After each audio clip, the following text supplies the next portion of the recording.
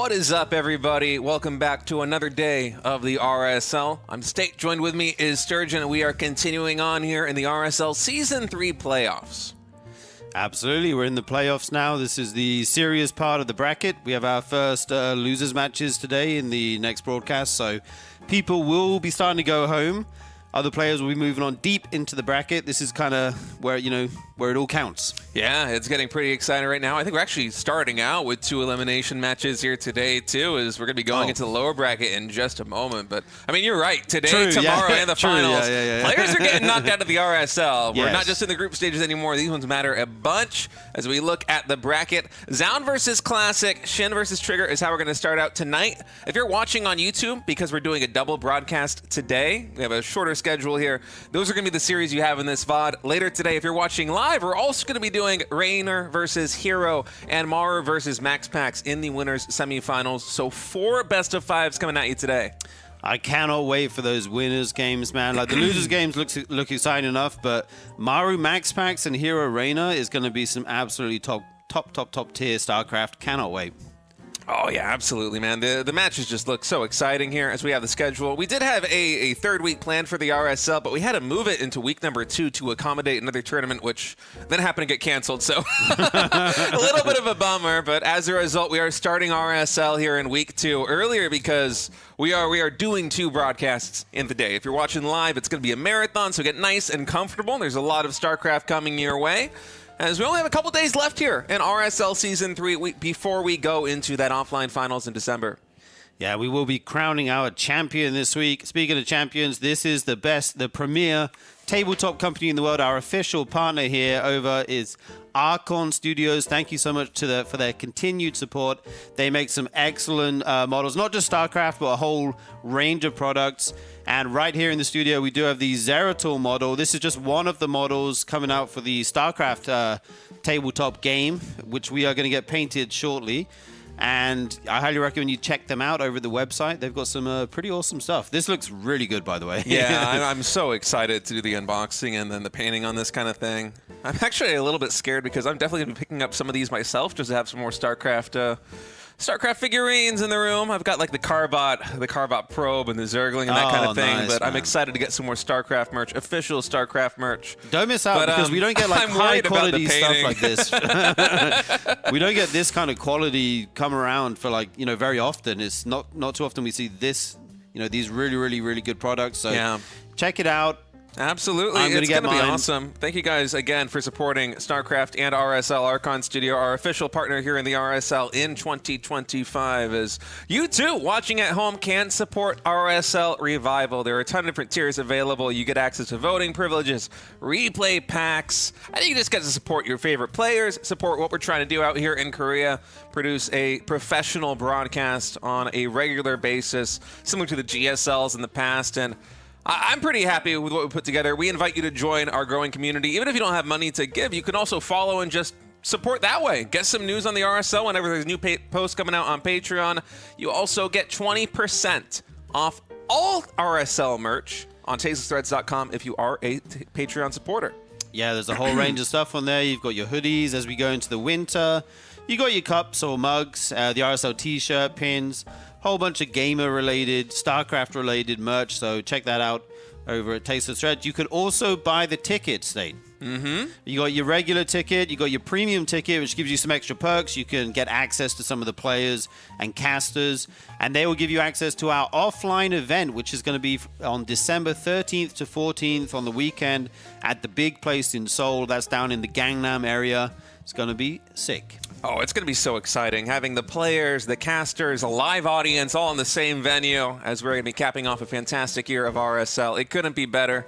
As we also want to thank you guys for supporting us so much on youtube.com/@ReviveSC2. We have been asking you to drive up the engagement a little bit, try and push that into the algorithms, and you have been delivering. We noticed. We're really appreciative. If you haven't yet, we invite you to drop on by to the YouTube. Our team has really put in a lot of work in terms of getting nice, clean VODs, spoiler-free up there on the YouTube for everybody to enjoy. There's playlists as well. Make sure you check out the playlist. You just have that running in the background. It's a great way to watch RSL if you can't watch it live because, we're out here in Korea. It's tough if you're in Americas or if you're in Europe to try and tune in sometime. I remember the very early days of trying to tune in to like the first GSLs on the GOM TV player from California and staying up into just the dregs of night. Right. I think it was better for me. I think I could catch it early, depending on when it was on exactly. I could get up like early and watch it. But yeah, we're in a bit of an awkward time zone here in Asia for some of the other continents, but everything is over there in VOD form, as State said. Moving on, though, we are going to get into our first set here. It's going to be Zoun versus Classic, some high-level PvP. And look at this map lineup here. The ones that stand out to me immediately are Evil Heart as the shortest map distance rush distance in our pool, I believe, and also Mothership. This kind of really aesthetically pleasing. This map is so well made, by the way. Like Mothership, just looking around it, like the edges of where the ship and like the kind of shields on the edge of it and stuff is really cool. Yeah, it's awesome. Certainly one of my new favorite maps in the pool as we are already loading into game number 1. And even though Classic is spawning in the top left as the blue Protoss, you might be thinking, oh, well, this is surely a winner's bracket matchup. Classic's playing in it. The two-time reigning RSL champion. No, this is actually the loser's match. This is an elimination match here between Classic and Zoun. The loser of this series is dropping out of the RSL. The winner is going to move on into the next round, just fighting for a chance to survive and make it into the grand finals. Yeah, everything to play for right now. You got to bring out your best builds. You got to be warmed up, playing as well as you can. We did see some good PvPs yesterday. I'm curious if these games are going to look similar. We did have MaxPax, who loves his one-gate expanse, nice defensive play. We had Trigger trying to be the aggressor in that matchup. Classic is a guy who can play a bunch of different stuff, does sometimes prefer the defensive builds, but he can play a lot of stuff, so I'm curious what he's going to bring out. We actually have a 2-gate here coming out for Classic and Zoun. Classic in the top left and Zoun in the bottom right. Yeah, so far, mostly mirror builds, the one exception being right now that Zoun goes for the probe scout very early on, whereas Classic just a touch more greedy. He's waiting until he throws down that second gateway before sending his probe on the map, and that should still allow him to get cross-map around the time that Zoun's Cybernetics core is finishing, and so he can check for the very important information, such as the tech, such as whether or not a pylon is proxied somewhere on the map, as you can confirm there isn't one on the main base. But one of the reasons why some players usually shy away from this in the current meta is because occasionally folks will just throw down one gate into a Nexus if your opponent doesn't go for a probe scout, but the fact that Classic is just going for this delayed scout regardless tells me that he's pretty confident if Zoun is able to throw down the Nexus that he can play against that. Right, yeah, if you have the probe over there, you can throw down a pylon, be super annoying, delay the Nexus, if they're going for that kind of build. But we do see, on the other hand, though, if you're going 2 gates as well, like, you can also say, oh, maybe I'll just keep the minerals because I know I'm not being attacked, right? There's kind of that little mind game going on there. We do see this little probe dying around here, just checking what is going on. And Classic going to be making the first move here, going into a Stargate, as well as an Adept and a Stalker for both sides. Yeah, real quick, Stargate coming in here from Classic. Zoun, he's just going straight into the expand, I think. He is queuing up 1 sentry for now. Still floating at 150 gas, so he could throw down a Stargate if he wanted to, but it seems like he's just going to go for the expansion first. Yeah, it looks that way. So obviously Classic will have these Stargate units out quicker. But this pylon actually finished. Okay, delay that Nexus. Well, there isn't a Nexus coming, so... sorry, it's not coming before then, so... I think that's when he wanted to take it anyway because he's going Stargate, but it's always nice to delay that if possible. And we do see that... Wait, what Stargate unit did he make? Did he make one?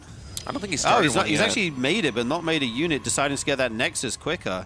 Yeah, well, also he needed to be able to block the wall in because of the Adept Shade, true, so he needs the extra 100 minerals. Now he is going to start an Oracle, and actually one of the Adepts from Classic was able to make it to the main base, but I'm not sure any probes went down. It might have been just one picked up there by Classic, as the Adept didn't get too much done on the main base. Yeah, just one probe killed in total for the Adept. And Classic, notably, did not get the scout off on the Twilight Council, so still a little bit in the dark about the tech of the opponent. Zoun's going to allow this one to finish. Those probes, at least one of them getting taken down right now. The rest will be secure by that shield battery here in the low ground, but this Adept is pesky. That's so funny, the probe like dying in and out of the shield battery range there. Okay, the Adept actually lives. That's kind of shocking. But this is a little bit of a win for Zoun, having his tech still hidden at this point. Obviously, once the Oracle floats in, he probably will see it, unless it's zoned out by some units to shoot up. But he's actually going to the natural. Yeah, Zoun did see it. And Zoun moved the sentries and stalkers to try and intercept it there if it was on the main path. Oh, he's actually not in position to deny the Oracle, though. Again, already 3 workers for nothing. That's a nice little pick-off there. I think Zoun might have misread the movement pattern on that Oracle a little bit, because when he scouted it, it was going straight on a beeline towards the main base, towards that main mineral line. So we tried to intercept it. Yeah. And it just did not quite pan out because Classic, he pivoted, he went down into the natural expansion, then Zoun was stuck halfway between the natural and the main base. So couple of workers going down there, and now the Oracle's pairing up right here. They can't just charge on in. The sentries and the stalkers, they don't get rid of Oracles that quickly, so actually a lot of workers getting taken down, 6 more in total. Yeah. I think one of these Oracles might fall. Oh, it barely lives. Oh, he even doubles back in for another one. Oh, missed it a couple of times, but he does get it. That gives Classic a 7 worker lead now. And when you're both doing the same thing, which is going Blink Stalkers, having a big worker lead like this can be absolutely huge. Very well played right there by Classic. Honestly, killing 7 probes in the early game like this, you don't really mind losing an Oracle to do it, but able to keep all the Oracles alive as well, that's going to be so confidence-inspiring here for our Blue Protoss player, because not only are you going to have the presence on the map, spotting for things like this Adept, as Classic is doing right now. I think those Oracles will probably take this Adept out finally. But also you have a lot of more energy available for things like Stasis Trap, and that can be used both aggressively and defensively if you're able to catch your opponent out of position. Yeah, for sure. If you blink your whole army into a stasis ward, that can be like a game-ending move. Obviously, the Protosses are very, very careful about that kind of thing at this level. But, you know, sometimes you're careful for like 3 or 4 times, and then the 5th time you do an aggressive blink, and there just happens to be one more stasis ward there, and you get caught, something like that. Something to look out for. We do see a Forge coming down from both players, as well as a 3rd base. So they're going to be macroing up here, and we may have a good old macro game for our first PvP state. Yeah, looks like it, although Classic is getting a little bit antsy to go for a fight right now. Oh. He knows he has that economic advantage, which has been compounding for the last couple of minutes, and so it's translated into actually a 10 army supply lead here 4 more Stalkers here for Classic, plus he has those Oracles. Already throwing down a couple stasis traps. Zoun has to watch out for those. Yeah, and he's going into charge as well. And right now he has 4 more Stalkers, which is actually quite a lot at this particular moment. It's going to be very difficult to engage into this. He does have the Guardian Shield, does Zoun. There's no shield batteries here to help out with the fight right now. Classic is not going to commit, though. Just sees if he can pick anything off and plays it safe. Going to kind of maneuver around the map here, getting all this map control right now. Yeah, these Oracles being on the map really makes this a complicated situation for Zoun too, because he wants to commit a lot of army here into the third base to defend it alongside this shield battery, but he knows that the threat of Oracles either going into the main or the natural is a threat, so he can't commit every single Stalker here to the frontline defense. He's keeping 3 back at home in the natural. He's throwing down a pylon to try and get some more vision. Classic, with his Revelation, will see those Stalkers, so he might pivot on into the main base or just throw down some more stasis traps here on the front line. Yeah, if you know there are 3 Stalkers, wow, even a 4th base going down here for Classic. If you know there are 3 Stalkers in the natural, you know that that's not 3 that are at the front, right? So you can use that aggressively. Or you can say, hey, okay, you're obviously not moving out anytime soon. You're playing very defensively. I'll just take another base.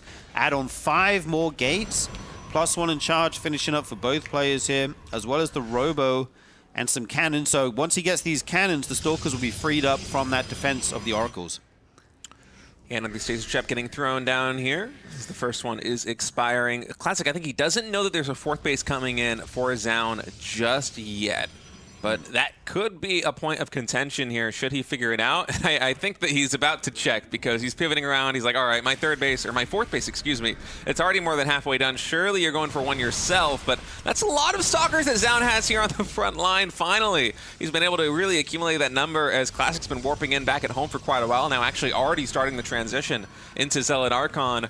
Is this going to be enough to break through 19 Stalkers, though? Zoun can finally commit everything into the front because of those cannons in the natural, the main base, and the 3rd, but the stasis trap! It catches 7 Stalkers! That is a huge amount of your army tied up there. I'm actually surprised Classic doesn't try and use this moment to be a little bit more aggressive. Yeah. I mean, he was waiting for this next warp in, I guess. Maybe he's going to go now. With the Warp Prism, too. Yeah, it makes sense. He's going to have all that continued warp ins with the Warp Prism. But these Stalkers kind of get away with making a mistake. Yeah, but Classic, he is going to be pivoting down to the natural expansion. Oh. These are very aggressively placed stasis traps. There isn't detection here for Zoun, so he's going to have to blink Stalkers into the main base to try and stop it. A couple Stalkers still do get caught, so 3 in total being disabled right now. Warp Prism is going to evac, but it still gets taken out.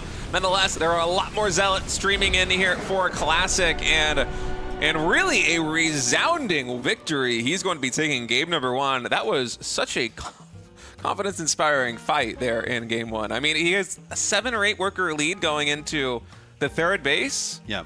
But it felt like it was more than that, with the way those armies clashed and how fast Zoun was just completely knocked off his feet. Right. He had the 7 worker advantage, and he also had the advantage of having stasis wards. He played like this really constricting style where he's putting down these stasis wards outside the bases of Zoun, so he can't really move out. And then he's sharking around, trying to find an opening. Eventually, he finds Zoun's army protecting his 4th, and then the clutch move was moving in there, putting the stasis down wards at the natural, and then you have no choice but to at least run a few units in to set them off, right? And he takes a great fight with a good timing and closes it out. Yeah, I mean, Classic is one of the kings of just taking a very small lead and being able to play with that, right? He kind of almost structured his game plan around it. He's like, you know what, I do have this economic lead. That means that I have enough resources to invest in just getting this presence on the map in terms of army.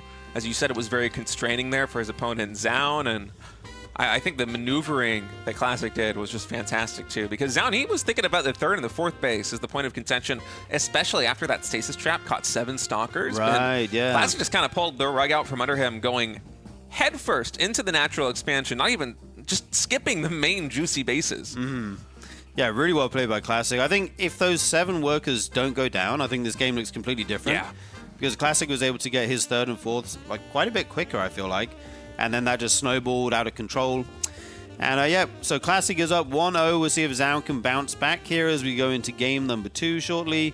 It's going to be on Magnetic North, one of the kind of newer maps. Yeah, one of the maps that honestly I'm still a little bit unfamiliar with this one. Same. I feel like we haven't seen this one drafted all too much thus far, but it is fun figuring out this new map pool. Evil Heart will be the guaranteed set number 3. I'm excited to go there too. That's fun. We didn't really get a chance to see Evil Heart too much in the group stages because, best of 3s, players get a lot of vetoes, but as the series go into best of 5s and best of 7s, suddenly that map pool gets a little bit more crazy, Sturgeon. Yeah, you got to let in something that you potentially don't want, right? You can't veto every single map that you don't like. And we do see some really aggressive games on that, so I'm looking forward to that. I think yesterday, who was it? Reynor played against, was it Classic, I think? And he did like an Adept all-in on this map. The rush distance is just so short, so those do hit super hard. I think right now we have a mouse issue for Classic, so we're just hanging on for a short moment while he fixes that. And we can look at the players here, both looking very locked in, concentrated. Yeah, Classic. This might be kind of an unfamiliar position for him to be in, by the way. In the lower bracket of the RSL, he has been, in my opinion, the strongest Protoss player for at least a year now in StarCraft 2, especially just the king, undisputed king, in my opinion, of the previous patch. Oh, dude. He was just completely stellar, but it's been a little bit of a rocky road for him in RSL Season 3. Yes, he did get first place in his group alongside Trigger, Cure, and Creator. He was able to dispatch them. Trigger advanced with them. Oh, thank you, Ziggy. You're so good at your job. But now look at this. We're in the losers' 8th. Classic got knocked out by Reynor. It was a very close series, 3-2 overall. But he's now in an elimination match, and thinking back to RSL Season 1 and Season 2, I'm pretty sure Classic had a deep run, if not the entire run, through the winners in both of those tournaments. Yeah, he had it easy. He didn't have to go through and fight the gauntlet of all these tough players in the losers bracket. That Classic Reynor series, by the way, was really, really good. Classic's kind of brought a new style to PvZ, where he's going like going charge instead of blink after the Stargate and third base. It's like something new he's working on, it looks like. I recommend that series. Game 5 was kind of crazy. Not going to spoil it for you if you want to watch it, but I do highly recommend it. We are jumping into the game now, guys. Looks like that small issue with the mouse was fixed. And, yeah, let's continue the action here on Magnetic North. We have Classic as the blue Protoss in the top right and Zoun as the red Protoss in the bottom left. Yeah, Magnetic North. I think this might be the first time that I'm ever casting on this map. I'm quite sure that we've had a couple games played so far here on Magnetic North in the RSL, but I certainly haven't been casting them as Magnetic North. One of the new maps in the pool, also a new map that has this high ground natural expansion. There's 3 tiers. You can think about the main base as being on tier 2, and then the natural on tier 1, and then obviously below that we go down to tier 0, and so having this kind of high ground expansion in PvP matters a lot because it means that you can do the wall-in that both players are doing right now, where you secure the natural expansion as opposed to the main base ramp. Yeah, absolutely. So that means that expand builds become, a lot more prevalent. Zoun here is asking Classic if he has any lag, and Classic says doesn't feel like there's any lag right now. Just keep you guys updated. But yeah, we'll probably see more defensive build, more macro builds. One gate expand is going to be more popular on this map. And in that case, you do want your probe across the map to get that pylon down, trying to delay that nexus as much as possible, right? Yeah, so Classic in game number 1, he was pretty confident to go for the delayed scout with the 2-gate opening because it's a hard map to defend the natural expansion on. But here on Magnetic North, he knows how powerful this fast expansion can be. And wow, Classic!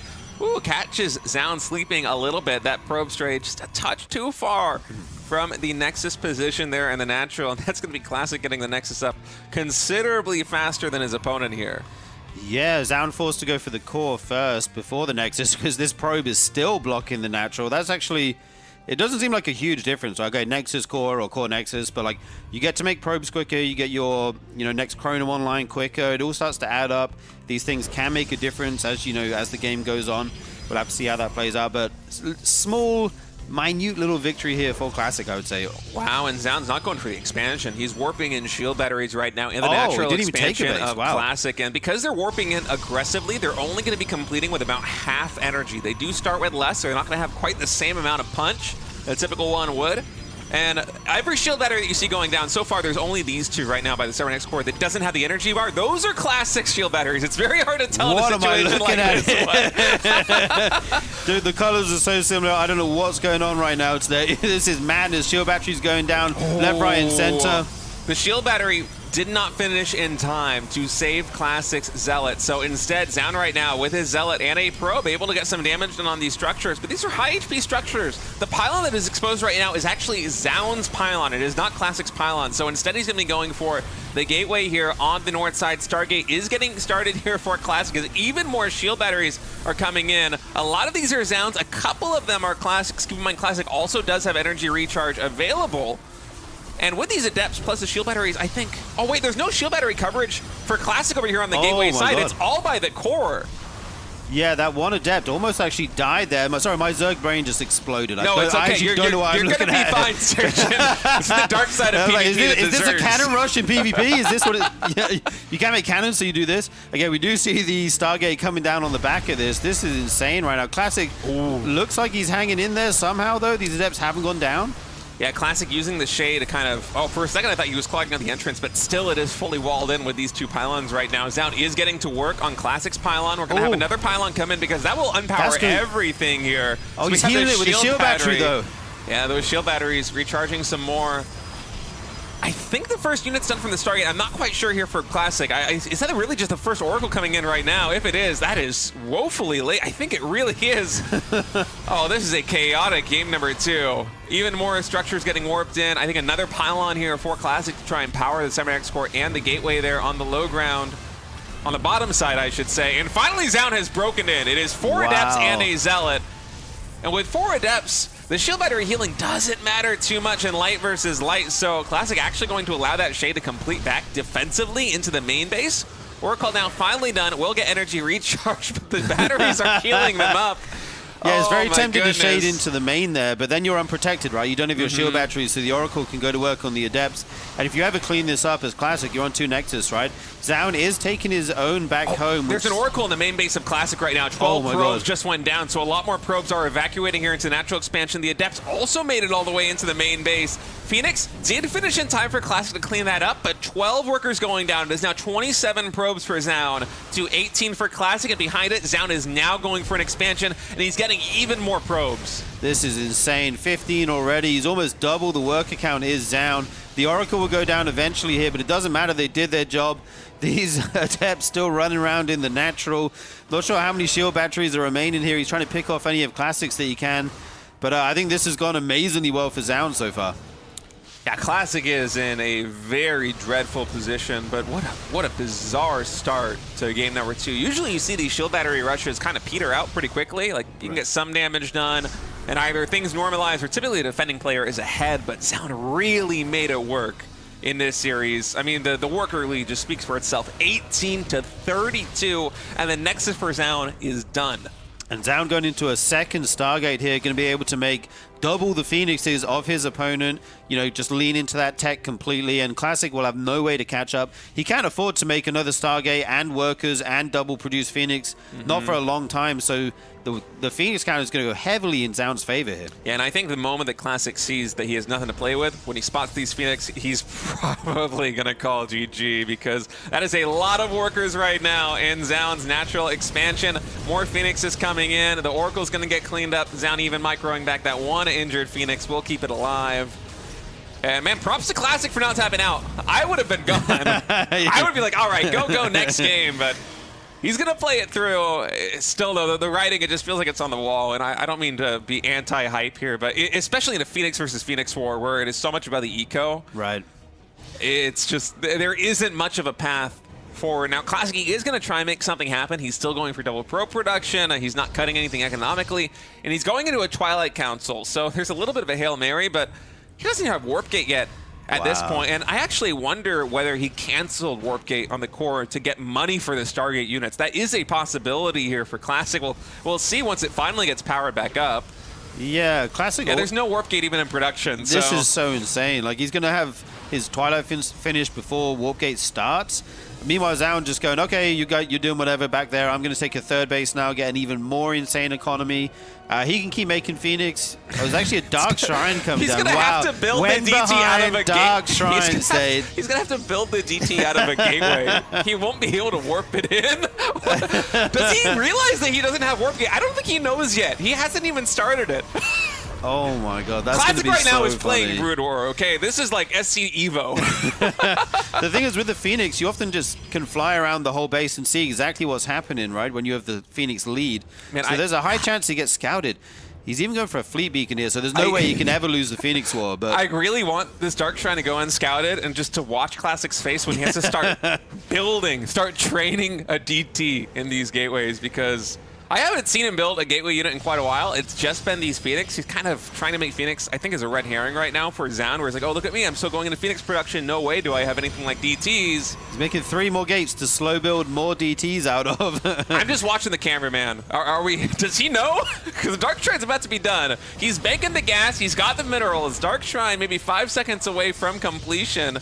Zoun, by the way, he knows his opponent doesn't have a lot invested on the ground. He's pylon blocking the potential third base locations. He's making 2 of them out of the gateway. There's not even a reaction from Classic. Like, I was expecting a look of surprise, but no, he's just training the DTs and getting DT Blink. Now is DT Blink before Warp Gate. DT Blink. This game just got insane. All part of the plan, says Classic. That's exactly what I wanted to do. He's adding so many gates right now. Can he even afford to make stuff out of all of them? There's 4 DTs making at a time right now. That's so many Phoenix. Okay, finally now adding Warp Gate in. This is a ludicrous amount of Phoenix. I mean... They're getting trained 3 at a time. You see how fast that Stalker got taken out, Surgeon? It almost got one-shot by those Phoenix. That was crazy.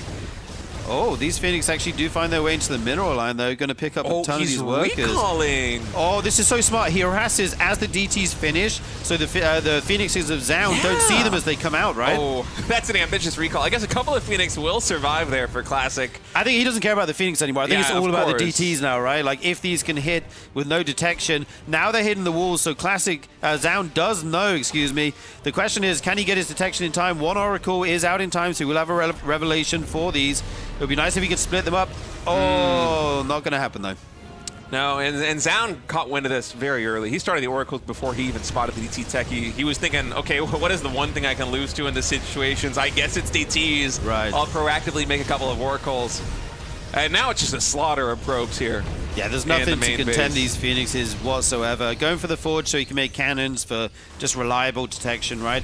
These DTs are getting in the mineral line here, going to start to pick off a few probes, but the Oracle and Phoenix combo will clean up that one. I mean, Classic is Omega dead, let's just say it. But like, hey, I said that 4 minutes ago, and he hasn't tapped out. He's taking the third base now. The DT's cleared it up. It looks like one of my co-op builds where I warp in the 2 DTs is... What's the DT lady's name in the co-op? Anyway, the one that has the DT warp in. That's how you clear the expansion, man. You got to kill those rocks pretty quickly, right? And that's basically what Classic is doing right now here on Mid North. He uses the DTs to take down the pylon so he can even build this Nexus. He's going triple Tempest right now, State. Yeah, this is man. This is a wild game. It is 30 probes to 57. Yeah. Classic has no right being in this game right now, but he isn't tapping out. And hey, there actually is a problem for Zoun to deal with right now. Phoenix, they cannot lift up Archon, so... Yeah, that's true. When the Tempests come out, he'll be able to deal with them, but right now they're actually doing quite a bit of damage here. I mean, it's 48 supply to 115, but Classic is still making Zoun work for it. This is like mental warfare right now that Classic is doing to Zoun, because Zoun knows that this game is basically over. He's killing Archons with Tempest. Finally, GG is called. But you know what? In a best of 5 series, I really respect this coming in from Classic. He might have basically been dead 5 or 6 minutes ago, but he goes for these plays where it's like, well, the one thing, it's a 1% chance, but I'll go for it. Yep. I'll go for these DTs. If Zoun isn't ready for it, then maybe I can get back into it. Also, now, Zoun was ready for it, but he still carried on. He clears out the path, he takes the third base, and then he warps into Archons. You need Void Race and Tempest to clear up the Archons? I mean, that was the most that Zoun has probably ever had to work for a win after it was like definitely a win, because that game was over after the rush of the natural expansion. It was basically done. Yeah, I like that he made him work for it, though. It can kind of exhaust your opponent because you kind of know you've lost. The pressure's off you. You just say, okay, I'm going to do like random things to have a chance of working. If the DTs get a mineral line, who knows? But for Zoun, it's quite stressful because you're thinking, well, what is he doing? Like, why is he still in this game? And you're fully focused, fully alert. But so I like that he made him work for it there. But like you say, after the shield battery rush, which was a pretty insane moment, it was going to be tough for Classic from there. We invite you to join our Patreon community at $5, $25, or $100, and plus a bunch of tiers in between. You can support the RSL, and you get all sorts of privileges, such as replay packs, voting rights onto the maps. You get discounts on Tasteless TV merch. You can also vote for players to come in every season. It goes without saying that RSL Revival would not be here without the support from our supporters on Patreon. And so sincerely, from the bottom of our heart, we want to say thank you. And if you haven't joined just yet, you can also join for free just to receive news on the RSL. It still helps us get the word out there. So whatever you can do, we appreciate it. We're going to take a short break. When we come back, this best of 5 is going to continue.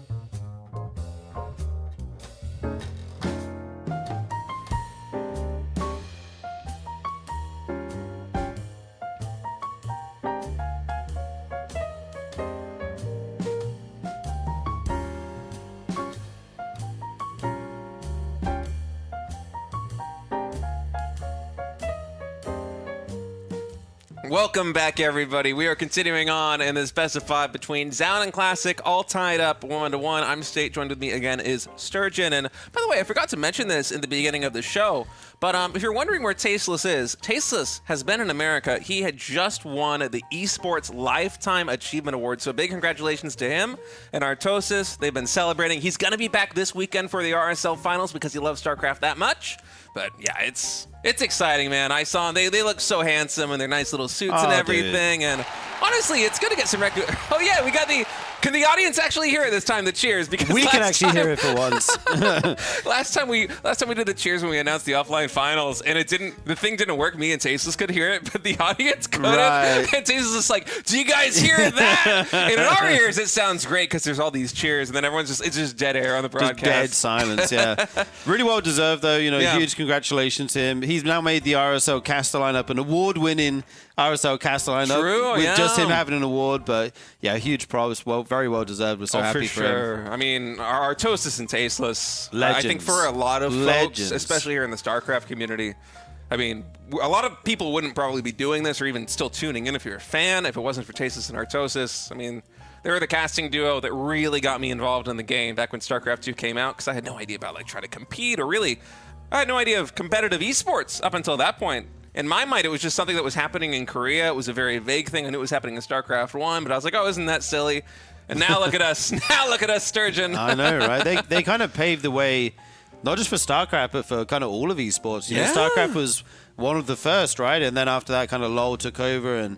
But they were right there from the very beginning, making it happen. I think a lot of us probably grew up watching the GSL or have good fond memories of the GSL.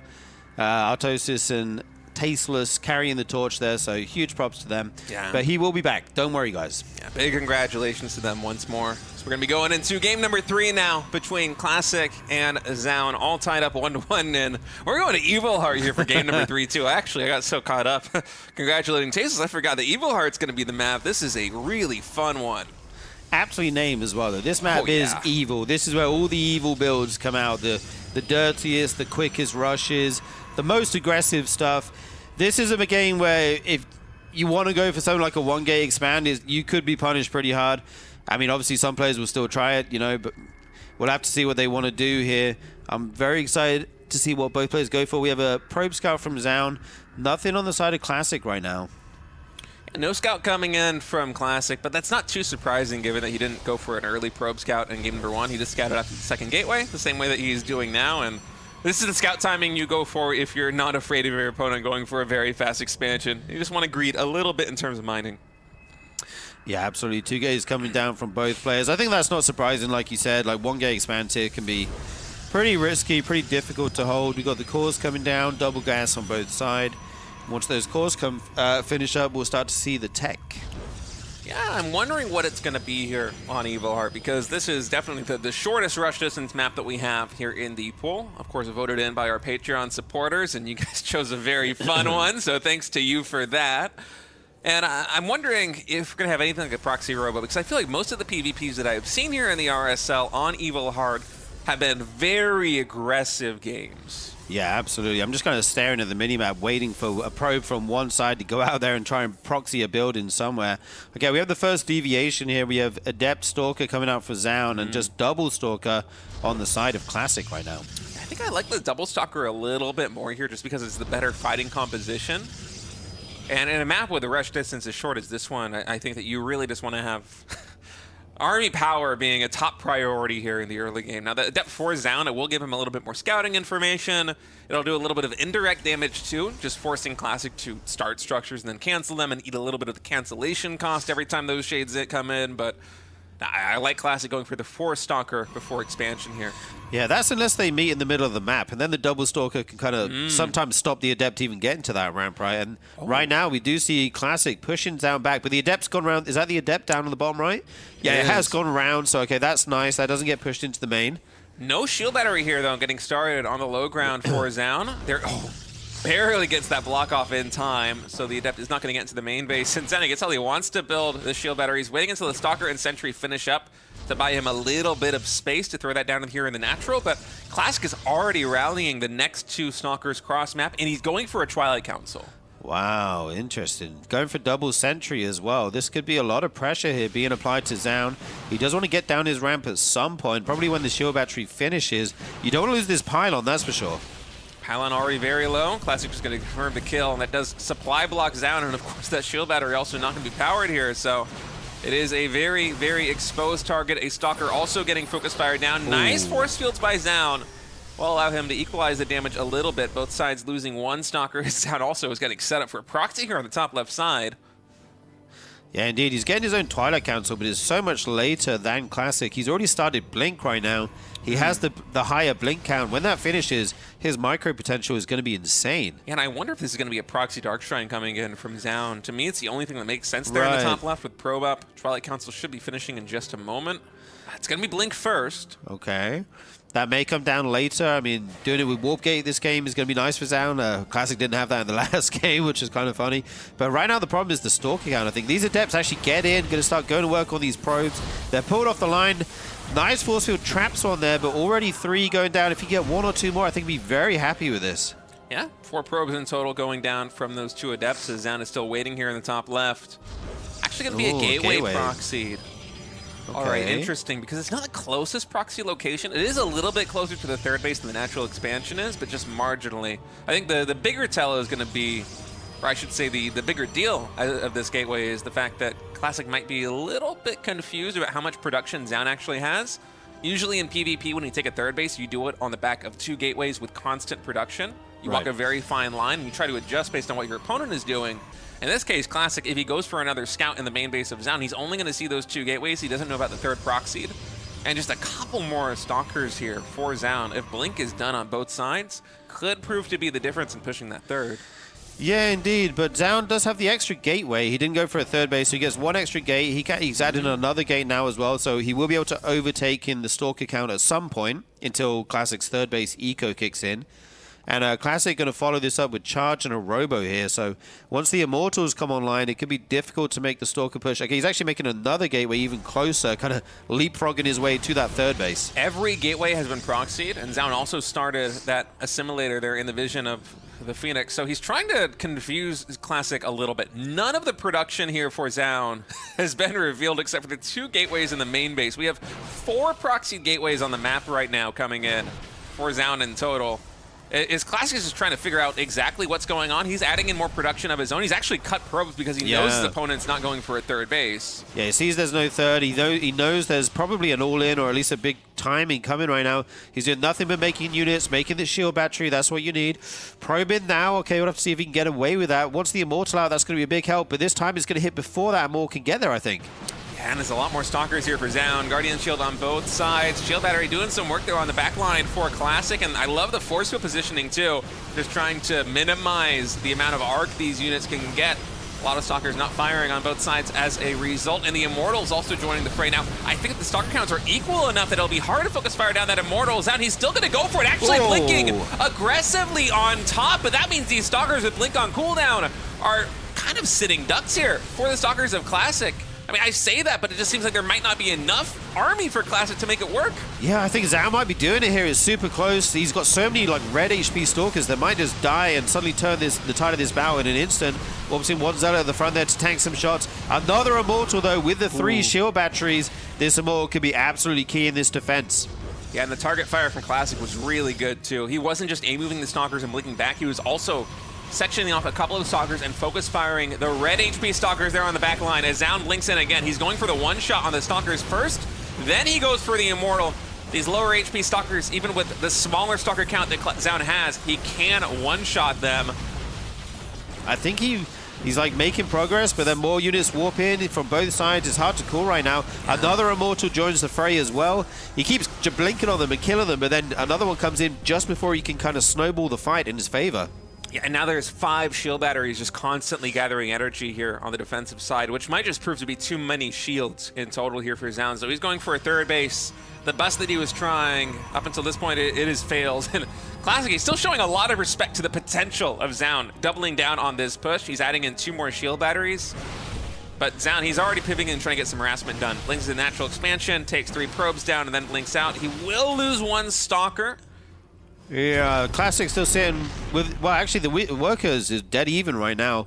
Classic did cut probes during a lot of that fights, but now the pressure's off him. He can clear up these proxies, which he actually knows about. And that's going to take a lot of production away from Zoun. Yeah, that's huge, actually. If Classic goes all the way up in the top left, because that's 3 proxied gateways in the top left corner of the map. That is so much of Zoun's production. The majority of his production is outside the main base, and now Classic sees this.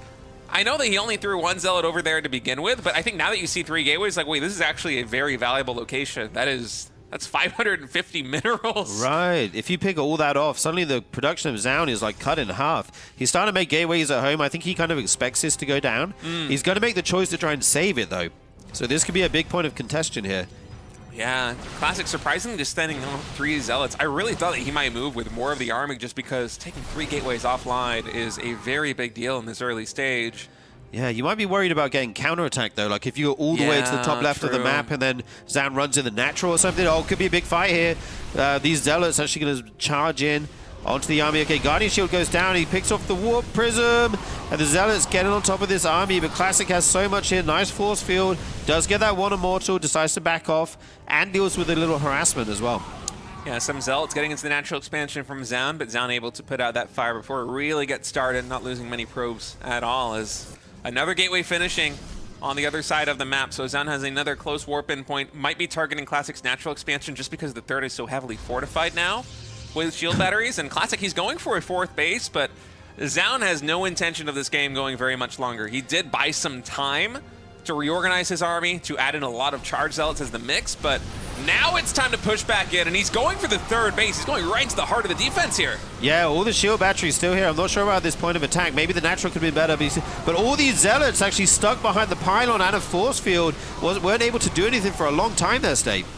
It didn't get a lot done. The force field's also creating a really big choke point, plus those shield batteries. So those sentries getting a lot of value here for Zoun, but the healing from the shield batteries bought so much time there for Classic. Another blink coming in on the right side. We'll be able to isolate that rallying Immortal, but the gateway count here for Zoun, it is really starting to thin out. The gateway unit count, I should say, and with 3 more gateways offline as well, you can see him floating a little bit of money. GG is called, and that's the kind of game that Evil Heart gives you in the PvP. Yeah, I like it from Zoun. I mean, that's the map to do that kind of play on, right? It didn't work out, unfortunately, but it makes sense on paper to be aggressive on this map. Pretty insane that he proxied so much of his production there, State. 4 proxied gateways. It does make sense, though. I feel like Zoun, he was really trying to win the game with the initial push at the 3rd base. It didn't quite work, and your choices from that position are quite limited. He didn't really have a lot of scouting information. Maybe if he saw exactly how many probes Classic had cut, because they're both at 50, they're dead even, and also I think Classic might not have had a forge for upgrades. If Zoun was aware of that, maybe he would try to pivot into a longer game, but it's just not a very good feeling when you're going up against somebody and you try this big bust and it fails.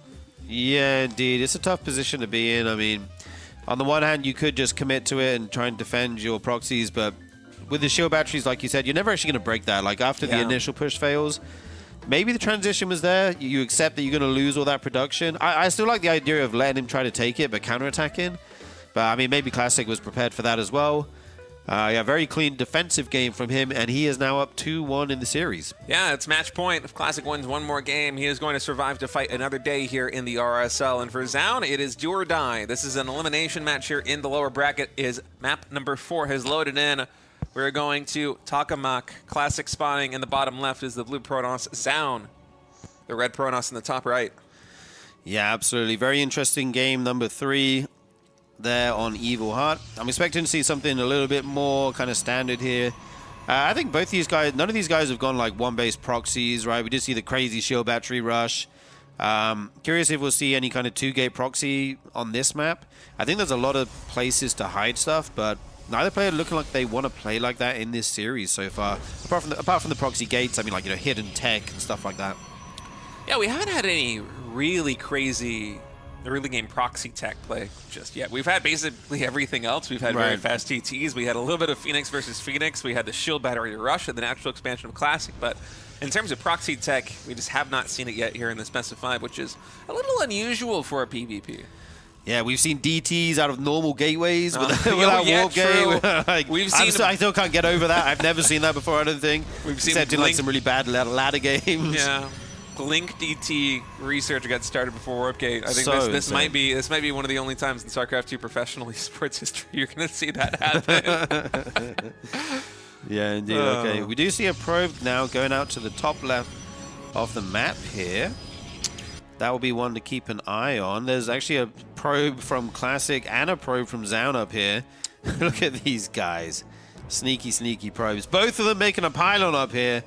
Oh my god. Watch them both proxy tech and the probes just run into each other straight away.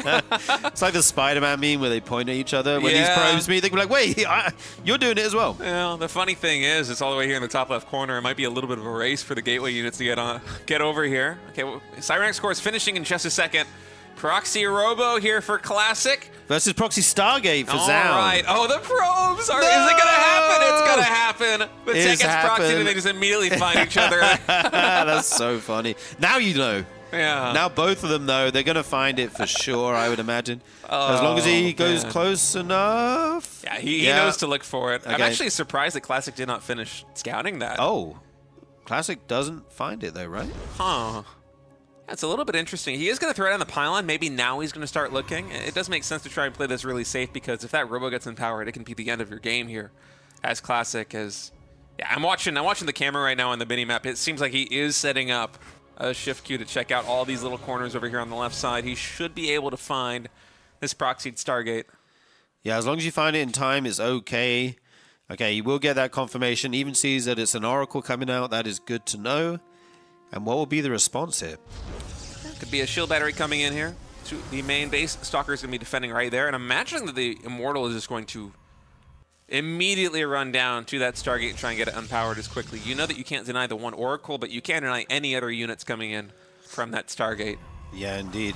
If you can depower that, stop more units coming in, that is nice. We do see a Prism follow-up after this Immortal. Oh, no. Oh, no. Is that why he's making it?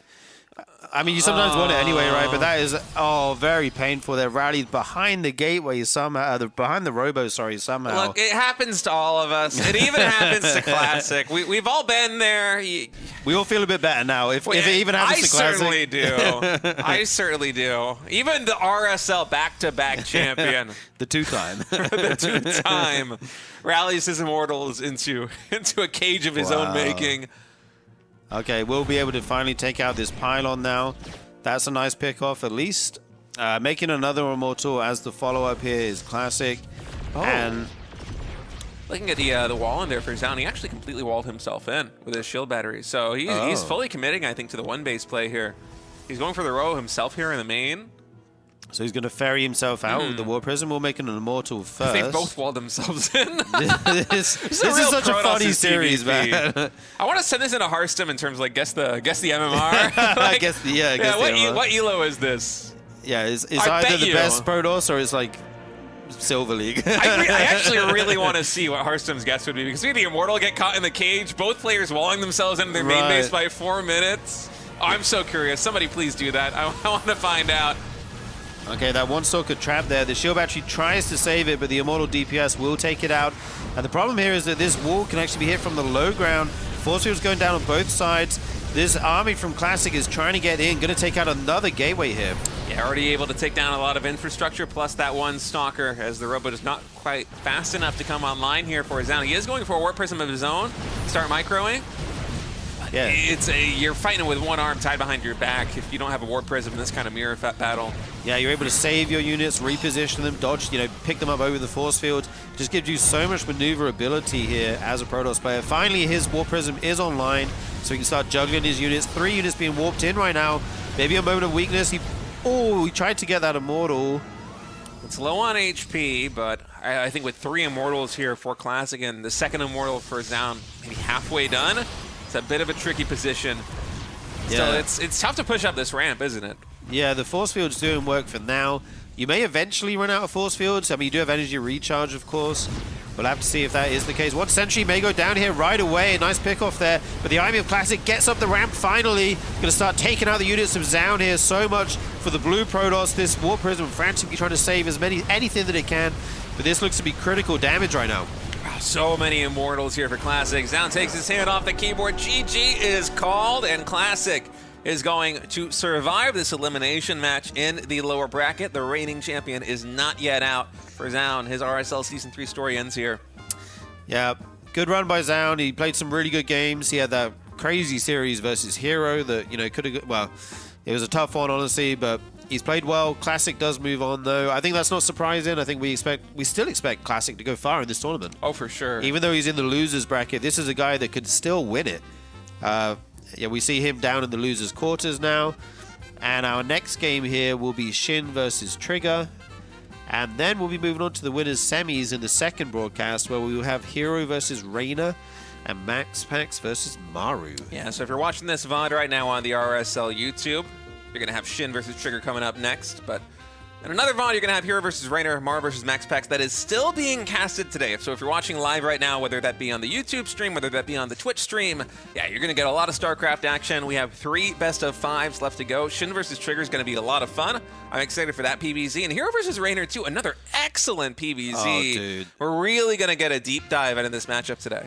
That is like my favorite matchup in the whole bracket so far, I think. Yeah, that plus Maru versus MaxPax. I mean, my goodness, the top 4 in the winners semifinals just look spectacular.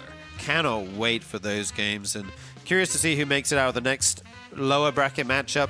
Guys, tickets are available for the offline finals. You got your regular 30 USD one, your premium 150. That gives you various perks, meet the players, meet the casters, all that good stuff. It's going to be December 13th to 14th at the big place in Seoul near Gangnam. Yeah, the ticket's good for both days. And at the RSL finals, we're going to be having that big open bracket type qualifier. Last chance qualifier on day number 1 happening live in the venue with live casters, live players, live audience. And then right after that, the main event on Sunday. It's going to be so much fun. I'm excited. But before then, we got to get through the bracket still. So we're going to take a short break. When we come back, it's going to be Shin versus Trigger in another best of 5.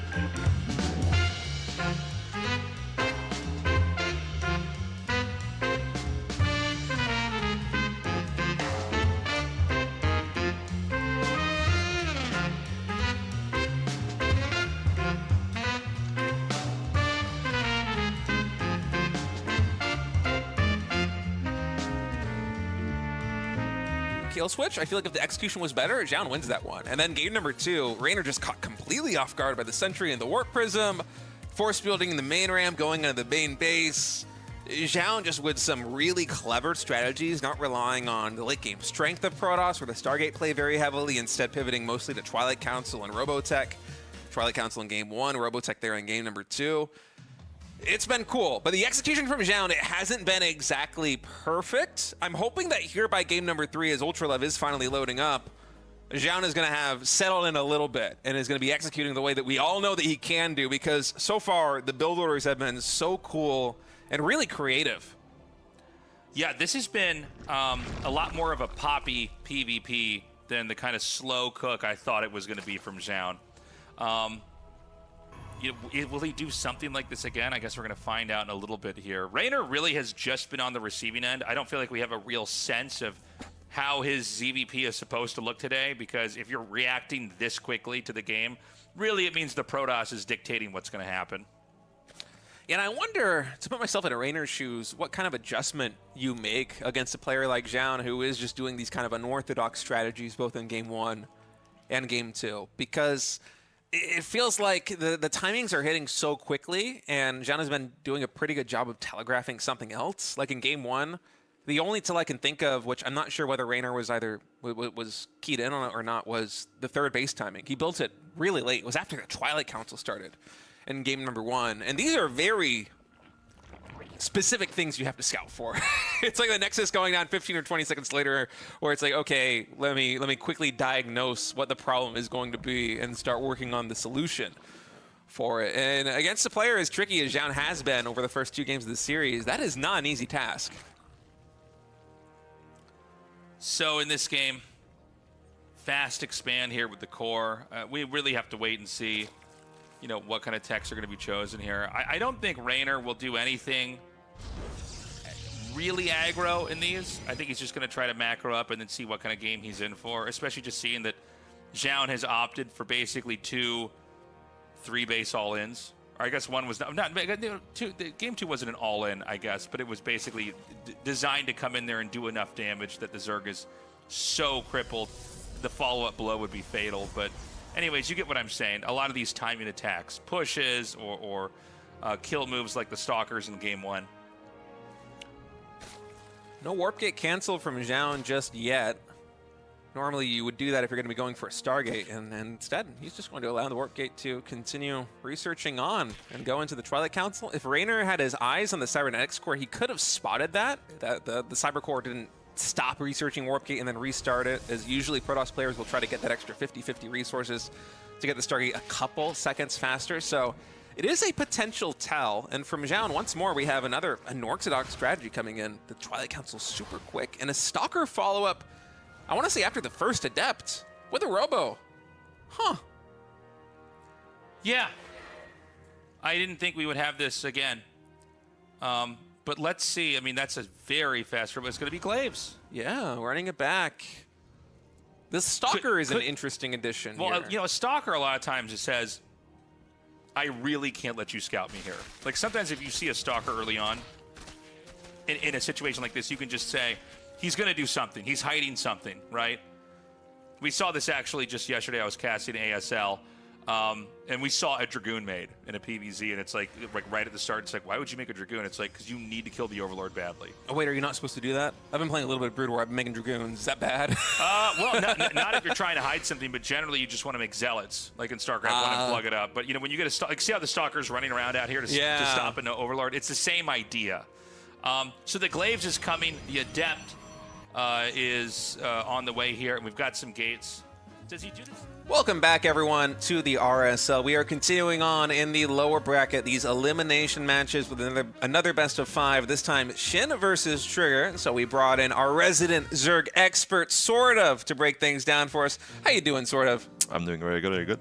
I'm feeling great, man. Yeah. Yesterday was very exciting. A lot of explosive and dynamic games, I would say. Yeah. And I think today is looking to be very interesting as well. Yeah, it's going to be cool to get a PvZ deep dive these next 2 series. We have Shin versus Trigger coming up, and then we have Hero versus Reynor. These are both going to be best of 5 series, which is really exciting. Yep. And we were talking about this a little bit before the broadcast started, but who do you have winning this one? If you had to make a prediction, Shin or Trigger, who do you give the advantage to? I think both of them are looking really good right now. Like Trigger is obviously just coming off his win in the SC for All tournament in the US. Yeah. So he's playing very, very well. But Shin has just looked very, very just stable and solid in this matchup, I feel. And especially with the new patch, I feel like it really fits his style, where the Baning styles are coming back a bit. Sure. And yeah, he has always liked playing these like Hydroling Bane styles, the Ravaging Bane styles. So I expect to see a lot of that from him in this series. I would expect Shin to come out on top here.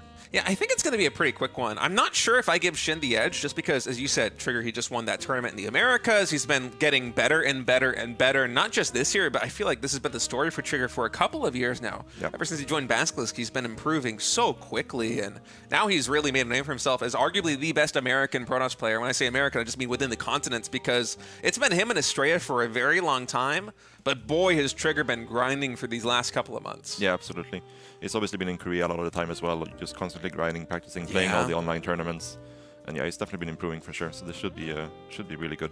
Yeah, I think it's going to be a very exciting series, because Trigger's one of these players who prides himself on his control, his aggression, his micro very much, whereas Shin, we all know, he loves to get aggressive himself. The Hydroling Bane patch is a blessing for this guy, because he wants to bring the fight to you any way he can. As game number 1 is loading in, we have Trigger, the blue Protoss, spawning here in the top right. Shin, the red Zerg, in the bottom left, to start this best of 5. Again, an elimination match in the lower bracket of RSL. Yeah, so we'll have to wait and see. I don't expect anything like too crazy coming out from Trigger initially. Like, if he's going to do something a little bit out of the box, it's probably going to be something like an adept timing or something like that. But most of the time he seems to just gravitate towards the standard Oracle into Blink openers. Yeah, Trigger, I feel like, has some of the best Blink Stalker control in the game right now here for Protoss, and so it's no surprise that he really wants to lean heavily on that strength because you can get a lot of value. You know, MaxPax is another one of these Protoss players who you watch him play and you sometimes forget which year it is. It kind of looks like Hero back when he was revolutionizing PvZ with his Oracle Blinkstalker play. Yeah, MaxPax, he's definitely got the mechanics to still make that work. Trigger's another one of those players who absolutely can play that style still. Yeah, and the style is so good because it's, you can be so reactive. You can play it in so many different ways. You can play it very transitional. You can play it very aggressive. So like you have a lot of options, and it also is very safe, right? Having Blink Stalkers and Shield Batteries and Oracles when you're getting hit by something like a Roach Ravager or something like that, it's very, very good tools to have, right? So, oh, absolutely. Yeah. By the way, what do you think about this map here, Magnetic North? It's very interesting with the rich gas bases in the middle, where it's usually when you have bases like this, they're either like very forward like they are here, or they're like somewhere in the back somewhere, right? Yeah. But on this map, they're so far forward, and it's so exposed, right? Because you're expanding on the other side from the minerals, and the minerals are exposed to the opponent's side. So I'm not sure if these guys are gonna actually go for this. There's always some potential for some like weird, you know, like third hatch on the rich gas base and go for like a Ravager all in or something like that. But I expect these bases are mostly gonna be uncontested until later into the game. Yeah, I think it's a really cool addition because, as you said, it's not very important until we get to very bizarre situations, unless there's a build that just wants to capitalize on that straight away. But imagine a situation where we're going into a late game PvZ, there's static defense everywhere on both sides, we've got 2 Colossal Armories, and somebody is able to secure the high yield Vespene gas at a late game situation, well, suddenly the game gets really interesting. So yep. I love the addition of that base. I mean, that very easily could just be an empty path with no expansion there, but yeah, the addition of the high-yield Vespene gas and a couple of mineral patches makes things really interesting from the map-making perspective. Yeah, absolutely. So far, everything looking very standard. Trigger going for the 2 Adept into the Stargate Opener. We see the 3rd Queen before 3rd Hatch for Shin, which has kind of become the new standard in this matchup, where it just allows you to have that 3rd Queen out a little bit faster, which more safety versus the Oracles. Also, like your follow-up timings, the 3rd or the 4th and the 5th Queen are a little bit more timely when it comes to dealing with the Oracle follow-ups and so on. It's just a very, very solid opener. A couple of Lings got in the natural expansion here of Trigger, so some mining time lost, but with the 2nd Adept finishing up, he should be able to clean this up. I like the Ling split here from Shin, just trying to get as much damage done as he possibly can. Caused some problems over there on Shin's side. Is our wonderful observer Mapu pointing out the income advantage that Shin earned for himself for at least a couple of seconds there. Yeah, you gotta take what you can get, right? So yeah, nothing out of the ordinary yet. Everything looks super, super standard. First Oracle is about to come out, so we'll expect Trigger to just secure the 3rd here and then try to head across the map to actually see if he can find some drone kills here and there. But so far, obviously Shin getting the full scout, he should be completely ready to deal with anything. Yeah, I'm right there with you. I think that Trigger going for this really fast 3rd base, actually, what, 3 minutes and 40 seconds on this one with just the 2nd gateway coming in.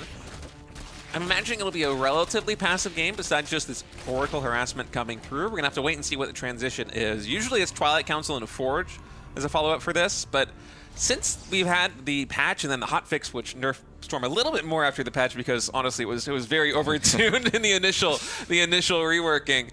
We've had some Protoss players lean more heavily into Colossus-based timings. We've had some players go into Mothership really quickly instead of Storm, and then you get players like MaxPax who just kind of do the tried and true Storm openings a bunch still regardless. But I wonder what the choice will be here from Trigger. I haven't seen too many of his PvZs lately.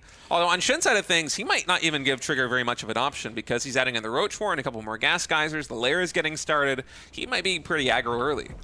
Yeah, this Roach run was a little bit puzzling for me because he's got a full scout, right, and he saw the 3rd base timing and everything, and it's quite an early Roach Warren for this kind of game. Yeah. And the lair coming in as well. I'm wondering if maybe this can be something like a Roach Queen all in when he brings the Dropper Lord maybe potentially, or it could just be like an extra safe Roach Warren to just make sure he doesn't get caught off guard by some Adept timing or something. But yeah, the Evo Chamber coming online makes me think there's just like an extra safety measure from Shin here.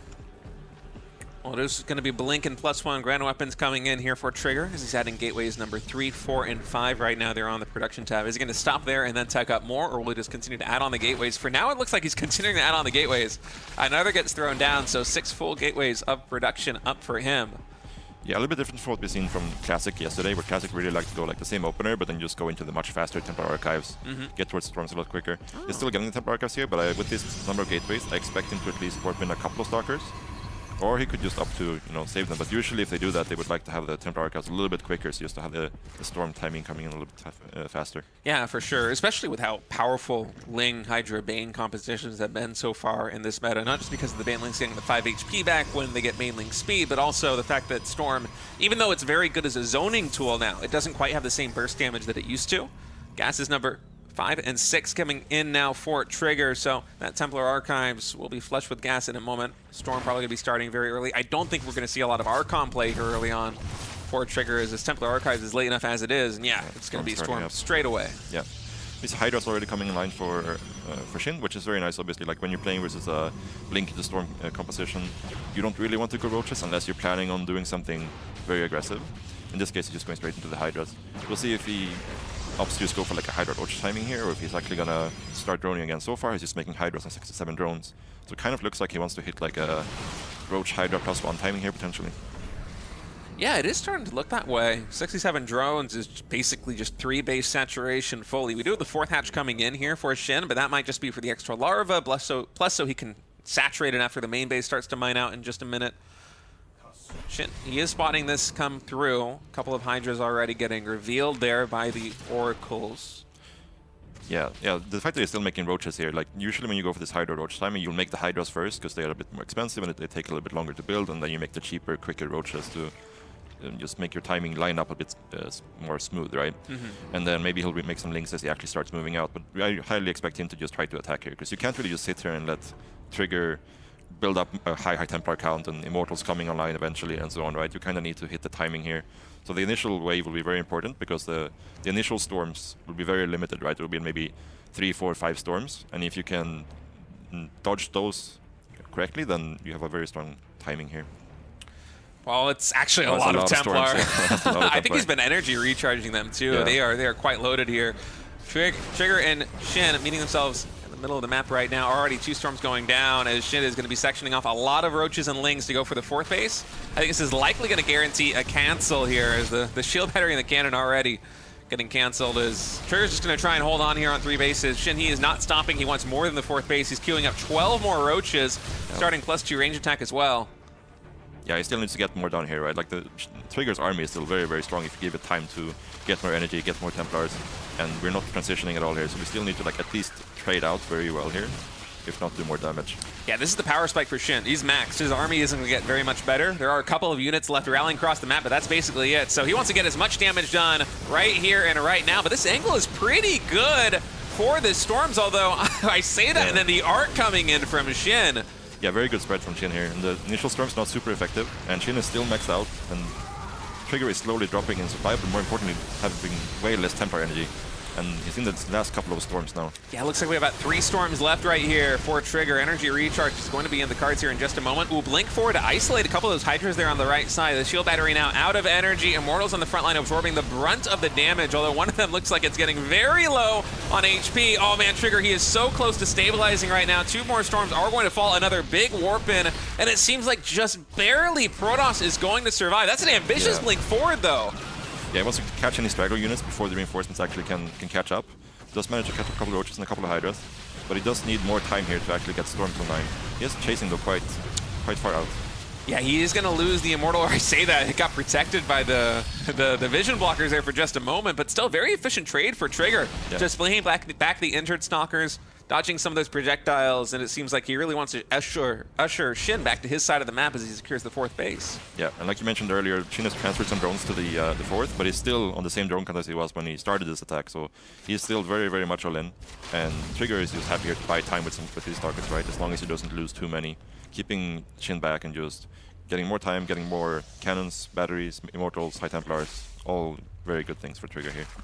Yeah, and Shigger, I don't know why I keep combining the names of players these past couple of days, but Shin, what I meant to say, he is going for Hydralisks right now. He's building a little bit more of an expensive composition. The first wave was very Roach heavy. We had a ton of Roaches added into the mix. This time, it's mostly Hydras and Lings that are going to be streaming across the map, but I feel like the initial push coming in from Shin was the one that was likely going to get the most damage done, although he is going to force a recall here on this 4th.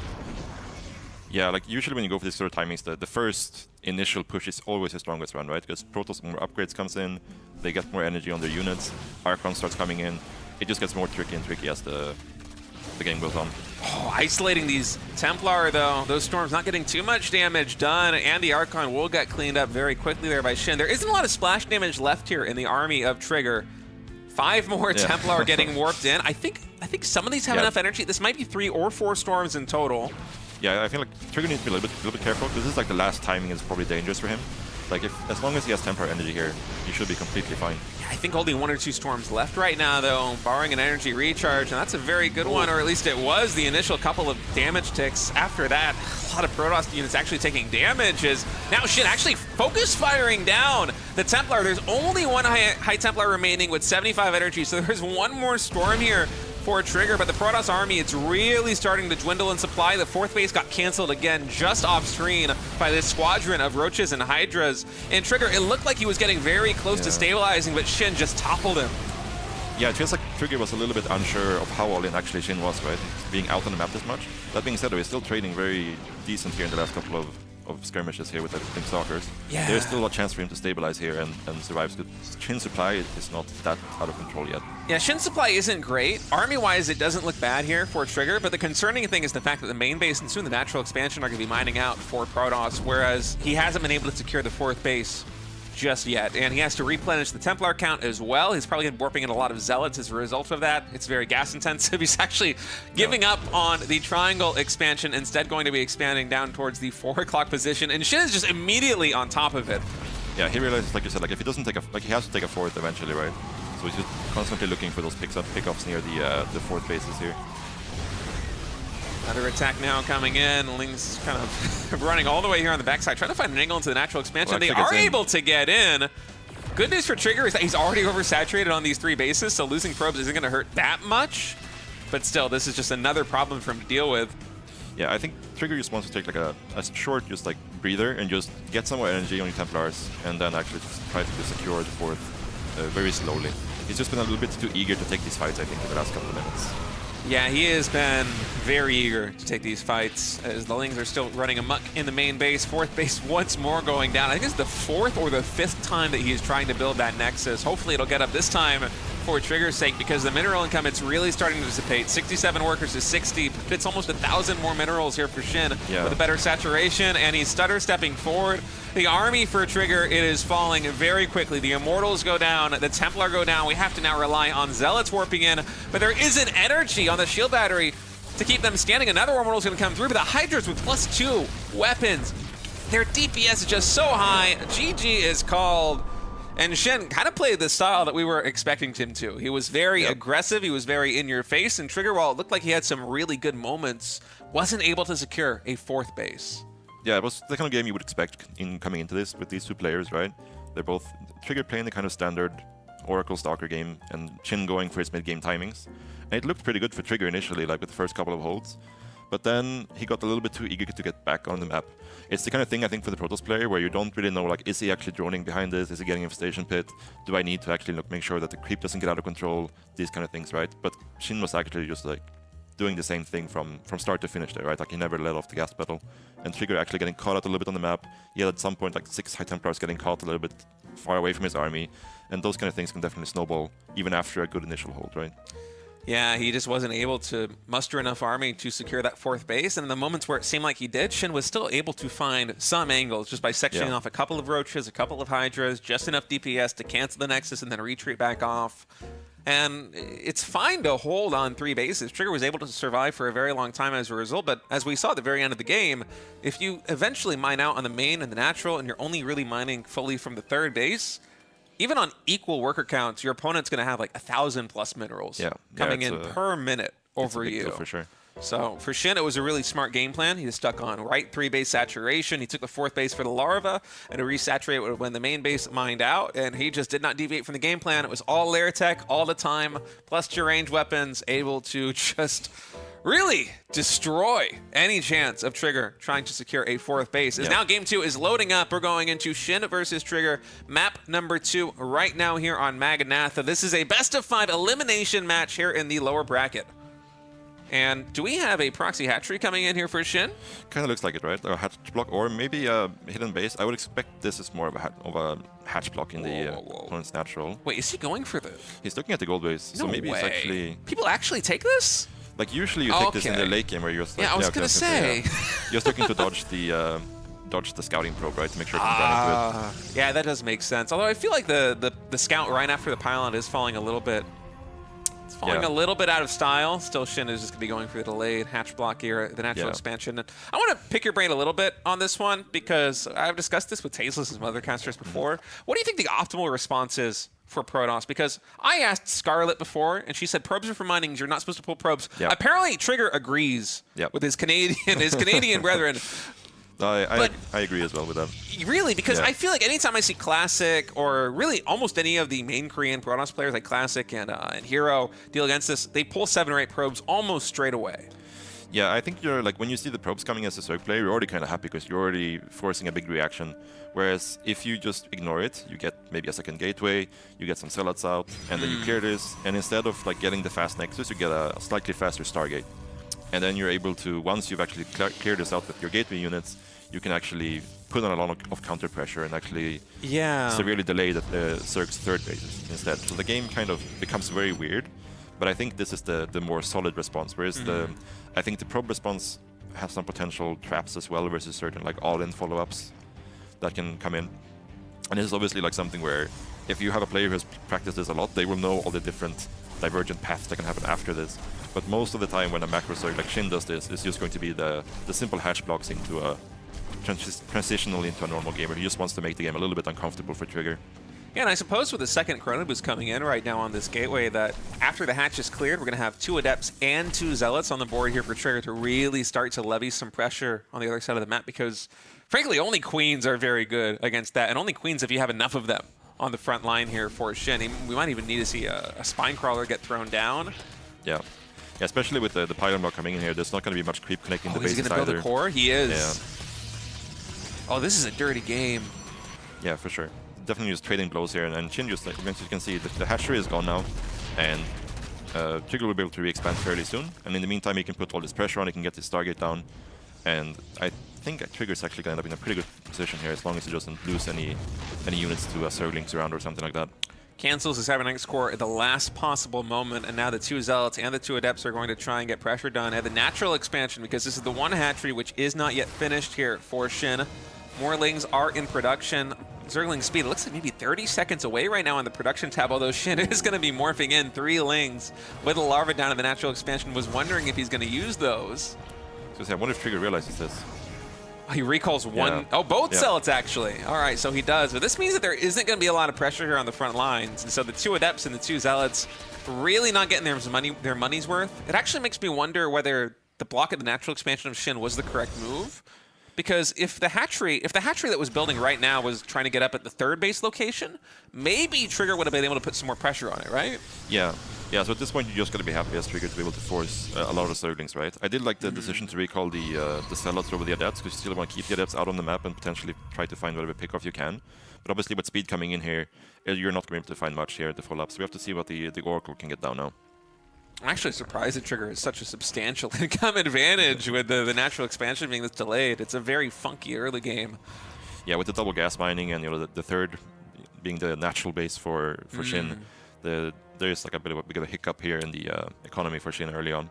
Ooh, what's it called? The Watchtower. The Zelnaga Watchtower, excuse me. Yeah. Not actually being controlled right now by Shin, so he does not see the Oracle coming in now to the main base. There is a Spore Crawler in position, but with no Queen, Trigger might just take the damage. I was wondering if he would go for 3 drones. Instead, he's going to play it safe, confirm 2 kills, and then a retreat out of there. Yeah, 2 drone is like usually, like if there's a Spore ready, like your 2 drone is usually the most you can expect. Of course, there not being no Queen there, he maybe could have gotten 3 with some slight better micro, but that's already good enough for Trigger here, I think. Yeah. All right, more Adepts warping in here for Trigger as he's going to be securing the 3rd base. And I think what's the 2nd Oracle is out on that, or excuse me, the 3rd Oracle is out on the map. He might actually just be able to move across the map with the Zealots and the Adepts and get some more pressure done. Yeah, absolutely. Like at the very least, losing that Oracle is a very big deal here. Because I was going to say, like, moving across the map here with everything and with the 3rd Oracle potentially force a lot of units from Shin. Like, you need a very healthy amount of links to actually deal with this with the Oracles supporting them. But losing the Oracle obviously is all of DPS gone from this potential push. Activating the beam, getting one more Zergling, and then retreating out is Trigger, as he's taking that third base. Still no follow-up tech coming in just yet from our Canadian Protoss player. Likely going to be seeing a Twilight Council and a Forge in just a moment. Yep, there's both of them. Right on cue. Trigger making me look smart. I always appreciate it. Yeah, so we'll have to see. Like, yeah, definitely expecting with these Adepts to at least, you know, try to do something. Because you don't just want to sit there with your Adepts, right, transitioning to the mid-game. Once you have your Stalkers out and everything, they don't really add that much value to your army anymore. So definitely better to try to get some value out of them here early on. But again, it would have been amazing if you had a third Oracle with this, because then you could actually potentially threaten the Queens even. Yeah, Shin wouldn't be injecting during that whole time, because I feel like it'd be all hands on deck, pulling the Queens to control this junction between the natural and the third base. And the fourth base coming down could be a potential target. Shin is proactively moving down a couple of Queens just in case those Oracles activate, and he is going to get a really nice catch on these Adepts. They aren't going to trade terribly here versus the Zerglings, but you want to get a better trade than that. Yeah, absolutely. Yeah, but he does have the Blink coming in. He's getting one more gas here as well, 2 more gateways. So we should be going into some Blink Stalkers here. I don't really expect him to be able to do too much because of how this early game is played out. It's kind of like the timing's a little bit off, right? I don't really expect the Blink Stalkers to actually be able to find that much value unless you really, really commit. But I feel like at this point we're more likely just going to see the same thing we saw last game with the Shield Battery coming in, probably just Templar Archives coming down, and you're going into Storm. Yeah, and Shin's actually cutting probes, or drones I should say, significantly earlier than he did in the previous game. This time at 57 workers, he's saturating the fourth base. He wants to shut down the third base of Trigger, not the fourth. And it's going to be a big Ling Baneling timing attack. Looks like this will be done right, or it's actually going to commence right before +1 is finished here for the Ling. So a little bit of anti-timing, but honestly, looking at how many units Trigger has on the board, I like it. This is going to be pretty good. Oracles are coming back in time. It's actually a little bit of a mess. He is able to get some of these drones or probes evacuated from the third base. The Oracles are doing work. Man, I thought that was going to go way better for Trigger. Yeah, he had a really good... For Shin, excuse me. Yeah, there was a really good unit positioning in the third base there, right? Where the Lings couldn't get much surface area after the Banelings were gone. So that's actually ended up being quite good for Trigger initially. Oh, no. Yeah, maybe a little bit of overconfidence coming in from Trigger. He might have thought that was just the one wave and there wouldn't be a follow-up, but Shin was getting locked and loaded for another one. He's still sitting at 50-something drones, so he hasn't been doing anything except building army, and this is a much more vulnerable-looking third base. The Oracles are lower on energy. The Shield Battery now is under threat. The probes have to evacuate once more. Ling's finding much better surface area on the gateway units. Yeah, with the +1, the Lings are getting a lot better trade than they normally would have in these situations, right? And it's still making even more Lings here, just flooding across the map. Hydrogen coming in behind now, because eventually we will have to deal with these Oracles. Trigger even making a third Oracle behind us to deal with all this. Yeah, but the 2 Oracles that he's got are very low on energy, and energy recharge was used already here on the Nexus, so these Lings, they might be able to force a cancel on the third base. There's more streaming across the map. Okay, he's not going to stick it. Instead, as soon as the next Oracle comes through, he's just going to be piecing out for a little bit. 4 more Banelings now morphing in. Yeah, if we can keep the third base alive here as Trigger, we can still definitely stabilize with Templar Archives. But the third going down would be a massive, massive blow. I keep expecting Shin to let off the gas pedal, but he is not. And these Banelings are going to find really good connections, especially with that +1 melee attack. The third base is likely going to fall. Another recharge comes through there on the Oracles, but this Ling pressure getting so much damage done. The Stalkers, many deeply in the red and the orange, are going to blink back into this choke point, but it is a 3-base Shin who is 4-base, excuse me, who is starting to drone again against a 2-expand Trigger. Yeah, he also has the Hydrogen up now, so eventually, like once he's done droning, he's going to go back into making Hydras as well, which will negate the usefulness of the Oracles in these situations, right? But I think the big thing here is obviously like losing the Oracle earlier on kind of led to this situation where he didn't really have enough Oracle energy to properly deal with this, and he also kind of missed the initial Baning morph, which is a big deal when you're dealing with this. The first wave looked pretty good, but then, like you mentioned, the Oracle energy just ran out, right? And then once the Oracle energy is gone and there's +1 Lings versus Blink Stalkers, that's a very hard situation to deal with for Trigger here. Yeah, actually I thought the very first engagement was going to go much better there for Shin, but Trigger was able to make some magic happen with a unit positioning there at the third base. And now it's just so many Lings here. We do have, I think, oh, there isn't an Archon. Oh, there is. It's in the natural expansion, though. It's finally coming in. It won't have the shield battery, and there isn't Storm available, so that critical splash damage here for Trigger, he's blinking to try and survive it, to try and mitigate the the surround that the Lings had, but it's a little bit too late. Yeah, I think it was just Shin trying to slow Trigger down a little bit more while he's setting up his Hydra transition here. You don't want to just sit there and just let Trigger just re-expand for free, but you obviously don't want to throw away all your Lings either, so pulls out of there, and he's just going to set up for this Ling drop probably with Hydras in the front, I would imagine. Yeah, 5 drop overlords coming in, bailing speed as well as a lot of more upgrades here for Zerg. And Trigger's going to try and find some counter damage right now here with the Oracles, but I'm not really sure what he's got. There isn't much of an angle. The Hydras are already out, and it's actually going to be a big Ling drop looking like towards the main base here for Shin. Yeah, this looks like a 1-2 punch, like Ling drop in the main base, and then Hydra Bane timing hitting the third, most likely. Trigger will at least have Storm for this, but obviously the numbers are heavily in Shin's favor going into this. I mean, the third base has only been online for about a minute or so since it got knocked off its feet after that last push. And now Shin, he's getting ready. He's posturing outside of the third base once more here, morphing in even more banelings. Yeah, he does have cannons and batteries coming in for Trigger here, so he's setting up to actually deal with this, but Shin realizes there's almost no defense here in between the natural and the third, right? So he's moving around to hit from this angle instead. Wonder how many storms we're going to have available here for Trigger, because Shin is coming in on 2 sides. A big drop in the main base and then a push here between the natural and the third. And I love the decision also to only drop half of the Lings there in the main.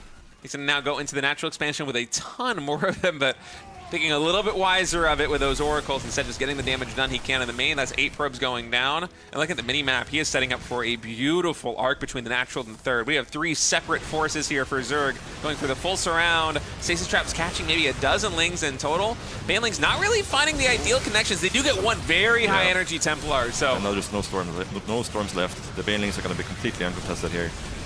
And they're just going to crash into the minor line, and that's going to be too much damage for Trigger to handle, I think. I mean, this army is so overwhelming right now coming through from Shin. He set up this Hydraling Bailing timing beautifully, and that is going to be Shin taking a 2-0 lead over Trigger in this best of 5 in very convincing fashion. 2 really aggressive games. Game number 1 going for, what, like 66, 67 drones, about 3 base saturation. Roach Hydra. And then a very wonky start to game number 2. We had the hatch block in the natural expansion, and then we had a Cybernetics core built to the natural of Zerg to try and block the hatchery over there. And the Adepts and Zealots, they really didn't get very much damage done. We had a big attack at third base on, what, 55? 56 drones? And then the follow-up punch was just, oh man, it was massive.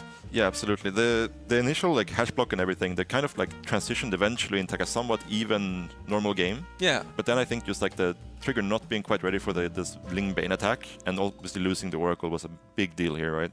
And then after that, Shin just got a massive lead after not the initial push, but after the follow-up waves of Lings. They actually managed to get enough damage done, get ahead, drone up, hit the follow-up, Hydra timing, and yeah, just good execution from Shin. Very close game initially, but then just like these tiny errors from Trigger's side where they just takes a little bit too much damage at the third and then ends up behind.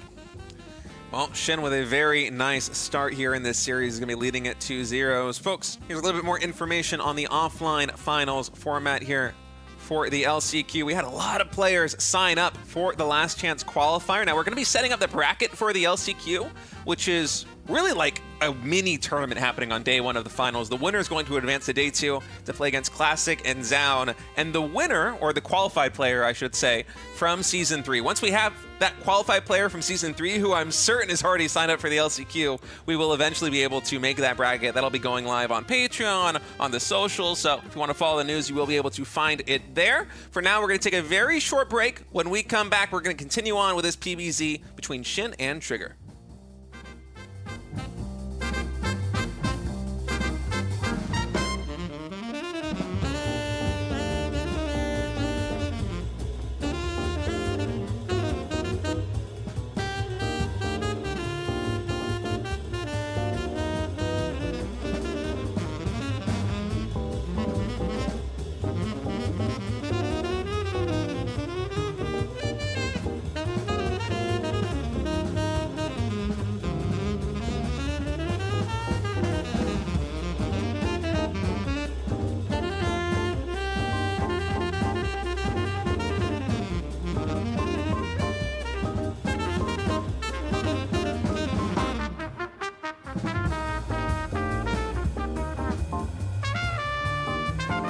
Series. The first one was a 3-0. I'm glad we got to game 5 here for this one.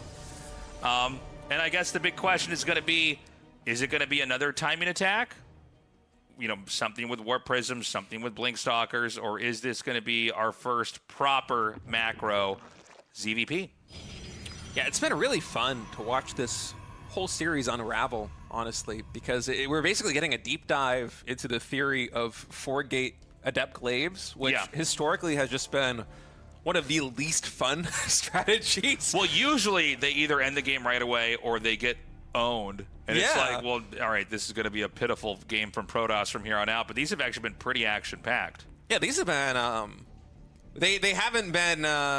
if you're a fan of macro games, they haven't been the most riveting experience. But in terms of just unorthodox gameplay and forcing Reynor to think on his feet and all these little twists and turns that Zoun has prepared at the different branches these builds can go, it has been so much fun.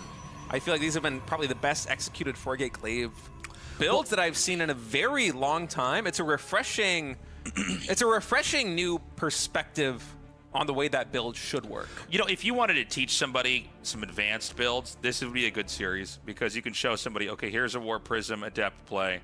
Now here's a variation of that. Here's another variation of that. You know, and then you kind of see how each one plays out. And okay, so if this fails, here's sort of what you do. It might be losing from this position, but you still can try to create some advantages by trying this or that. I think the most famous first example of this in StarCraft 2 was Squirtle's group, where Artosis and I casted this, and he must have had like 7 or 8 build orders that all started out the same way, and then they went into different directions. It was in a group stage. Oh, wow. And I think it was versus Terran. I can't remember. Maybe it was versus Zerg, but he basically did the same opening, and then each time it transitioned into something different. So, like, you just were never sure what exactly they were going to do. Do you know if that was the same GSL that he played MVP in the finals? MVP? Yeah. Okay. Yeah. I might go back. I was actually... God, I'm such a nerd. I was rewatching that finals a couple of weeks ago. It's a great finals. To kind of get me ramped up for RSL again. I'm like, let's go back to the glory days. Let's watch some of the best StarCraft 2 that's ever been played. It's like one of the most iconic moments in StarCraft 2 is like the mothership uses the... what was that called? Oh, the God. vortex or whatever. Right, the suck on the battlecruiser. For me, it's always the toilet. Artosis and me can't even cast. We just go, oh my God, oh my God, oh my God. We just do that over and over. It's such a pure moment. And I have my vocal cords blown out because I didn't know how to project my voice. I was like, he's going for the vortex. Oh my God, Artosis. Well, here we go. If it isn't our old friend, the Robo. Are we going to have... And his best buddy, the Glaives upgrade. Yeah, I wonder... Bear with me for a moment, because we've seen 3 different variants. I'm actually going to go ahead and pause it. We don't even need to see a 4th variant here. You've shown 3 different ways this can play out. Just go back to one of them. Go back to the first one. Just pick one of these cards and play it again. It's going to be DTs. Yeah, the DTs I would like to see again. I feel like that's a hard adjustment to make. And also, if Reynor tries to cover all of the bases, it has to be very clean. Because if he doesn't, then, you know, like say you go into a lair to try and deal for potential DTs as a follow-up, well then suddenly you might be a little bit stretched thin in terms of do you have enough resources to deal with the initial adepts with the force field, right? There's a lot of different ways it could go. And the fact that Reynor really hasn't had time to workshop responses to this, he has to think on his feet. He's been doing that this entire series, and in a way he kind of has been workshopping the response over the course of this best of 5. It's hard to make sure that you're making all of the right choices here as Reynor, right? He's going for the same response that he did before. It is the 3 Spore Crawlers. I feel like the timing is a little bit different than before. We have additional gases coming in from Zoun. Are we going to have that Dark Shrine get thrown down? We do have the gas for it. Okay, I don't see it yet. Was there a... I think there's a... Welcome back, folks. We're continuing on right now with Shin versus Trigger. Shin off to a great start in this best of 5 series, leading the series 2-0 with 2 really aggressive wins. Yeah, absolutely. Like very, very sharp timings from Shin. Both these games, Trigger has been like looking kind of good, like he's almost held on, but just barely crumbling in the end. So I think like Trigger can definitely pull out a win here for sure. He just needs to sharpen up a little bit, make sure he's a little bit more on top of things, and doesn't get caught out too much, and then it should be good to go. Yeah, one thing that Shin has done very well, both in Game 1 and Game 2, is make the game tricky. Even from the early on stages here versus Trigger. In Game 1, he did it with kind of a throwback composition that was almost reminiscent of like a Stefano Roach max. We had 66 drones. There were some Hydras mixed in, but the brunt of the force was like pure Roaches there for Shin. And then Game 2, we had just that bizarre early game with the hatch block, the counter block on Shin's side of the map, and then, what was it, 50-something drones in total, and then just pedal to the metal, nothing but Lings and Banelings, and we flood the third, eventually able to get the kill there, and that just catapulted Shin into an economic position where he could really leverage the strength of his forces and push Trigger to a victory. We're going into game number 3 now. Winter Madness is loading in. Shin only one map went away from advancing to the next round in the RSL. Trigger fighting for his life in this tournament. Yeah, I actually wouldn't mind Trigger trying something a little bit different, just to like get back some momentum in the series. You know, if you just keep doing the same standard play, you kind of just have to. The only thing you can do better is really try to fix the small mistakes that you made in the previous games, right? Like losing the oracles, getting caught out of position a couple of times. I would much prefer to see like just something of a curveball, do like an adept timing or something. Just try to get some momentum back, and then you can fall back on your standard play after that. I think just trying to just like battle this out with just pure standard play from here on out will be very difficult. Gas first opening here for Trigger. Yeah. It's pretty interesting here. Might have a very fast Stargate coming in. I wonder how he's going to utilize this one. Yeah, we'll have to wait and see. Huh. I wonder if he saturates the gas right away, because the probe, it's kind of a long distance from the naturals to the main base. Oh, he's not. I wonder if it's just because the probe was a little bit late throwing down the gateway there, the natural expansion. You might as well build the gas a little bit earlier. Yeah, it might be one of those things for sure. Yeah. And no proxy hatch this time. Just Shin falling back to a normal hatch gas pool opener. No more shenanigans for now. Looking pretty standard here, even despite the gas first coming in from Trigger. He's just saturating it at the regular tempo that you would in a PvZ. 16 probes on minerals and then saturate that gas. As players have slowly but surely discovered that minerals are king in early game StarCraft. every single build just keeps getting more and more mineral heavy, right? Yeah, they are pretty good, the minerals. It allows you to build more workers, so you can get even more minerals. Yeah, it's nice. Yeah, that's very good. That stonks right there. Yeah. But yeah, this map, obviously a bit more of a easier defensive setup around the third base and the fourth base. So if Shin does want to go for something like a mid-game Hydra Bane timing or Roach Bane or whatever he wants to go for, it's a little bit more tricky to make it work on a map like this, because you either have to walk up a ramp into the natural or very choked up areas into the third base and fourth base locations, right? So Trigger should be pretty happy to actually just try to defend on this map if Shin does go for something like that. But we'll have to wait and see what they actually opt to do. Yeah, securing 3 bases is very easy on this map compared to the other ones that we have in the pool, just because that one ramp between the natural and the third base. You can park your army there, and it's very easy to pivot down to the south side of the Nexus or to wherever else your army frankly needs to be. It gets a little bit trickier once you try and take the fourth, especially because at that point usually Zergs are adding in some of their better ranged firepower, whether that be Hydras or even fast lurkers. But 3 bases certainly going to be very secure here for Trigger should he decide to go for it. And actually going to be a pylon coming in here at the third base, so just doing anything he can to throw a wrench into the works. Will he be able to snipe that drone with a shade he's able to block? Should be able to. Wow. Very nice. Yeah, nice move coming in by Trigger.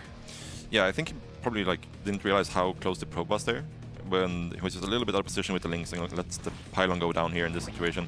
With this opener, with the 3-hatch opener, it's kind of like a small weakness here. If you do get pylon block, you're very low on time to actually fix that situation and be able to get your third down. Whereas compared to where you go for a more slightly earlier third, you would have more time to deal with that pylon, right?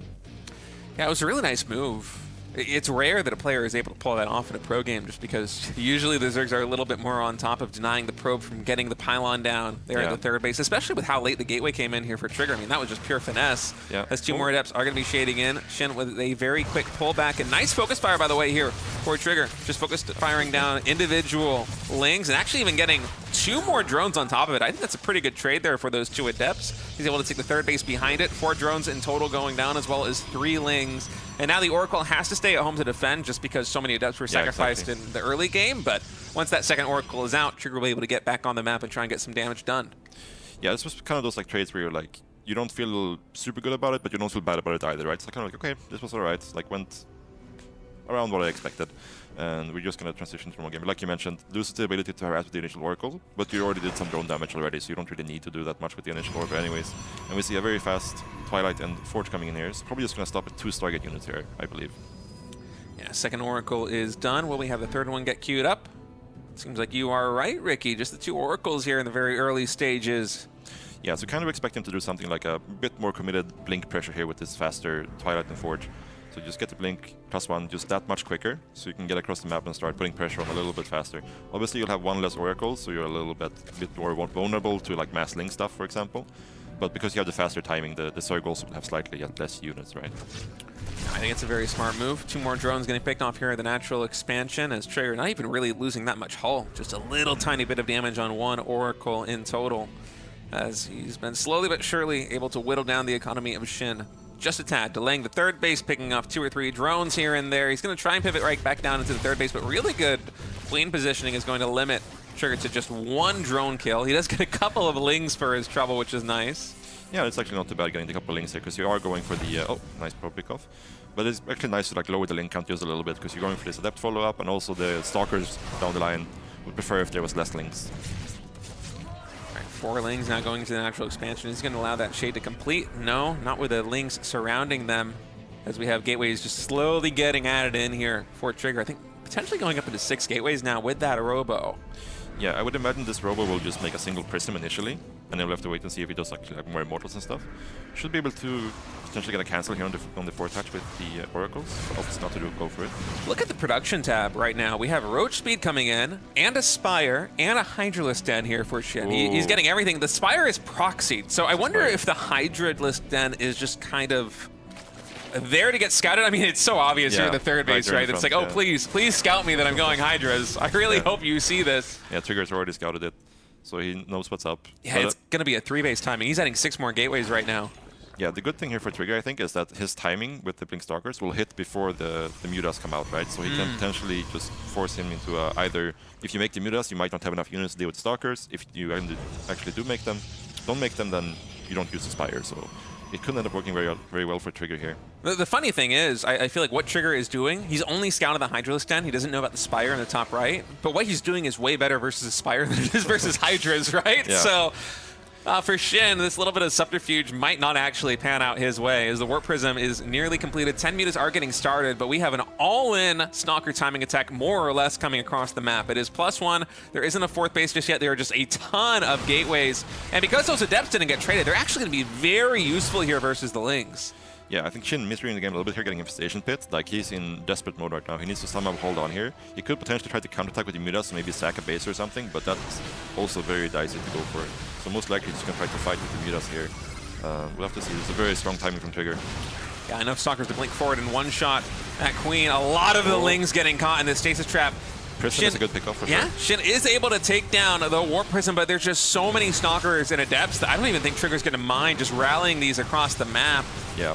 And Shin, you look at the minimap, he's kind of caught in the middle. He even turned around for a moment with those Mutalisks. He was deciding whether he should try and defend the third base or if he should try and go for the base trade, but oh no, as it turns out, the Blink Stalker timing, just the perfect kill move there versus the Mutas. Yep. I think Trigger was probably pretty surprised to see the Mutas. He was expecting, I think, Hydralisks, but hey, that's even better. Yeah, I think it's the kind of thing where Shin was looking to throw another curveball and just like try to punish Trigger's standard play, just the Fast Temper Archives into Storm, into 4th base. But Shin already, like we talked about in the early game a little bit, that I would prefer to see Trigger do something a little bit different, just to not keep doing the same thing over and over again when Shin is throwing these curveballs. And it works out very well for Trigger, where he actually managed to catch like a perfect counter build, basically, towards what was being thrown at him. Yeah, and Shin was being quite greedy, too, with the 4th base timing going into basically every single tech, even the Infestation Pit getting thrown down there. I wonder if he had gone into the Hydralisk Den. I really do think that Trigger might still have had some kind of angle to get damage done, even at least canceling the 4th base, right? Because that was a very crisp timing. In terms of interruptions, I feel like Trigger basically had none. There was 1 pro pickoff at the 3rd base, and I think that was it. Besides that, he delayed the hatchery, the 3rd base hatchery of his opponent. He was able to take down, I want to say like 6, 7, maybe even 8 drones in total over the course of a couple of minutes. And so on Shin's side of the map, there are all these hectic problems that are happening, all these wrenches getting thrown into the works, these little tiny fires he's got to pull out, whereas Trigger was just cruise control. Yeah, when you're going for these like aggressive Blink Stalker timings, you can always find some value, right? The big scary thing is like, oh, what if my opponent is going for something like a big Hydra Ling all-in of like 60 to 70 drones? That could potentially hit like a counter timing after the initial Blinker timing. That's the scariest thing you're playing against as a Blink Stalker player. But whenever your opponent is doing some tech-heavy build like he was there, you're pretty happy to just be able to slowly eke out the value out of your Stalkers. And in this case, you just got a lot more value than he was expecting, I think. All right, we go to game number 4 now. Trigger with an instant scout. Not even waiting for that pylon to get thrown down at the natural expansion. We'll be trying to block the hatchery here of Shin. Nice fight back there by Shin, or by Trigger, excuse me. I was a little bit worried that we might have a 3-0 with the way that Shin was playing both in Game 1 and in Game 2, but I'm happy for this series to go on a little bit longer. Yeah, absolutely. We'll see. This drone by Shin is just kind of hanging out here a little bit. Now eventually going to take the 17 hatch here. He was hanging out at the rocks there a little bit. I'm not sure what he was thinking about doubling back into the natural to see. Maybe sometimes the Protoss players are a bit lazy and they block the initial hatcher and then they immediately go into the main base afterwards. But Trigger was being nice and disciplined there and hanging out in the natural for a little bit. And Dark was the king of punishing those Protoss players. Yeah. They're the king of juking the probe and still getting the hatchery down at the natural expansion. Yeah. But shit, no, he's just going to be taking the third base all the way down at 6 o'clock. Gas and pool also coming in, so about 3:30 speed will be the timing here for Shin. And I wonder what Trigger's going to try and get done here by forcing the hatchery to 6 o'clock instead of the natural expansion. It might open the door to getting some harassment done with Adepts, but it could also just be him trying to make things a little bit messy here for his opponent. Yeah, usually when they go for this, it would pretty much always be the double adept follow-up. And then it's kind of varies from player to player. Like some players always will sacrifice these 2 adepts and just try to get as much damage as they can. Showtime loves that. Yeah, and some players will be a bit more conservative and just like, oh, if I see one angle, I can actually commit. If I don't see one, I'm just going to try to keep this adept alive, go back home and get my third base back up. Well, for now, we're going to have to wait and see what the tech of choice will be from both players. Circling speed should be coming in pretty soon here for Shin. Just a little bit slow saturating that gas, focusing instead on the minerals. And on Trigger's side of things, I'm imagining we're going to have a Stargate again. I don't know if he's going to go into Storm quite as quickly. It seemed like just leaning heavily onto the gateway units in game number 3 really paid off for him. And I would love to see him mix it up once more here in this game with something like a fast mothership or just some other tech coming in. Yeah, like Trigger's definitely one of those players who will go Stargate every single game. But he does have some, like we saw in the last game, some variants and twists on what he does with the follow-ups. When obviously like the Stargate opener is just a super solid way to play. Like it gives you safety, it gives you map control, it gives you potential to harass as well. So yeah, no wonder that he's favoring this build. Yeah, it feels like the only non-Stargate build that we have in PvZ is 4-gate Glaives, right? Yeah. Yeah, if you want to take a third base, the best way to do it's an Oracle. Otherwise, Speedlings are a very big problem in the early game here for Protoss. Yeah, Shin once more able to get 2 Lings into the main base and natural expansion here from Trigger. Might be able to get 1 probe. A little bit damage there in the natural expansion, but with 2 Adepts chasing, he's not going to be able to get it. Instead, spots the Oracle coming in. It's a little bit of information. I think you're expecting the Oracle, but just still knowing that it's an Oracle and not a Void Array is still nice. Yeah, this is kind of Link Scout you do to just make sure that there's nothing weird going on. There's no Twilight Council instead of Stargate and stuff like that, right? You want to always be able to get in, but for certain players, they just like, they either try to actively deny these Link Scouts or they just don't care. Like, okay, just come in and scout me, that's fine. In this case, Trigger was just more focused on actually getting these Adepts out and trying to get across the map. Ends up having to pull them back home, so that's also very nice for Shin, right? There's no Adept pressure on his side of the map here. Gonna be a fast third base coming in here for Trigger. We'll see if that Oracle's gonna go for harassment or if he's gonna play safe. I think Shin might have traumatized him a little bit with Game 1 and Game 2. All the pressure as Trigger's keeping both Adepts and the Oracle back safe at home right now. Yeah, and Shin is definitely somebody who will make like a round of like 16 to 20 links if he thinks you're gonna move out with that Oracle and try to cancel the third behind it, right? So definitely be giving him the respect he deserves here in the early game. Overlord Scout now coming into the main base, going to try and check. This timing should be able to spot the Twilight Council in Forge if it gets thrown down at this moment. So very, very keen timing coming in here by Shin. Yeah, looking like the two Stargate units opener again, so should be a similar timing to the last game. We'll see if he commits as hard as he did last game or not, but should hit a similar timed Blink Stalker timing here. Yeah, and Shin just seeing absolutely everything. The initial 2 Ling Scout in the early game, just spot the whole architecture of the build there for Trigger, and now the follow-up here with the Overlord. It is going to cost 1 Overlord, but just knowing the timing of the Twilight Council and the Forge is going to be a breath of relief here on the Zerg side of things. There are no curveballs coming your way. You can just macro up. You do still have to deal with these Oracles, which we're able to get a couple of drone kills, but it's a very standard game. Yeah, and obviously, most likely he's not going to go for something like a Spire here, because he did see there was only 2 Stargate units, no third Oracle being built. He saw the timing of the Twilight Council in the Forge, so he knows that Blink timing will be similar to last game, so more likely he will go for something a bit more safe and standard here, I would imagine, from Shin's side. In terms of development here for Trigger, it looks very similar, or at least it did until the Templar Archives got thrown down to the previous game. Yeah, just going up to the 4-gate +1 and Blink. In game number 3, he did throw down a ton more gateways while playing a lower gas count style. And in this case, just going right into Storm and very fast gas number 5 and 6 relatively. Yeah, like diverting back to what I did in Game 1 and Game 2, except in Game 1 and Game 2 did the 3 Oracle opening, which again, the Oracle gives you more options of what to do, like in terms of harassment and defending, like link floods, like happened in Game number 2, for example. And actually, we do have the Spire here from Shin. Yeah. But yeah, the 2 Oracle build is a little bit less dynamic, but you can still get into the same timings as you can with the 3 Oracles. It's interesting to me that Shin is mixing in the Spire. I guess he didn't really get to play the muta game that he wanted on the previous map due to the blink timing. Yeah, but you can feel the reservation a little bit, right? But he went into the Hydra then first, and he makes a couple Hydras now before. He doesn't just try to save up for 10 mutas like he did in the previous game. So he's definitely like respecting Trigger a bit more this time. But I think he did get the scout here on the 3rd base now that there's, you know, full gas saturation and everything. So he should be aware that there's like, it's not the same game as last game. And Shin's even, blink isn't done yet, so these Stalkers, at least one of them, are going to get taken down. 3. In fact, all 3. And he sees the Templars now as well. That was a great pickup for Shin. Also gets a good scouting at the same time. Yeah, and it might not seem like a very big deal, but losing 3 Stalkers when your opponent is going to be going muta, it's quite impactful. Oh no, even losing one of these Oracles here to the Hydra is so painful. And for Shin, I think it absolutely is going to be a lot of mutas because he was starting to build the gases at that 4th base before the hatchery was even done. One of those extractors is done already. The 2nd one just now starting. A 5th base is coming in, so Shin's army composition, it is going to be very larva intensive. Likely going to be Ling, Banelings, and Hydras, or not Hydras, excuse me, Mutalisks.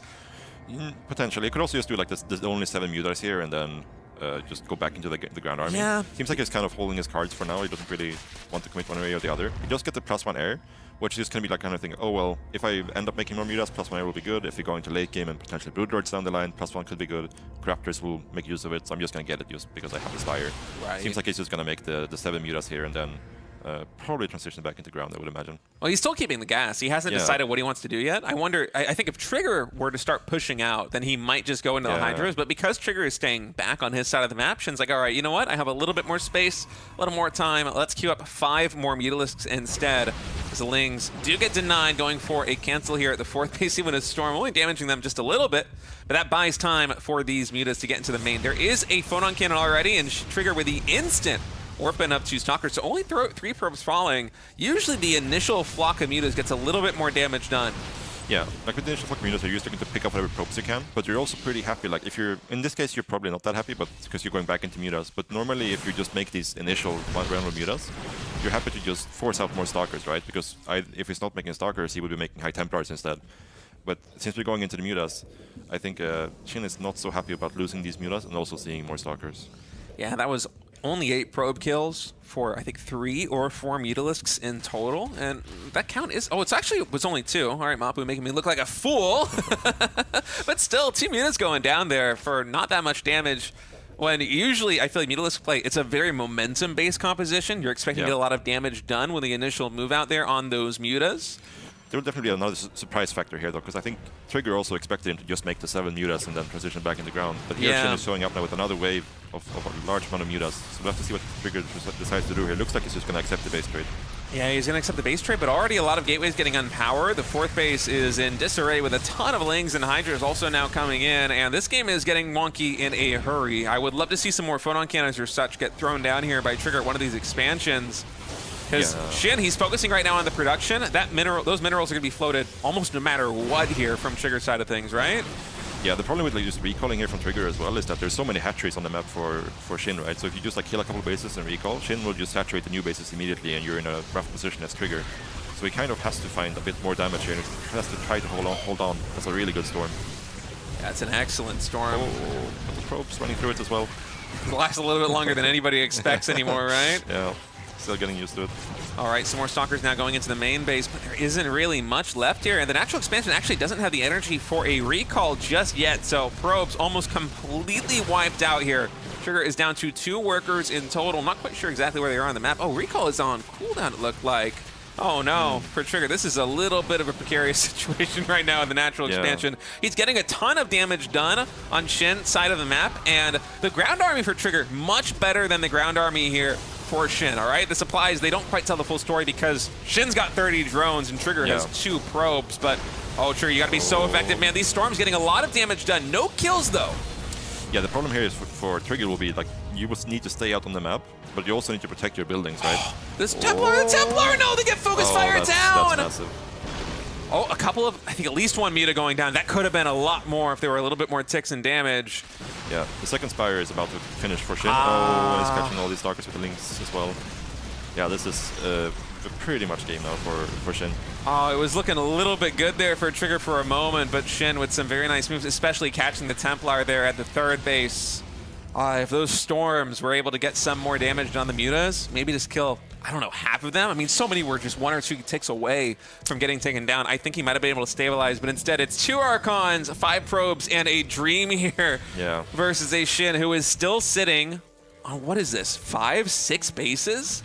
Yeah, so the problem here for Trigger is like, even if he still had his big army that he had before, is that Shin can always just threaten to kill all the buildings before he can actually kill all of Shin's buildings. So there's really was a really rough position there for Trigger in the end. Yeah, base trades versus Mutas are probably one of the hardest things to do in StarCraft 2, honestly. It felt like Trigger might have a chance, given the timing that he moved out on the map with all those Stalkers, all those Storms, but yeah, the Muta flock was just absolutely massive in the second wave. Yeah, I think he got a little bit fooled by it, because normally when you go into like this mass Muta play, you will just constantly be enforced with Mutas, right? And you try to be very conservative with your initial Mutas. But in this case, Shin just did the first 7 Mutas, went in, and like you mentioned in the game, he was like saving up the gas, and then did the follow-up wave of Mutas. So Trigger just thought it was these initial 7 harassment Mutas, and he's just gonna fall back into the normal composition afterwards. So he tries to, okay, I'm gonna go out on the map, I'm gonna hit the timing before he has too much army supply. And then the second wave of Mutas show up, and all of a sudden we're in a base trade scenario, and Trigger was just not ready for it. Yeah, well, that's going to be Shin advancing into the next round with a 3-1 victory here over Trigger, who unfortunately is eliminated from the RSL Season 3. I'm excited for him to play in the LCQ, though, as hopefully he will be signed up for that. So his year in RSL, not yet over, but for Shin and Classic, it looks like they are starting to eye each other down for a losers semifinal potentially later on this week. Yeah, that should be very exciting to see Shin going forward as well. I expect him to have potentially another CBP or CBC coming forward, but that should also be really fun no matter what we get. Looking at the winner bracket here as well, we got 2 very, very exciting games to look forward to. Yeah, and it's important to note, by the way, if you're watching the VOD, it's obviously going to be ending pretty soon because we have a double day, but if you're watching live, Hero versus Reynor and Maru versus MaxPax, that's going to be happening in just a moment. So stay tuned. Absolutely. It's not the end of the day just yet. We have 4 best of 5s in total. As RSL, it might only be 8 days because we had to try and accommodate another tournament that was happening and then got canceled. But by then, everyone had already set their schedule. And so, yeah, we're stuck here. But it's the same amount of content coming to you. It's the same number of series, the same number of games. It's just going to be action-packed. So we're starting at 4:30 p.m. KST. From Thursday all the way until Sunday. It's going to be a lot more StarCraft than you expect at this stage in the tournament. And we want to thank, of course, our official partner, Archon Studio. They are making the Tabletop Miniatures game the official StarCraft Tabletop Miniatures game. We got actually one of the boxes right here in the studio. It looks fantastic, by the way. This is the Zeratul.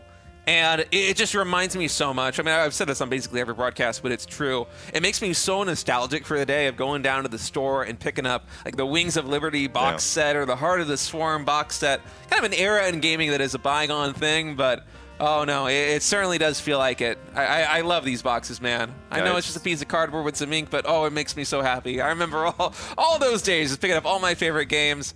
It's awesome. Yeah, We're really excited cool to unbox this thing. I'm excited to paint it. I'm a little bit scared that I'm going to mess up the paint on this. My Zeratul is going to look a little bit like a clown, but I should be able to do it. Anyway, pre-orders going available for the StarCraft Tabletop Miniatures game later this year. Make sure you check them out. Archon Studios, they have been with us this entire year of RSL. We are incredibly grateful. And of course, we are grateful to you, too, the Patreon supporters watching at home. Without you, RSL Revival would not be possible. And so we invite anybody who has not supported yet to join our community on patreon.com/revivesc2. There are a ton of tiers available. There are perks such as discounts on the merch shop. There's voting privileges for maps, for players. You get access to exclusive behind-the-scenes content. There are posts. I mean, there's all this great stuff. You can also follow for free and just receive news on the RSL. As well as TastelessThreads.com. Those Patreon supporters, they get 20% discount on all Tasteless TV merch. And it's getting cold, sort of. It's chilly out here, especially in Korea. You might want to pick up an RSL Revival hoodie. You might want to have a cup of hot cocoa and an RSL Revival mug. You might want to wear a pin because who doesn't love pins? I know it's not the 90s anymore, but still pins are pretty cool, I think. And Bringing them back. Yeah, we can bring them back. And of course, also on tastelessthreads.com. That is the site. If you want to purchase a ticket to the offline finals for RSL Revival happening later this year, actually just about 1 month from now, December 13th and 14th, you can get them there. $30 for the 2-day ticket.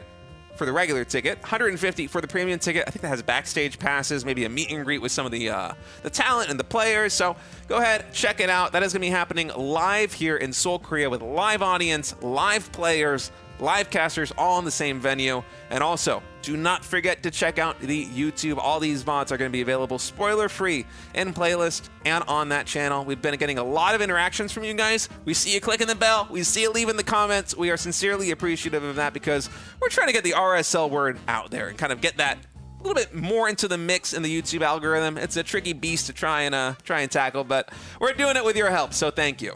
Yeah, remember to like and subscribe. Like and subscribe, man. Yeah. It sounds so cliche, but it really does make a difference. Yeah, it really does. All right, folks, we're going to take a very short break. When we come back, it is going to be Hero versus Reynor and Maru versus MaxPax in the winners bracket best of fives. We'll see you soon.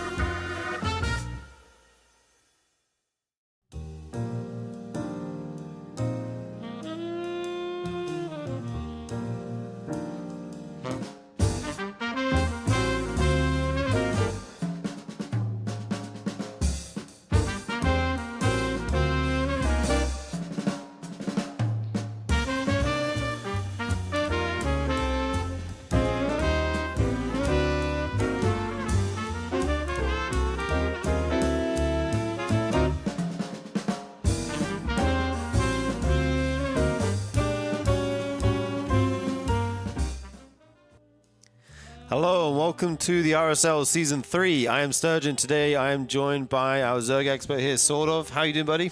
I'm doing very, very well. Very excited for this upcoming series. Oh, absolutely. It's going to be an amazing series. If you are watching this and wondering where Tasteless is, he is busy accepting his Esports Life Achievement Award, I believe it's called. So big congrats to him, and he will be back this weekend. W in the chat for Tasteless.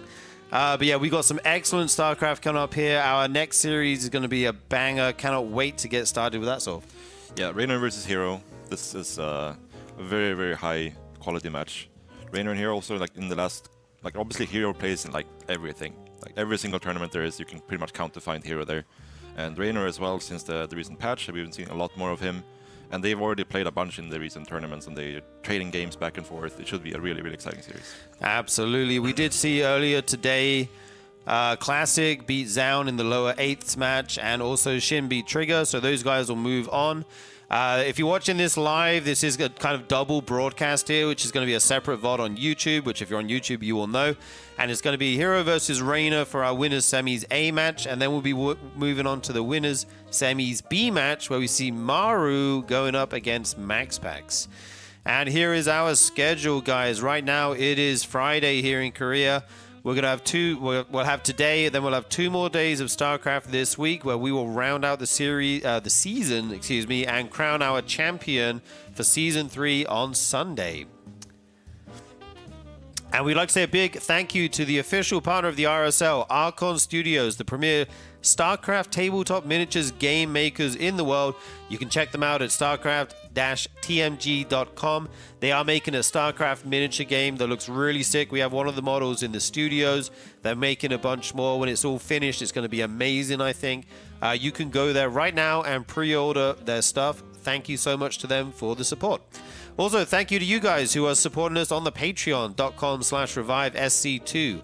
This is kind of the thing that's keeping the RSL going right now. It's a grassroots community movement funding all the awesome StarCraft you're seeing. There's a bunch of different tiers for you to check out, different perks. You can vote for the players, vote for the maps. There's even a free tier that you can join if you just want to get updates such as news, when tournaments are happening, this kind of thing. So go over and check it out on the Patreon.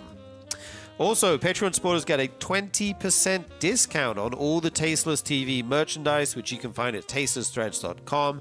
There's hoodies, mugs, basically all kinds of gamer-related merch that you can get your hands on, pins, t-shirts, etc. And also, you can buy the tickets there. There's 2 different kinds, depending on your needs. The more expensive one will give you some perks, obviously. You get access to the players and the casters.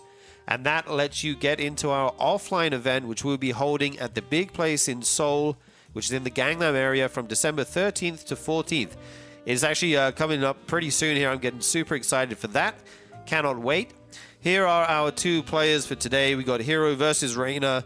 It is a best of 5, guys. Oh my god. The thing that immediately jumps out at me from these map vetoes is set 1 on Evil Heart here, sort of. Yeah, that's bound to be a very explosive first set there. We saw last time when Classic played with Reynor on Evil Heart when he went for the 4-gate glaive opener.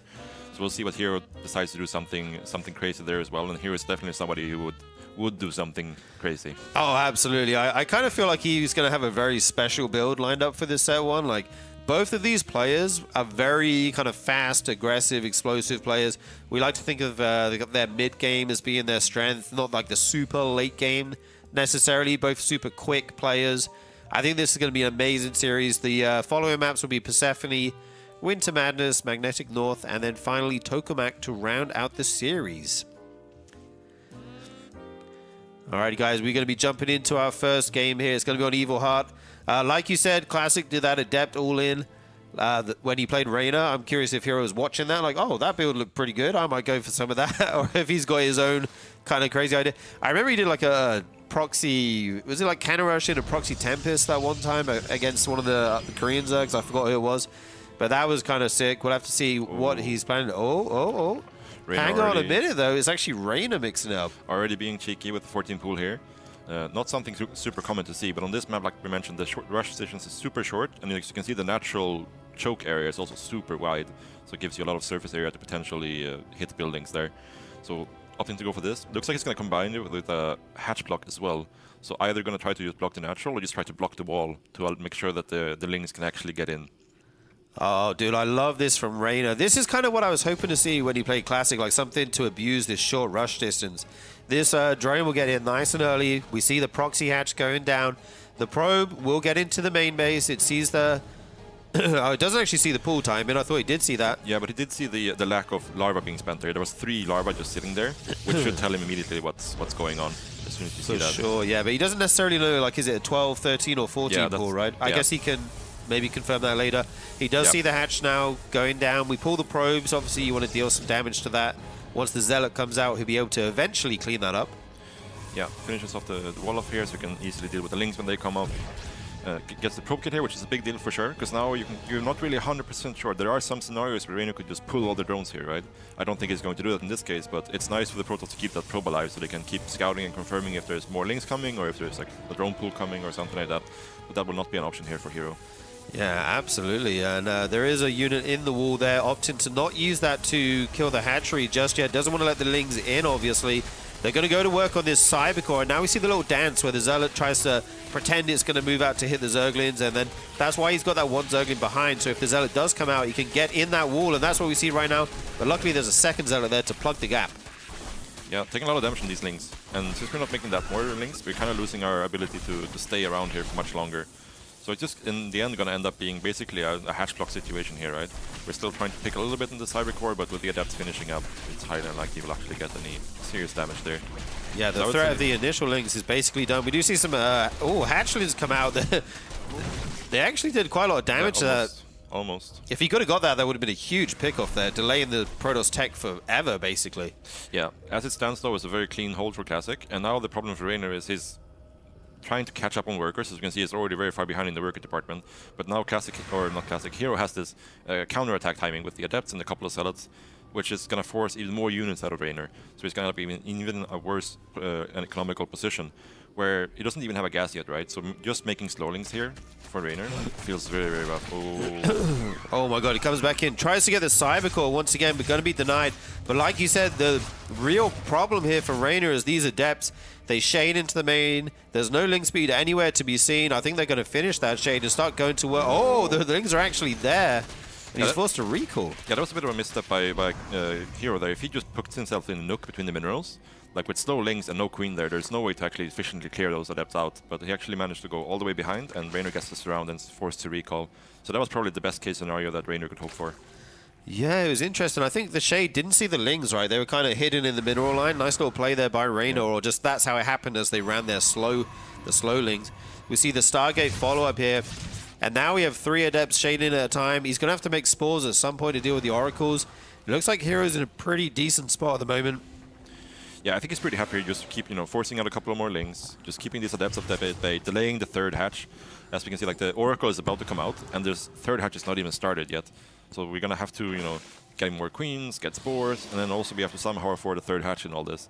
So the game is getting very, very complicated here for Reynor. Yeah, I'm sure he has all these responses kind of mapped out, and I'm curious if he will send that Overlord in that we see near the main base to get the confirmation of the tech. He's obviously pretty preoccupied dealing with these Adepts just for the moment, but that is an option he has available to him. Yeah, probably just blindly assume that. Yeah, actually, he did see the Stargate with the Zerglings he made earlier from the hatchery. Ah, of course, yeah. Or maybe he got snuck another Ling in. Either way, he knows about the Stargate, and he's now dropping Roach Roar and Evo Chamber before the 3rd hatch. So the 3rd hatch is being even more delayed here, but he feels like he needs to get something to actually deal with the numbers of Adepts that we have here. Yeah, and only now do we see Ling speed on the way. These Adepts going to be running wild right now, trading so well against the slow speedlings. He gets on top of the Adepts, but the numbers just aren't there for Reynor. The Oracle just flies straight over the Spore Crawler. It almost dies there. Yeah, I would say even though the Oracle didn't do much here, he's still getting so much value with these Adepts, like killing all these Lings. We only lost 3 drones, but we have to remember that this is a position where Reynor is already behind economically. And he doesn't even have a 3rd hatch, so he really needs to not take any more damage here. And finally we see those Adepts get a good position in the mineral line. This is so difficult to attack into with just Lings. And that's actually just going to be it. Yeah. GG is called. Yeah, wow. Hero in a very good position after the initial fast pool plus hatch block defense. Like almost no damage, barely lost. I don't think he lost a single unit in defense. Right. And just the counter pressure you have, even if you don't find damage with the counter pressure, just forcing Zerg to make more units in that situation. Because when you're going for these early pools, at least you're hoping to kill off the first 2 Zealots. so the adepts have to be a bit more careful when they move out. Right. But the 2 zealots still being alive just means that the hero can just freely go across the map and just keep pressuring with the adepts, and you're forced into more and more lings, and you're just slowly falling more and more behind, which is kind of what happened there. Yeah, he kind of committed quite heavily into getting the Cybercore, right? Like he actually lost a lot of took a lot of damage on the lings, even lost some, trying to get that into the red hit points. And I think the plan was to like finish it with the broodlings when the hatchery died. But it just barely survived, and you lost all the lings, and from there it was a pretty rough position. Yeah, for sure. But it was just something like, it's a bit of a weird map, and Reynor just throwing something out in game 1, so there's something now that hero is definitely somebody who will pull out a Nexus first every now and then, right? Which is probably what Reynor is hoping to catch every now and then, or like a no-scout probably no-scout not an opener. Evil Heart though, right? Yeah, but at least like a no-scout opener or something like that, right? So just Reynor throwing something out to make sure he keeps hero honest, and yeah, we'll see if hero actually like doubles down on this now. It's like, okay, now I know you did this in game 1.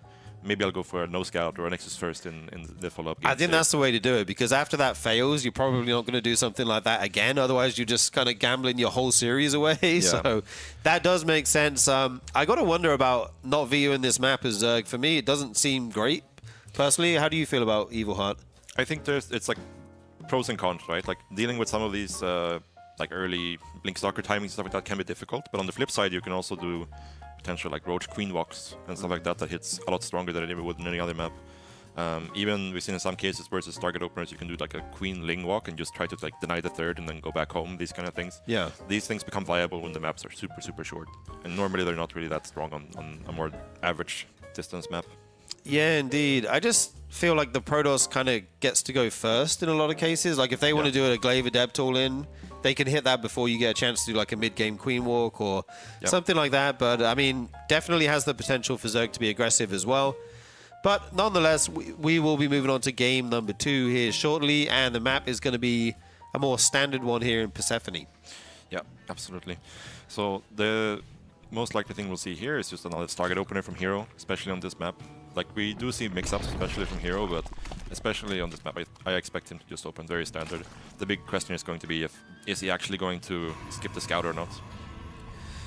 Yeah, we will find that out in just a moment. It's not going to be a pylon scout or even a pre-pylon scout that we sometimes see to try and block that Zerg natural base, make them take the third as their second base. It's going to be a good old pylon, gateway, and then gateway scout here coming out of hero. So not the earliest possible, but still early enough to see if anything crazy is coming his way. On Reynor's side, he gets to take his natural base, which is always very, it feels kind of comfortable as a Zerg, right? Yeah, it's a sort of thing where it's like it's more like a stylistical choice, right? Some Protoss players prefer to not block, some prefer to do. You kind of, as long as you're good with your probe harass micro, you kind of end up in similar positions where if you go for the early scout, you will block the hatch, but you also sacrifice some minerals to send that probe out so early, so it kind of evens out in that sense a lot of the time. Yeah, for sure. And we do just see it's going to be a gas pool, pretty standard opening here for Reynor on the back of this. This probe trying to deny as much mining time as it can by forcing the drones off the patches as they're already, being mined from. That's the way the game works. It sends them to another mineral patch. And then here we see the core going down behind this as well as the Nexus. Yeah, and Hero is definitely one of the best Protoss players when it comes to doing this probe harass micro. Oh, so well, I haven't played Hero, but like in general, that's so annoying to do with. Yeah, Hero is definitely next level when it comes to this. So Reynor is probably getting a little bit annoyed by this probe, I would imagine, at this point. I sometimes wonder like how pros do this and not mess up their build, because it feels like they put so much attention on it, but then they macro perfectly behind it. It's really impressive. Yeah, for sure. Alright, just standard opener so far. 2 links coming out just to either try to sneak them around, or just make sure that he can take the third without getting blocked by the probe or a pylon or something like that. In the meantime, we see no warp gate skip from Hero, so not opting for the Stargate just yet. It still might be a Stargate, but we just cancel it, okay. He started it and then cancelled it and went for the Stargate, so completely standard opener here from Hero as well.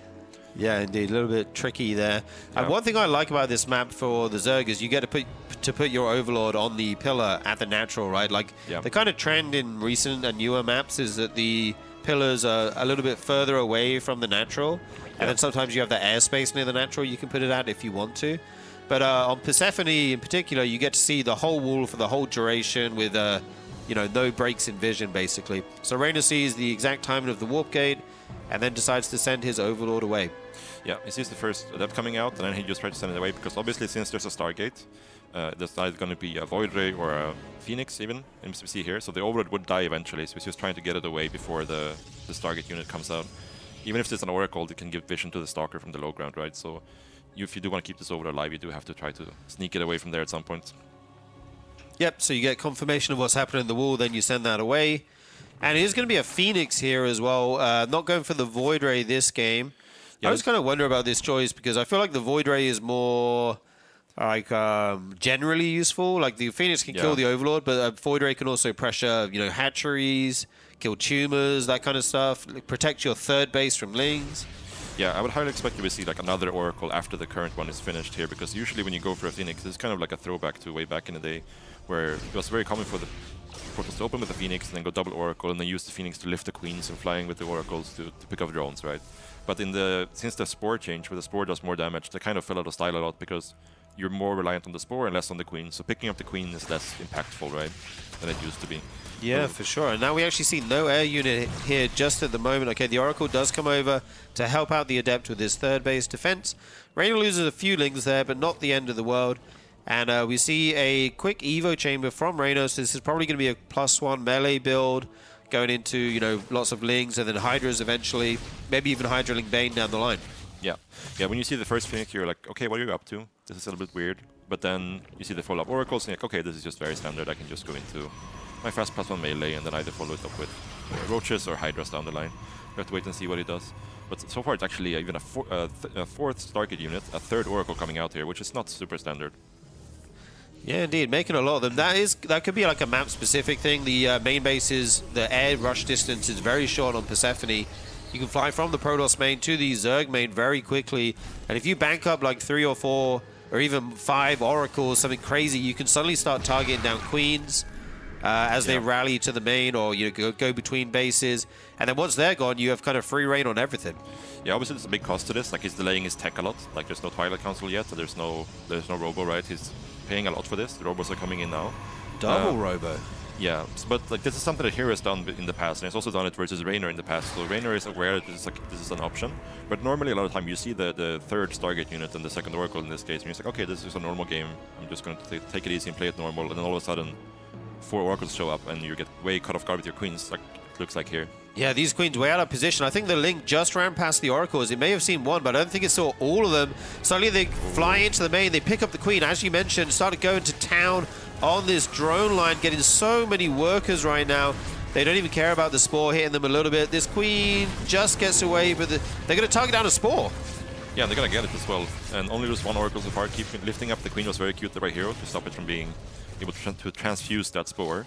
Going to be able to get a few more drones here before going back out again.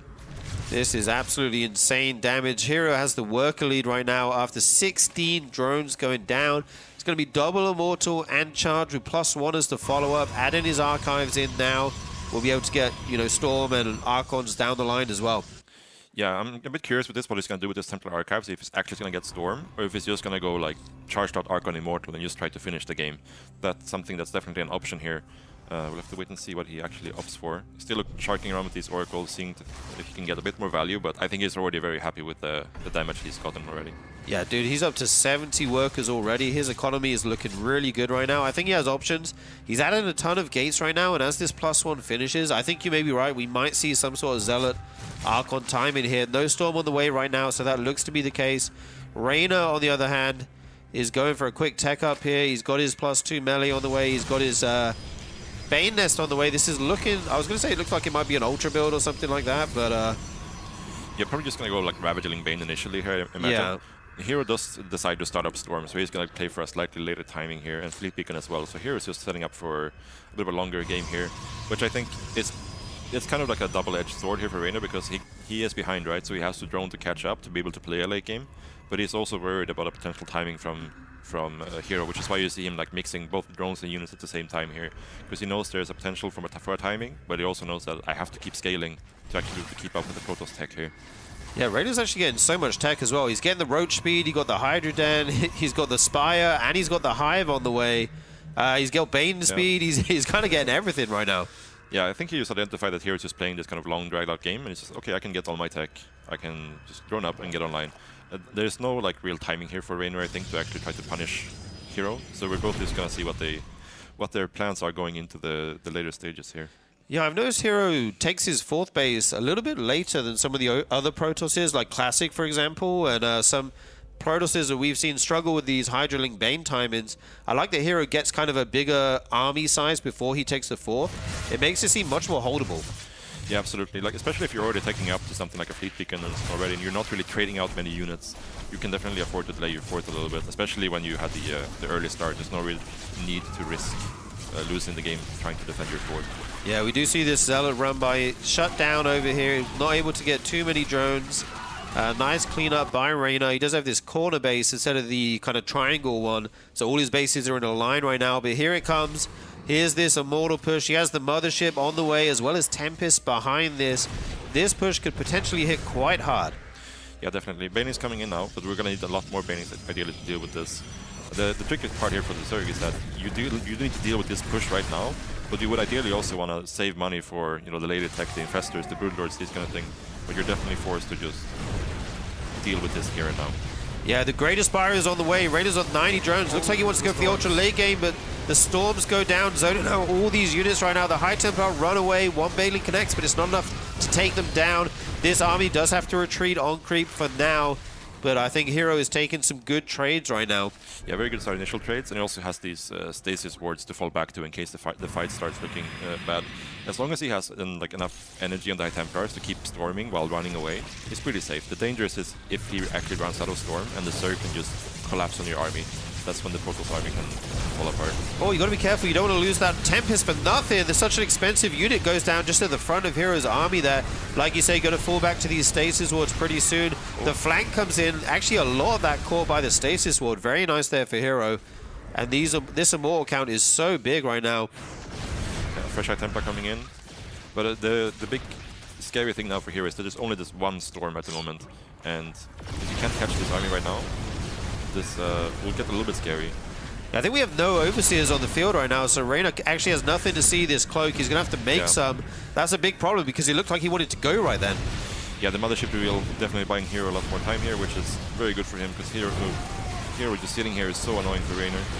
And he's going to be able to cut him off in between the bases, and now you're basically forced to attack into the army, and then the Time Warp comes down. And the Time Warp combined with the Immortals and the rest of the units is so powerful. Wow, beautiful Time Warp there. The whole Zerg army forced to run through that at super slow speed. Yeah. What a game by Hero. Yeah, absolutely. Really cutting him off guard with the multiple Oracle opener there. Yeah. It's the sort of thing where like it looks super standard, like everything is normal, and then all of a sudden there's 5 Oracles, and if you know it's coming, you can deal with it quite easily. Just having like, maybe a Spore or 2 extra, your Queen's in position, and then you're fine. And Hero has the latest tech for all this. But as it is, Reynor is spread out as you normally is, trying to secure your map, trying to push your creep spread, trying to secure your 4th, and then the Oracle shows up and it's just instantly critical damage. Yeah, the Creep Queens being at the front was kind of the big issue, right? Like if you have them in the main to greet the Oracles, suddenly they take way more damage, they don't get as many drones. Maybe you can transfuse the Spore, keep that alive. That can make a big difference in the defense, then you have less drones go down, but Yeah, Reynor was very close to actually spotting the Oracles coming out there, so he just barely missed them, which is quite unfortunate. And then the follow-ups were just nice and solid from Hero, just taking it very slow, like you mentioned, just slowly taking the 4th, getting a big army, getting the Storms, getting the Mothership, and then just slowly moving across the map. Yeah, indeed. Yeah. From the position that Reynor was in, ideally, when you go into that late game stage, you already have a really strong economy, so you can actually collapse and punish him. Yep. You know what else is a strong economy? You guys on the YouTube.com/AdReviveSC2. Thank you to everyone who's subscribed and is helping us grow this. It really helps push our tournament in the algorithm. Let more people know about the awesome StarCraft that is happening here. If you're not yet on the YouTube, please go ahead and check it out. We have all the spoiler-free VODs for you organized. We cut out all the breaks, makes it really super easy viewing. And it's the best way you can probably help us out. Absolutely. Yep. All right, guys. Hero is up 2-0. We are going to take a small break, and when we come back, we will continue with some more awesome PvZ action.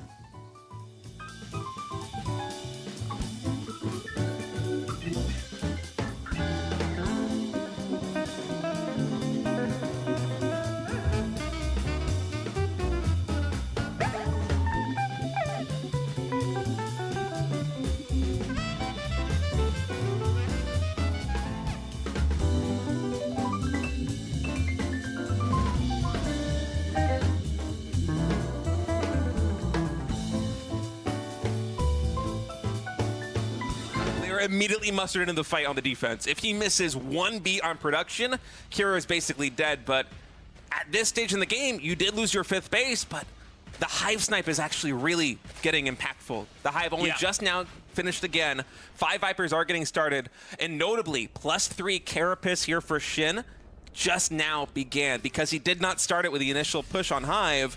That means that there's going to be a very large window now where Kira might be able to get something done. He does have +3 infantry weapons, and that's going to make a big difference in terms of taking down these Ultras. And Kira's really strong in these positions. Where most Terrans would die, he actually is pretty good at just continuing to eke out damage. I mean, the stamina this guy has to keep spreading and kiting and then repositioning is incredible. Remember that really it's this base and then 2 screenshots to the left that Shin is trying to expand into. Cure, you know, he looks weak, he looks soft at times, but as long as he can keep pushing into, kiting, I mean to say, into his rally point, this will eventually be a moment where the Zerg has to turn around. And you're kind of seeing it, right? Like the Banes are, oh, nice fungal. I changed my tone on that. I changed my my song I'm singing about that moment. But, you know, even then, I guess he almost has enough to make this work. Yeah, these medevacs have done non-stop healing. It's actually kind of insane. It's been the same group of medevacs for the longest period of time, just been all on low HP too. Mostly for the fungals, I think. They've been tied up by the fungals more times than I can count, but still somehow Kira's hanging in. He actually lifted up the main command center to take a new 5th base over here on the top left side, and he's trying to put a dent into this significant income advantage that Shin has been able to build up over the past couple of minutes. If Kira can snipe this fresh base over here at the triangle expansion for Shin, that would be a huge win, but these Lings coming in, there are just so many of them. I mean, this is such a crazy moment. Here was at 126 supply a while ago, and he is powered up, he's lashed back out, and that was one of the 2 Achilles heels that Shin has. You know, this base, it's not on that bottom rim of the map. It's actually closer to the middle. So Kira comes in here, he slashes that base apart, and he can, you know, basically kite all the way across the map. Now, I think he's going to regroup and drop down to the other spot. Shin's going to take the 3 o'clock spot on the map here, which it's really important that Kira actually watches for that, because for some reason that base a lot of times goes unscouted, even in like late game like this. All right, another big engagement coming in. Fungals and parasitic bombs on all of these Liberators, but not that much follow-up. Biles are able to take down one of them, but Kira, he retains the majority of his forces. Still a dozen Marauders and many more Marines here on the ground as Shin is waiting for reinforcements now to come in. This is Kira's opportunity to creep forward closer and closer to this highly saturated base. Shin decides he has to try and defend it. He's pushing past the Liberator zones. Those Ultras taking a ton of damage, but Kira, he's turning this game on its head. Dude, he's doing it. I think he's almost actually done it. There is not enough minerals and gas to get enough Ultras out in this moment as this base is going to fall. By the way, the medevacs are empty. It's like he's just going to stim burn through this. Doesn't matter. GG. Cure just 3-0'd Shin. And it's funny. We've seen this before with Cure, where it looks like it's going to be a pretty impossible late game. Like he's lost 1 or 2 of the big pushes, and he just kind of wills it. Like he just doesn't stop. He does not give up. And you could see he re-macroed out. He pushed in there. It's funny. It looks like Cure is losing the whole time, but enough Ultralisks are picked off. They can't quite retreat. And then eventually Cure just has enough to kind of just squeeze through and take these bases out in that more central location on the map. The latter half of that game was some of the most impressive TVZ play I think I've ever seen. Yeah. And I'm not trying to embellish anything at all. That was downright dirty because Cure, let's rewind a little bit. He lost the initial Reaper to, I think, the first 4 Lings trying to get a drone, which he did not get. Shin did a gasless expansion. He was so greedy. He was powering up so much behind that. And then he goes in with a Banshee. He loses it to a Queen? I don't even know if a Spore Crawler got any shots off on it. It just fell. Welcome back to the RSL, guys. Sturgeon here, joined by Sort of. We are in the middle of Hero versus Reynor. Hero is currently up 2-0. Will he be able to close out the series with a quick 3-0, or will Reynor begin a comeback here? Yeah, 2 very explosive games with the fast pool in game 1 and then the 5 Oracle opener from Hero. Right. So very, very unique games. And Reynor kind of getting the short end of both these games. But I think he can definitely bounce back here. Winter Madness, a much more standard map again. He can just kind of just play his normal game. Just play the reactive standard normal game and try to hit his mid-game timings so he can actually start to take control of the game. Yeah, I feel like once he gets into control in the mid-game and he can start to harass the Protoss on multiple fronts, that's where we really see Reynor shine. If he can get to that point, I could definitely see him making a comeback, getting a couple maps, maybe even taking it. But Hero only needs one more, and you know he's a very, very tricky Protoss with a lot of builds up his sleeves. So we'll have to see what he wants to bring out. The map is going to be Winter Madness, guys. In the bottom right, we have Reynor as the red Zerg. And in the top left, it's going to be Hero as the blue Protoss. Yeah, so again, I expect this to be a much more standard game than compared to the previous ones. The last game from here was kind of standard until he's fired up that 4th and 5th Oracle, even the 3rd Oracle after the Phoenix opener there. But yeah, I think we're just going to see Reynor trying to play it very safe and cautious, trying to just get into the mid-game. Yeah, I guess if you see that Phoenix, that's kind of a tell that they may be going for that build, right? Like, it doesn't guarantee it, obviously, but I mean, otherwise, in most other cases, I feel like the Void Ray is better, or just going for 2 Oracles right away. Do you think that's like a really big tell? It's some of a tell for sure, and that's also probably like why Hero went to the Phoenix, is he really wants to make sure he denies scouting, so he can't see the multiple Oracles, right? With a potential like sneaky Overlord or something like that. And the Phoenix is cheaper, so allows you to keep the Stargate production online a little bit more. So I think that's probably why he went for it. He could do something else with the Phoenix, but it's a little bit of a tell for sure. Yeah, definitely. All right, guys, we have the gate and the Nexus going down, followed up by the core. Very standard openings here. On Reynor's side, there was no pylon scout or anything like that, or pre-pylon scout, so he gets to take his natural. Follow up with the gas and the pool. Very standard stuff right now. Actually, a Cybercore scout here from Hero, so the latest possible scout timing if you're actually going to scout. We'll see, actually hiding the probe here. Ooh. So obviously knows the standard Overlord pattern and trying to avoid it. So we'll see if he's actually going to scout the 3rd here or just going to try to proxy something. I was going to say, if you're just scouting, you don't really need to hide the probe, right? Like, I guess it's nice for them to not know. Yeah, it could be the kind of thing where he just wants to confirm the 3rd and then maybe potentially hide the probe in the corner, right? As he did open with a complete no scout. Yeah, indeed. He will... Oh, it just slips through the ring of vision there, but of course he does see it in the natural. I'm kind of wondering if that's worth hiding. I mean, I guess it's not a big deal. Going to try and nibble at these drones. Nothing going to go down, obviously. Couple queens on the way, and we see a robo follow-up here for Hero. Yeah, with the Stalker first opener as well. So got a nice scouting with the Stalker, and then the robo follow-up. We'll see what he actually gets with this. It's not going to be something like fast glaives or fast ETs, because put the robo first. Might be something like extra gateways coming down here, and we'll see how crazy he goes on the gateway count. Yeah, we'll have to see how high he wants to go there, get as many gateways as he wants. There we see the Twilight Council going down finally, and a 3rd base for Reynor. And now it's kind of up to him to sniff out this build, find out exactly what Hero's doing, and try to make the correct response. You often need a Roach Warren a lot earlier than you usually would if you were playing a standard against a standard Stargate into Blink type thing.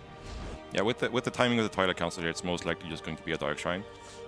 It could be something like where he goes with the Prism first, but since we see the Observer, I would really expect this to be a Dark Shrine with the extra 2 gases coming in here as well.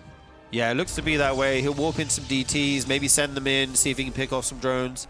Then he'll go into Archon. Oh, Templar Archives, okay. This is a very old build that he's bringing back here. Yeah. So it's basically the DT opener, like you get the same kind of timings, but you have a Templar Archives instead of a Dark Shrine.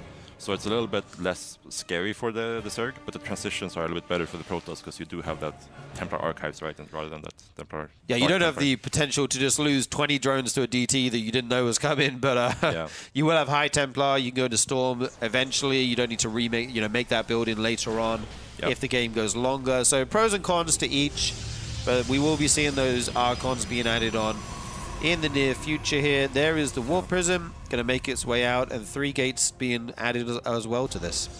Yeah, so it does make this initial timing a little bit quicker, because normally when they go for the DT Archon drop, they would actually start with the Twilight, right? In this case, it started with the Robo, so this Prism is slightly faster. Obviously, he doesn't have all 4 gateways online right away, so just the first Archon is faster. I think it's going to equalize to being just like a pretty standard timing overall here. Yeah, Reynor does have the Roach Warren early enough to deal with this. You basically can't deal with this with Lings only. It becomes very kind of cost inefficient because the Archons have such good splash damage, obviously. The Forge is finishing up now. Probably see that +1 fire up as well. And a lot more gates going down here. Do you think he might be just sending this on 2 bases here? Definitely looks like it's at least going to be some committed pressure here with the 6 gates and charge coming in. He's mostly just going to harass a little bit and already warping the cellar. So this would already tell Reynor off a little bit that, okay, that's a bit more committed than just your normal Archon drop. Yeah, Reynor does see this nice and early. Actually, wow. Actually, almost picked that off before it finished Morph in there, but he does manage to save it. Already some health damage to this Warp Prism, though. You've got to be so careful. The whole strategy revolves around it. You cannot lose this carelessly to Queens. Reynor now getting the roaches that he needs to deal with this. Finds a Stalker for free. That's very nice. Yeah. This Archon, dude, is so low. I feel so scared for him. But he's absolutely fearless with his Warp Prism micro. Yeah, that's a classical here. You just will push everything, single unit to the limit. Sometimes too far, but that's why it's so exciting to watch as well. But yeah, so Reynor right now should realize that there's no third, which should have ideally already gone down by now, even with this opener. So that should kind of be a tell that he can look at to see like, okay, I actually do need to respect this potential follow-up. A tricky thing here as a Zerg player is you can't just like stop making drones and just make only roaches, because this push kind of scales a little bit, because you have the Forge, you have the Archon count, you have the Immortal count. Like you can kind of need a slightly higher drone count than you would expect here as a Zerg to maintain your army to deal with the follow-up waves that can come from this. So he does need to go get a few more drones out, but still make sure he maintains a healthy Roach Ravager count so he can actually deal with the army as well. Yeah, for sure. I think he's got a good number of roaches out now. Starts adding in some more drones as he sees the third base for Hero go down. You don't know if they're still making probes or not, though. They could just throw the third base down and then send it anyway. They often do that. Yeah. But he will try and add in drones when he can. But right now, the Protoss army is moving across the map. Decent number of Zealots, 3 Archons in the mix, but this is already a lot of Roach Ravager here. Yeah, one problem here for Reynor is Roach speed is not done yet, and ideally you would like to meet this push right now when he hits the creep, so you can start picking off these Zealots one by one with the Roaches. But without the Roach speed, it's just too cost inefficient to actually fight this army. So a little bit unfortunate there for Reynor, but Hero does not capitalize and just starts +2, starts Blink, and goes back home. And he's going to play for that later follow-up timing. I don't really expect him to start Storm here. I expect him to just keep morphing in Archons like he is and just try to ship it with +2 ideally. Yeah, I really like it from Hero though. He's actually forced out so many units of Reynor. He's actually caught back up in the work account right now. But Reynor scouts the third base with the Lings. That's why he poked in there. He sees that Hero is probing that base up. So now he starts adding in his own workers. He'll be going into the 60s here, adding on extra gases at that third base. And we may see this start to develop into something more of a normal looking mid-game here, but via a slightly different route. Yeah, I'm a little bit concerned for Reynor just because his drone count was kind of low initially. He's catching back up now, but it's been a long time where he's been lower than he should have. Right. Which means that this follow-up timing, and here does start up Storm, it's going to be harder to deal with the follow-up timings because you will have less economy than you ideally should have, so your army will actually be a bit smaller. But if Hero just decides to drag this out and the Spire can come online, that's definitely a play that can bring Reynor into the lead. Yeah, I think the question here is, does Hero want to send this as Storm and Blink finish, or will he take an extra base and kind of play more defensively? If he sits back, the Mutas might be able to get into a mineral line, start dealing damage. That's one way Reynor could get back into this game. But if he's aggressive, the Spire will basically be, you know, a cost that didn't pay off for you yet. Yeah, absolutely. So Bailing Speed coming online now, but Storm and Blink and +2 is already finished. So if Hero wants to, he could potentially start moving out on the map now. Doesn't need to push, but he can go out on the map and just see like, hey, I want to fight, see if he engages into him. You can start picking up some Bailings. It's a way to keep your fourth base here alive, right? Yeah, for sure. And right now, Hero actually has the worker lead. I'm getting a bit worried for Reynor. He's got to make something happen with these Mutalisks, I feel like. Otherwise, Hero's economy is going to be out of control. But here comes the push as well. This is so scary for Reynor. Do you make the Mutas or not is the question. He is going to fire up some. He feels like he can defend this push regardless. Scares off the army with these bios. But there's some actual units hitting the 5th base of Reynor. If he's able to pick off a base while he pushes down here, that would be good for him. Especially if he gets both hatcheries here. Yeah, this is a very good start for Hero for sure. And like we have to remember, Reynor's drone count is still very, very low. So he not only does he need to stay alive here, he also needs to find a way to somehow stop Hero's aggression on the other side of the map as well. So he's like 2 problems that he's not able to solve right now. Yeah, and right now I'm wondering where those Mutalisks are. I don't See them flying around the edge of the map here. They are. Oh, they could actually pick off that prism. That would be a nice catch. But he's going to send those probably around to the third base or the main of Hero. Try to hit the worker lines. Surprise him with the mutas as it's the first time he'll see them. Yeah, exactly. Like in a more standard game where you're like more even, you're happy to just go for the prism there. But in a case like this where you're kind of desperate as Reynor, you do need to find some way to slow Hero down here. You definitely don't want to show the mutas too early. Yeah, Reynor still not able to take a fourth base 10 minutes into the game. This is quite wild, but he is going to get into the middle line, start picking off probes. This is his counter damage. Hero feels like he needs to make something happen. The Banelings get some big connections on the High Templar, force them all to morph. Reynor needs to stay alive right now. Yeah, all the storms are gone now though, and there's still a healthy amount of roaches here. There are 4 immortals in the back, but the archons are starting to disappear. Wow, one engagement by Reynor. He looks like he might actually be able to clean up that army. On the other side, oh my god, this is so many High Templars. They run through their own storms, and they're all going to get taken out or forced to morph. And the reinforced Zerg units will take them all out. That was so expensive for Hero. Yeah, in the end, I think this probably ended up being as close to as good as Hero or Reynor could hope for. He just managed to reset the army. He gets a good amount of worker damage. But if you look at the worker count, they're still just even. And only now is the Hive coming in for Reynor. The big win there, though, is resetting the Immortal and High Templar count. It's very expensive. It takes a lot of time to build up again. So maybe he can actually capitalize a little bit on this freedom he has bought himself. Catch back up in drone counts, maybe find a little bit more damage with like a Baning run by or something. And then he's definitely back in the driver's seat. Yeah, Reynor now trying to take the other fourth base again. He needs to get that fourth base up so he can actually make use of any extra drones that he makes. The main one, Natural, will begin to mine out now, so he can start to transfer some others over there. Hero's starting to add in some Void Rays here, but we have a Greater Spire already coming out for Reynor. Yeah, I think this Void is pretty much just like a, oh, I know I'm very far ahead, and I'm a bit worried of dying to potential like Roach All-In or something like that. And just getting a single safety Void Ray just to make sure that he cannot die to something like that. Yeah, indeed. We see more High Templar, more upgrades. Adrenal on the way at the same time as +1 melee. Actually, before +1 melee. I don't think I've ever seen that. I'm not sure. Well, maybe sometimes when they're going lurkers or something, but definitely not in a game like this. Yeah. With Banelings on the field. Yeah, Celos coming in. Oh, this is damage that Reynor cannot afford.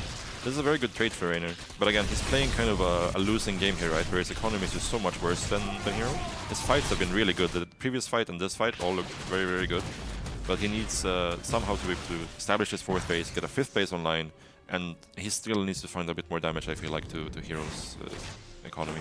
Yeah, it looks like Hero was able to take out all those melees. Oh! He actually changes his mind and turns around.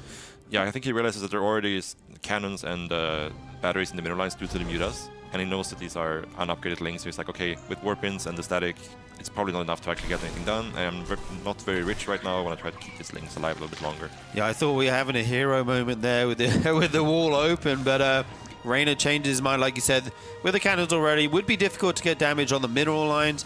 Maybe there's some pylons you could go off or go for or something, but doesn't decide to do that.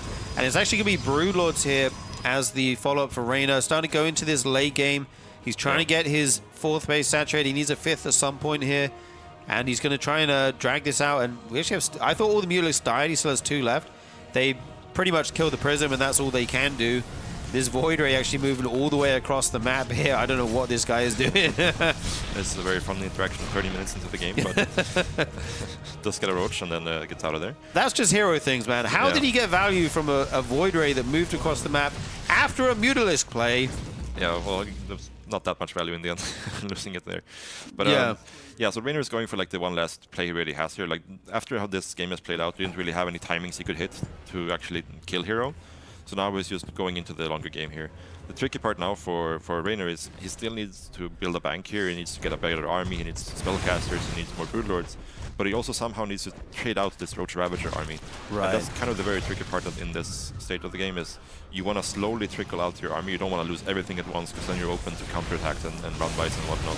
Yeah, Reynor trying to hit this Broodlord timing before the capital ships for Hero can come out, because once you have Tempests on the field, the Broodlords pretty much have to go home.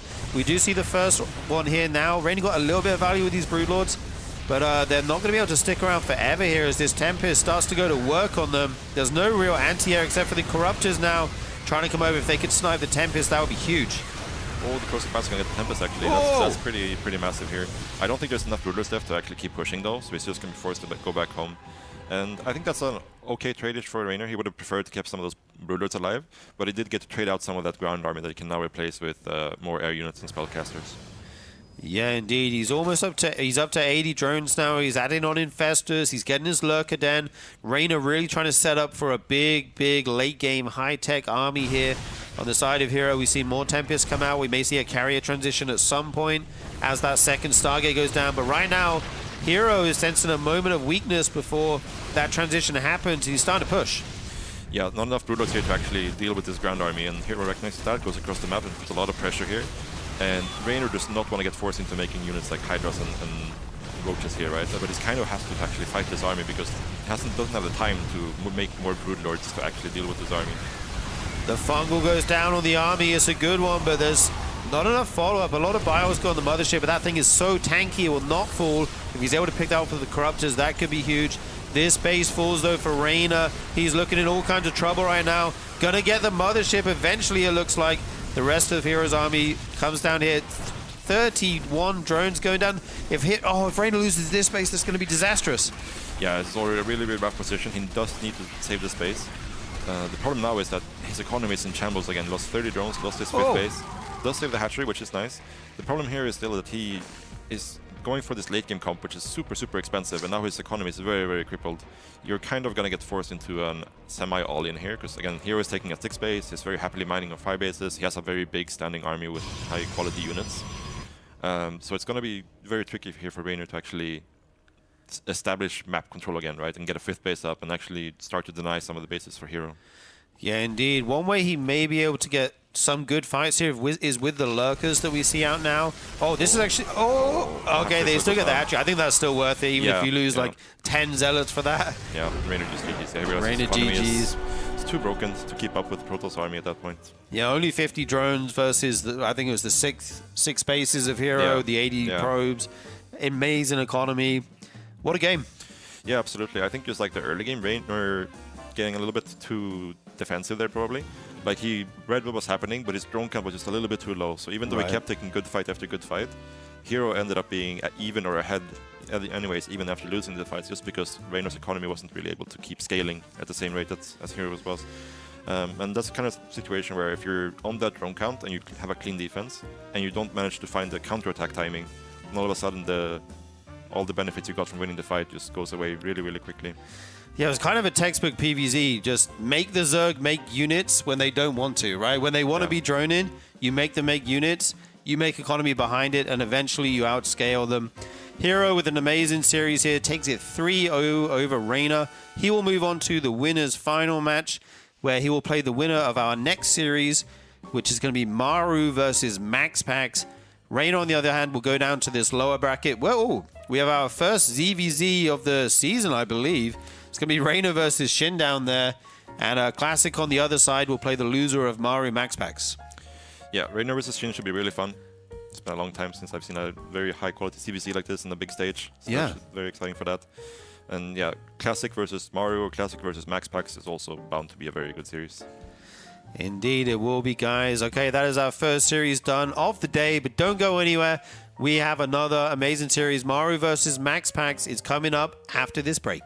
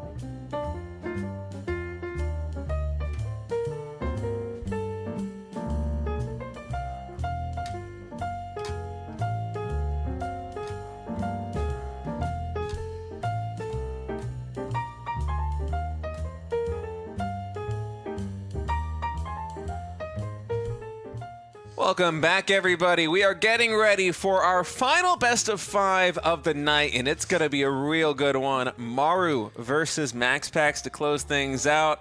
How you doing, Sturgeon? I'm doing great. What a treat we have here. Maru, the Terran hope of this bracket, versus MaxPax, you know, probably the best Europeans, Protoss. It's going to be an absolute banger. I cannot wait to get into this. Yeah, it's going to be a lot of fun. I have very high hopes here for Maru because he's the only Terran player to actually advance into the playoffs this season. The Terran race, they are few and far between. But Maru, he's the last standing force of humankind. I think we're all going to be cheering for him just for diversity's sake. Even if you're a MaxPax fan, come on. You got to give it to Maru here. Yeah. You got to hope for a hero Maru winners final. Absolutely. Another TVP over a PvP. I will take that any day. And it's always just a pleasure to watch Maru play. He's so good, man. Just bringing some different Terran play to the other Terrans. He did have to take out a fellow Terran in the form of Young, I believe, right? Yeah, that's right. In the group stages. So, and with Cure bowing out early this season, he is the only one remaining. So if you are a Terran player, you know who to cheer for. Yeah, it's going to be this guy right here, spawning in the bottom left of Celestial Enclave, our blue Terran. It is Maru, and in the top right, his opponent, the red Protoss, MaxPax. This is going to be a really exciting TVP, especially because Maru, honestly, has been looking so good this season. Not just in any particular matchup, but across the board, he looks so solid. Yeah, indeed. We saw some amazing TVZ coming out of him versus Reynor. We saw some good TVTs. We'll have to see what he's looking like in this matchup as well, but I imagine it's going to be super strong. Maru actually has a Protoss nowadays, so I think he understands the race very well as well. I mean, he's always been good in the matchup, obviously. We'll have to see what kind of stuff he's playing, though, these days. Yeah, Maru's off races are pretty good. He ladders on the Korean server with Protoss and Zerg quite a bit as well. Oh, Zerg as well? Yeah. Apparently his ZVZ is something fierce. So. Have you run into him? I don't think if I have, he must have been on a barcode. I don't think I did run into him, but you never know. I think he actually does play on a barcode quite often, and I'm not the kind of person to check after, especially after I lose a game, because there's no way I'm beating Maru even with one of his off races, I'm telling you. Okay, we do see the probe actually take the worker-only path here into the main. That is kind of the unique feature of Celestial Enclave.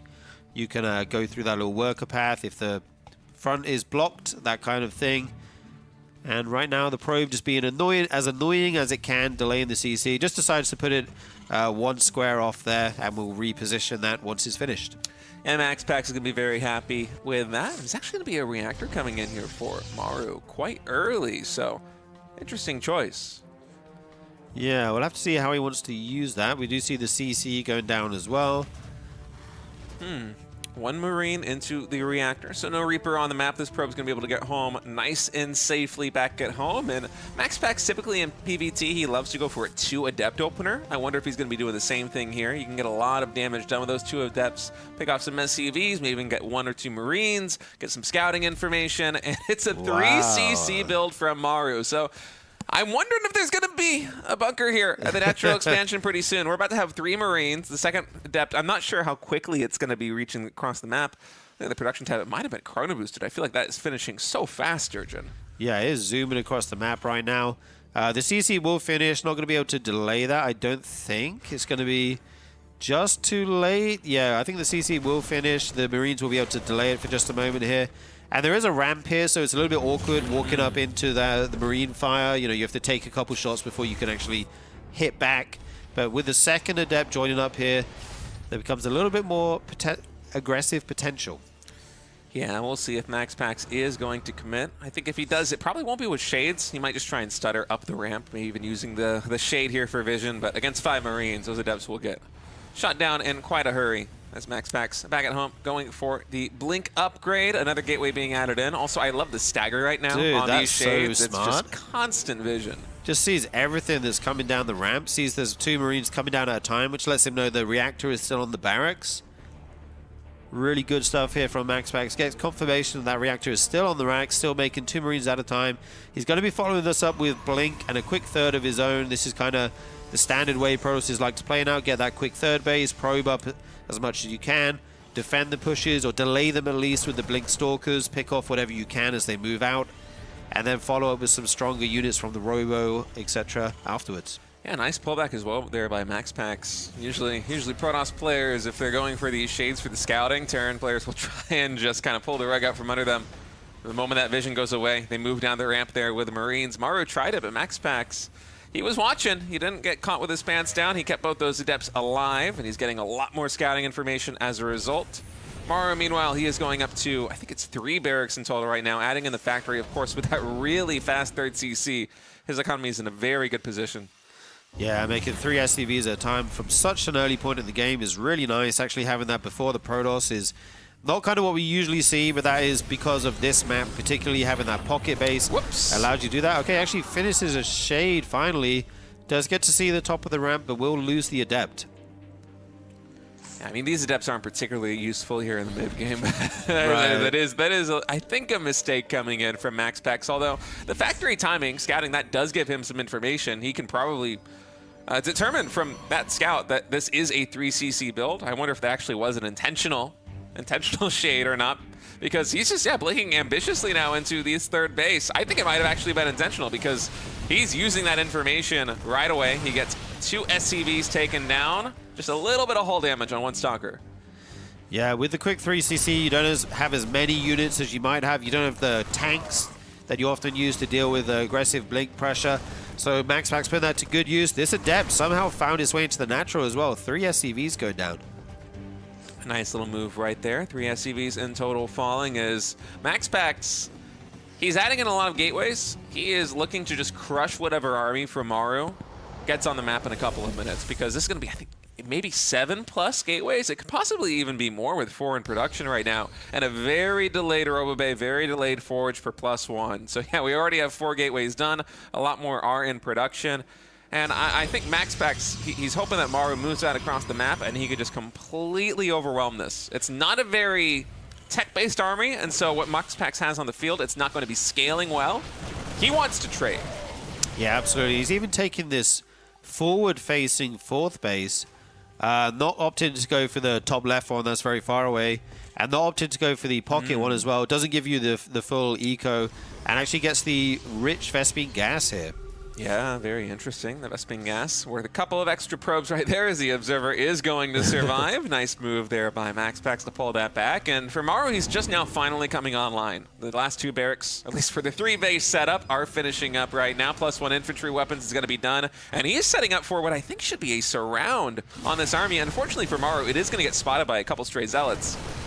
Yeah, MaxPax will know. We'll be able to pull back these Stalkers, go home, try to set up the defense here because Maru is starting to move out. He will have some potential for counter-harassment with the War Prism that can fly into that pocket base. Right now, the Stalker's actually getting caught by this little flank here. Nice move by Maru.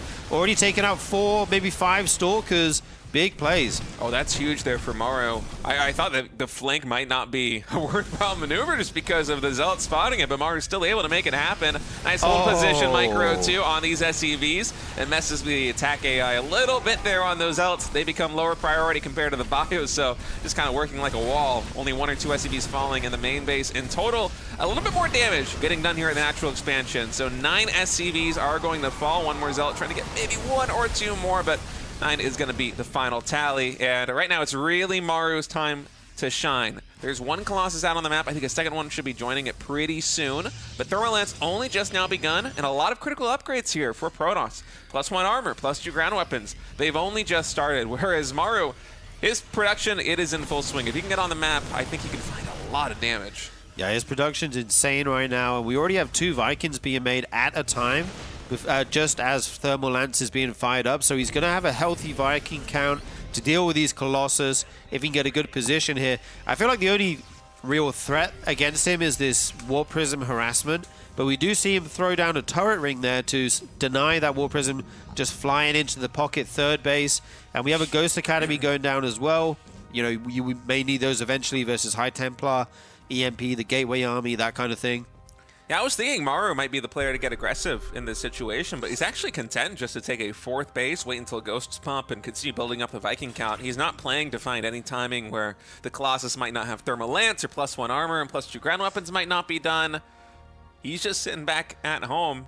A lot of confidence right now in the late game potential here of the Terran army.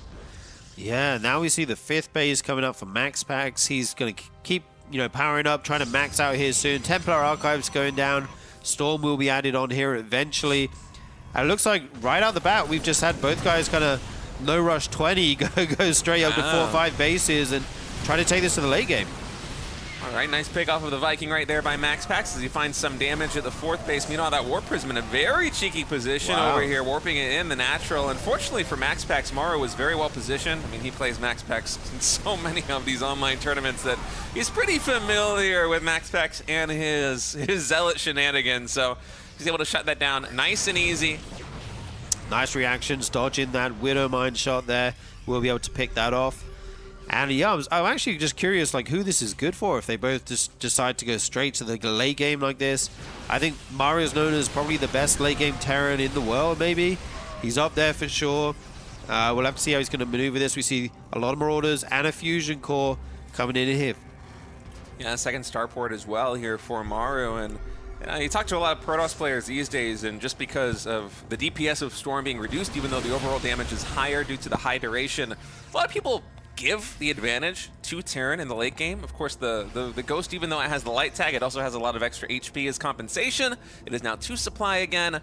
So Terran's got a lot going for them in late game TVP, and Maru is just comfortable to go for that right now. And I think against a MaxPax, who perhaps wasn't as greedy as he could have been in terms of upgrades or in terms of tech, we were talking about him building an army composition where, yeah, he has a lot of income, but his army isn't particularly refined, right? We have 4 Colossi, but very little splash damage besides that. Only a couple of Stormers added in just in the last few minutes. Stormers. Yeah, that's what Scarlet calls them. Oh my God. It's rubbing off on me. We got some Stormers over here. I like that. Yeah, but I absolutely prefer the army comp of Maru right now. I feel like if Maru takes a very good fight, it's going to be hard for MaxPax to find the surface area that he needs to get a lot of damage done, especially because Storm aggressively isn't that great. If you're defending and they need to attack into you, it is quite potent, but you see with a long duration, sometimes people storm and then their Zealots or their Stalkers charge through the storm, right?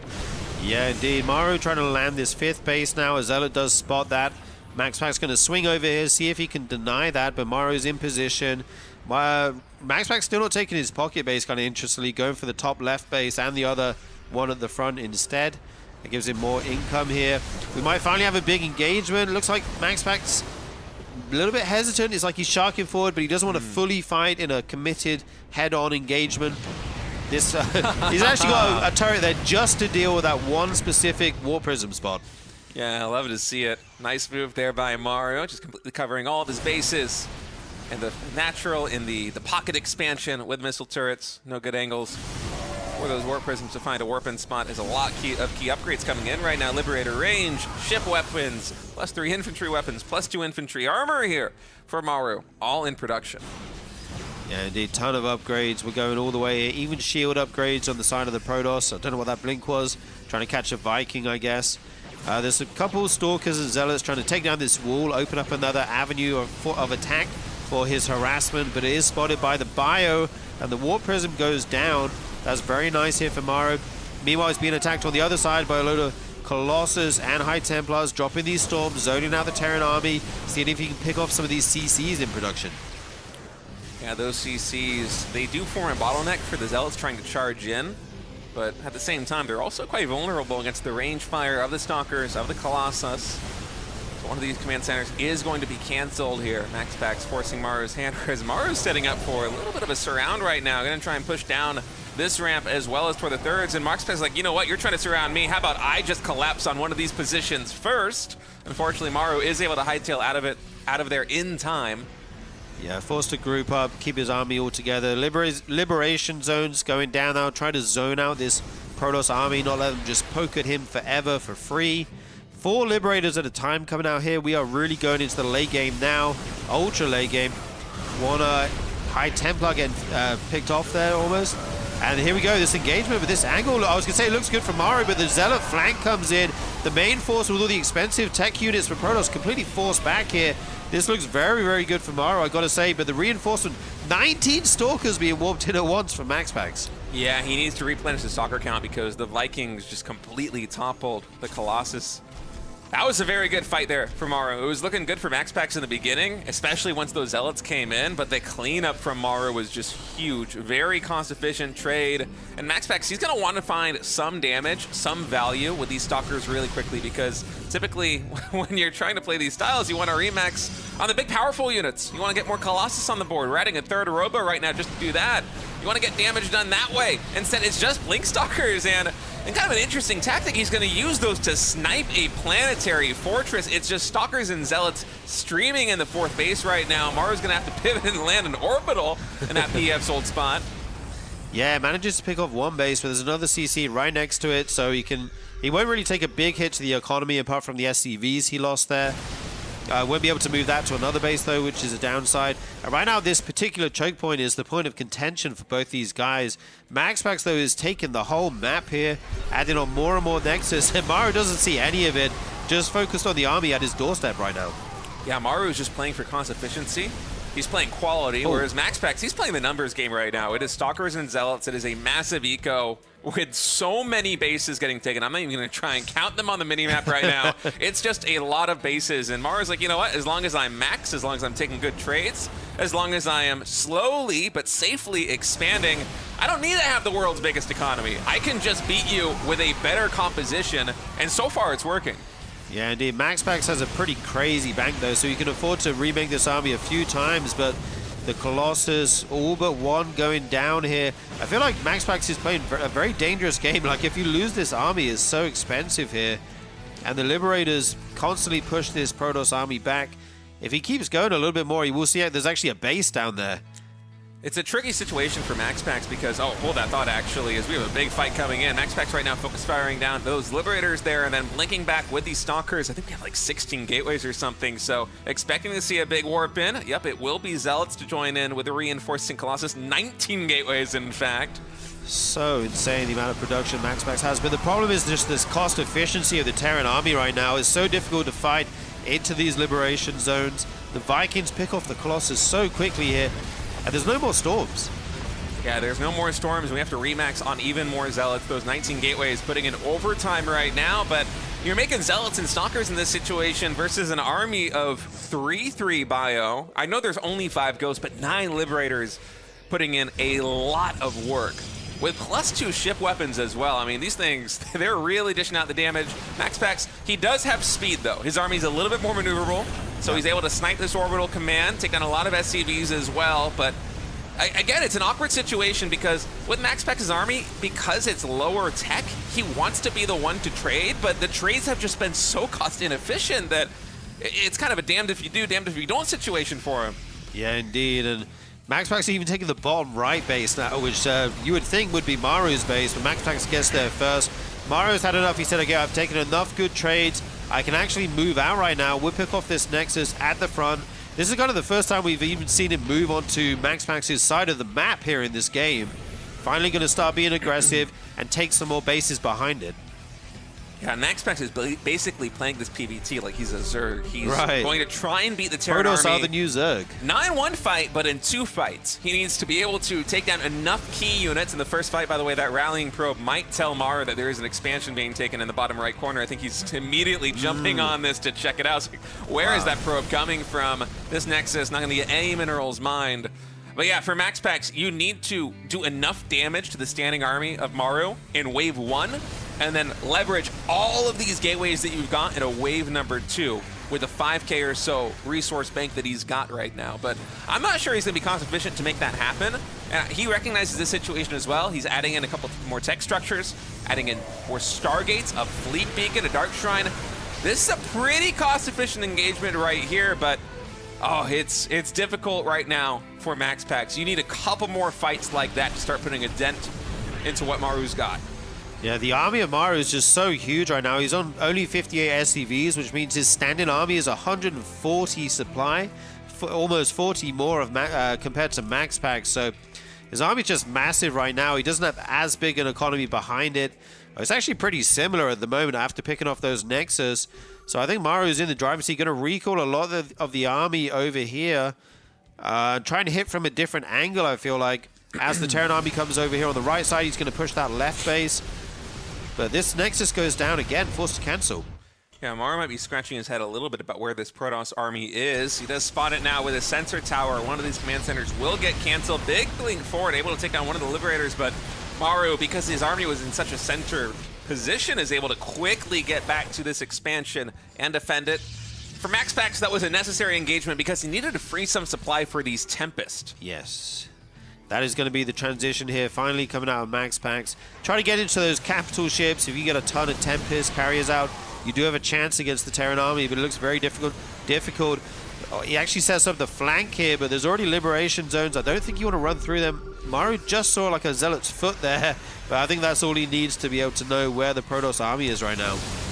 Yeah, and he's staggering the Liberators right now, just in command of this zone. The Tempest will be able to put a little bit of timer right now on those Liberators. They can use their long anti-air range to try and deal with those units. So for now, Maru is going to back off, but there are so many starports at home here for Maru. He's making 5 Vikings in total. I think he probably could make more than that if he wasn't maxed.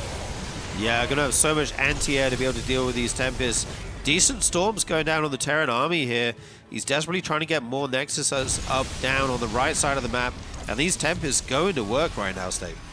Yep, but 3 reactored starports are pumping Vikings 6 at a time as Maru is seeking to try and take back air superiority here versus MaxPax. MaxPax using this window to try and maybe do some more economic damage done, but it's hard to push into this position, especially with the command center just kind of forming, again, a bottleneck there. You can't really find the angle that you need to snipe that PF with pure ranged units. You would get a little bit too deep into harm's way. Yeah, the SimCity really working for Maru there as he continues to fight in the middle of the map. So many exchanges going on right now, action everywhere. And Maru has so many CCs, he's just got infinite scans basically. He's able to see exactly where MaxPax is moving his army around at all times, keep tabs on this army, and then as the Viking count continues to grow, he's going to be able to take out these Tempests even quicker. Yeah, this Bio Squadron here on the right side, able to take down those gateway units and then retreat back into the bottom right. MaxPax, he is chasing it down. He wants to get some good trades because Maru, even though his army is better and has been better for a long time, and even though his trading has been better for a long time, because his economy has never been as good as MaxPax's, there just isn't much of a bank. Right. So these units, they are crucial here for Maru to keep them alive. One misstep where he loses a squadron of 3 or 4 medevacs worth of units could prove to be a fatal mistake. Oh, huge EMP on the Protoss army though. Actually hits basically all the units there. MaxPax says, okay, I can't fight without my shield. Let's back up to this Nexus. And Maru now has the bottom right base, which I feel like he really needed just to have the economy to keep up with MaxPax in the late game. The problem is the gas right now though. Making all these Vikings, he's actually out of gas. Yeah, there is potential for MaxPax to eventually starve Maru out, even though Maru is taking so many bases.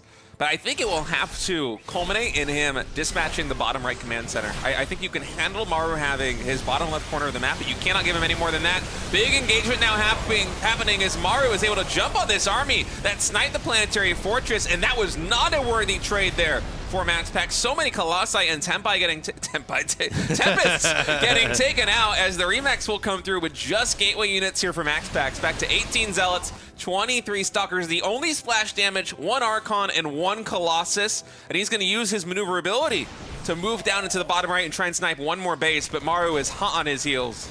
Yeah, so many Colossus fell in that last fight. The gateway army kind of left them alone. And Maru here going to try and take out this Nexus and then get down there. He won't be in time to defend this planetary. That's a big win for MaxPax. But his whole army is kind of trapped here almost. Oh, he's able to blink away. Luckily, it's mostly Stalkers, so they're about as nimble as they possibly get here. MaxPax going to lose a couple of Nexus, most likely. He just cannot go tit for tat with this army here at Maru, but he's able to take down a lot of bases. The bottom right base has been taken out. Maru has retaken that high-yield Vespian gas base in the center, but the DTs just were able to take that one down. The worrying thing for MaxPax is that this is probably the last gas remax that he's got. He has 300 gas in the bank. It is going back up, but to reach max from 140 with 500 gas in the bank, it's going to take some time. So 3 Tempest, 3 Disruptors, probably a lot of Zealots are going to be reinforcing here for Protoss in just a moment. And yeah. Maru, he can just sit back. He's got the extra command centers. He can just float one back on over to the bottom right if he wants to. Yeah, indeed. And I'm kind of curious why MaxPax never took the pocket base. Like, I know it's only half a base, but at some point it feels like it must be worth it. I don't know. You get an extra geyser at least, which is nice, and it's safe. He's had a lot of Nexuses dying, but opting to go for the higher risk, higher reward, full bases. Now Blink's in, trying to pick off some of these units. A CC down here is kind of exposed, but MaxPax will not commit on to getting that. The Terran army right now has actually been thinned out a little bit here. Maru's actually down to 15 workers right now, State. Suddenly his economy is in shambles. Yeah, Maru's army, much better than MaxPax's, but his economy is in shambles. He lost that bottom right base. He lost 2 more command centers. At that center base with a high-yield Vespene gas, he needs to rely on cost efficiency, whereas MaxPax, he has been able to work up to a mostly maxed army. He's now sitting at 186 supply. Very few SCVs are remaining here for Maru with DTs added into the mix. He also needs to make sure he has a couple of scans available and another command center at risk of going down. This engagement going in MaxPax's way for now, and the addition of these disruptors is giving him so much space. Oh, the ghosts! Okay, only a couple of ghosts do get taken out there. Man, these shots leaving so many in the red, and now Maru coming in from the top side on the ramp. MaxPax has to retreat. A group of zealots try to take down that planetary fortress over there on the left side. They aren't able to do it, and Maru just flexing his muscles with this army over here at the 3 o'clock expansion. Yeah, his army is absolutely huge. A lot of it is in this Vikings, though, which can't do anything right now, but it's too much. After an insane back and forth for so long, MaxPax forced to GG out eventually. What a game number 1 there, State. We told you MaxPax versus Maru was going to be good. That's just game number 1. Ooh. That was an electric PVT. MaxPax just going full quantity over quality, and Maru just playing slow and steady, and the turtle beat the hare in that race. I mean, MaxPax had so many expansions, so much economy. The entire game, he had what felt like a massive bank, whereas Maru, he's reaching max, but he's investing so much in upgrades. He's getting such a refined army composition that he can't really afford to have too much. And honestly, in Maru's position, you kind of rather have more army supply than more supply tied up in eco, because you're trying to play this more safe, collected game. Yeah, indeed. I feel like if MaxPax kept like 1 or 2 Nexuses alive and he's mined a little bit more for just a little bit longer, his starvation tactic might have actually worked, because Maru at the end was only on 15 SCVs and his bank was depleted. He basically had the army that he was working with, and then like whatever he can make with a couple SCVs and some mules, right? Which can be a lot, let's be honest. But it felt like it was pretty close, but Maru in the end is just way too efficient with that high-tech Terran army, and he takes map number 1. I mean, MaxPax understands PVT worlds beyond what I could ever hope to do. But my lower IQ point of view on that one is I would have loved to see disruptors added into the mix a little bit earlier. I felt like it really complicated the micro there for Maru at the very end. It is dangerous, though, because say you go for those disruption balls, they get some connections, but they don't do too much damage. Well, then suddenly you have a bunch of bios stimming and chasing you down, liberators on top of your army, and you don't have much AoE damage on top of that left, right? So I think when MaxPax went for it, it was probably more of a choice in terms of, well, look, I don't have a lot of gas. I guess gas-wise, it's about equivalent with Colossus, but it was more about time, frankly, you know? Yeah. He needed to remax very quickly. Both players lost a ton of supply after some skirmishes in the middle of the map. And MaxPax's like, you know what? 3 robos, I can probably get 6 disruptors on the field very, very quickly, and those can have a big impact. I like that addition, but man, what just a perfect game of PVT. Yeah, that was awesome, and very map specific as well. With the pocket base there, Maru was able to take those quick 3 CCs. We won't see that kind of game exactly on this map. You don't have such an easy third base to take for Maru.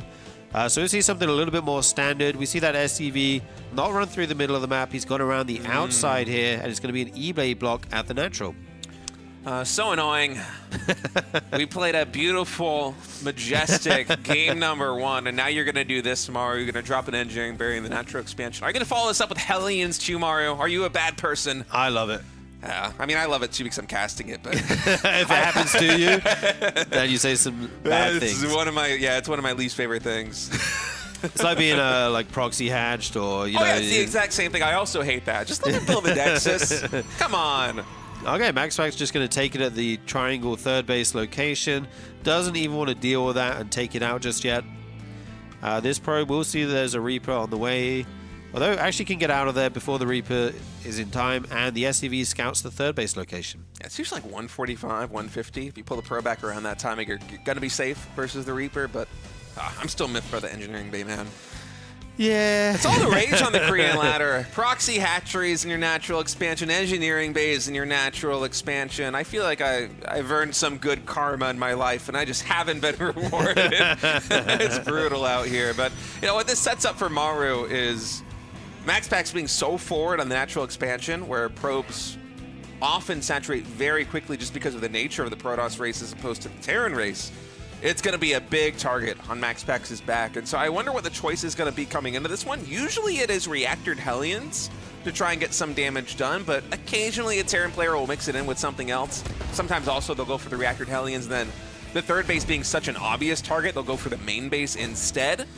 Yeah, you often want to make the wall of the natural against those Hellion dives, right, as the Protoss, but obviously when you're taking this third base as your second, you don't have the option to do that, and it can be exposed. So that makes sense why you might follow up the Hellions, but we do see the Widowmine on the way. This Adept Shade to the top of the ramp will get a good scout here, and that CC is still in the main base for Maru. Yeah, it looks like it's actually just going to be a Hellion Marine drop. Or not Hellion, excuse me, a Marine Widowmine drop coming in here from Maru. So not going to go for the Hellion play here against the third base of MaxPax. Yeah. And this Reaper has been such a nuisance, by the way. Yeah, there is a shield battery there, though, so the Reaper can't actually out-DPS that and take out any probes. Don't want to lose any Marines here. Nice little micro there by Maru. We see that medevac coming out for the drop, as you mentioned, and it's going to be all about if he can get any damage done with that Widowmine. Protosses are so good at dealing with that, I feel like, these days, but sometimes you get a little bit more than normal. It's going to be a double mine drop here, it looks like. Yeah, medevac about 75% done now for Maru, as he's finally able to secure this natural expansion on MaxPax's side of things, adding in 2 more gateways, so going up to a total of 3, as well as that robotics facility. So nice, safe 3-gate blink opener. I think the natural expansion, I guess in this case it is the third base, probably going to get taken here in just a moment for Protoss. Yeah, and forcing the Protoss to take this triangle third base is very nice when you go for a follow-up tank push, because the rush distance is pretty short, right? You get there so quickly, and if you can get a good position on that ramp and find like some nice nooks and crannies for your tanks, it can be pretty difficult to break for the Protoss. Why did he leave that one mine behind? Oh, interesting. You're right. Just one mine right now in this medevac. Yeah, very interested here. I don't know why. It feels like it would be good to send 2, but okay. One mine lands here. MaxPax pulls the probes instantly. Nice micro. Oh, he walks it to that base, dude. That's so smart. Yeah, that is very smart. I was confused. Like, did he forget about it? And then I was there's like, no way. And then I was like, no, this is Maru. There's just no way. It's got to be something smart. My smooth brain just couldn't figure it out. And we're trying to keep up with these guys. That was sick, though. I really like that because that's the fastest possible way to get them into mineral lines at the same time, right? All right, siege tank push now coming in. We have, I think this is 3 barracks here for Maru, and just no tech lab add-ons at all. It's just the Marines coming through. It might actually just be a 2-1-1 here for Maru. No stim, no combat shields, no engineering base for upgrades. It is just all about raw power. A lot of SCVs getting pulled as well. 6 or 7 joining the front lines here, as Maru is going to be encroaching on that base in just a moment. And for MaxPax, there isn't a fallback expansion. If he loses this Nexus, he's down to just the main base, so he must defend this position. Yeah, just on 2 bases. The tanks boldly push up here, going to siege right in range of the Nexus. The probes pulled immediately. MaxPax pulling everything to the front here to try and hang on. Big Widowmine shot on that, and Mortal, it would go down. The Stalker's Blink do get a tank, but at what cost? Man, 20 probes go down there for MaxPax, and Maru, he might have lost the siege tanks, but he still has so much army right here. 2 landed Vikings, a lot of SCVs to repair them too. The Stalker's getting cleaned up. GG is called. Wow. And Maru in 6 minutes and 16 seconds is sending us to a game number 3. That was genius, dude. I love how every decision from Maru kind of followed the fact that he eBay blocked. Like, I'm gonna Widowmine drop with 1 in the main, walk on into your third, because I can do that now. I couldn't do that at the natural, you know. I'd have to walk past your wall. You just see it, right? Then I'm going to do a Marine tank push because your base is closer to me. Like, everything just made sense, and it felt very, like, specific because of what happened with the eBay block. That was really impressive. Yeah, and it's a much smarter move to do those kind of plays instead of the obvious just, I'll make 4 Hellions and try and catch you either at the third base or the main base because, like, let's be frank, MaxPax, he's probably too good to take substantial damage from something like that. But the finesse moves that Maru went for in the strategic decision-making go 2-on-1, Tech Lab, we don't need it. Combat Shield Stim, we don't need it. +1, we don't need it. Let's just pull a couple of the boys and let's rally across the map because that third base, or I should say the second base for MaxPax, is so close. And yeah, that was just a very well-crafted build for the map. Yeah, indeed. These tickets have also been well crafted, guys. We got the regular ones. We got the premium ones. Yeah, that's the Maru ticket right there, the premium 150. It's not your run-of-the-mill 4K MMR. We need a different ticket for Maru. Premium doesn't begin to cover it, man. This is going to be for our 2025 offline finals at the Big Place in Seoul in the Gangnam area, December 13th to 14th. You don't want to miss it, guys. Grab your tickets if you want to attend over on the Tasteless merch site. Yeah, and it's going to be so much fun. We're going to have the audience, the casters, the players all live in the same venue. It's going to be a good old-fashioned offline tournament finals to cap off what has really been a great first year here in the RSL. It's been so good, man. And that offline event will just be the perfect way to kind of wrap the year up and the first 3 seasons. So if you plan on being there, don't forget to get your tickets. We look forward to seeing you. All right, we're going to take a short break, folks. When we come back, this series between Maru and MaxPax will continue.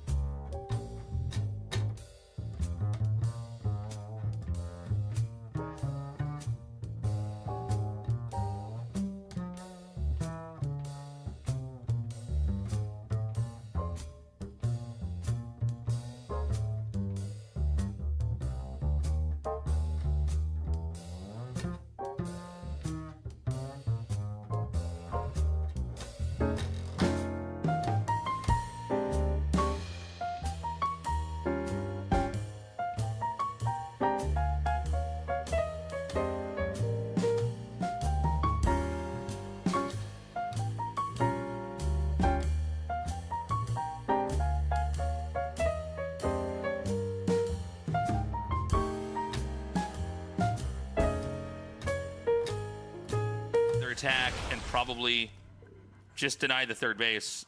You know, there's not much more as far as income that Protoss is going to have. The second base is going to mine out. Think about how many games we've casted, how long they go, and then how few bases this one has had.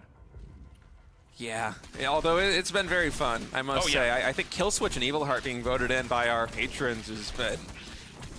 It's created so many unique games because we usually don't get maps that are this aggressive. They're a little bit unorthodox, and it's been so fun to see these play out. As it is here in game number 4, it looks like Reynor is finally getting ready to push Zoun out of this game. And that fourth base only halfway done. I don't think it's ever going to reach completion as Reynor comes in on all sides right now. A big surround. Zoun retreating into the static defense.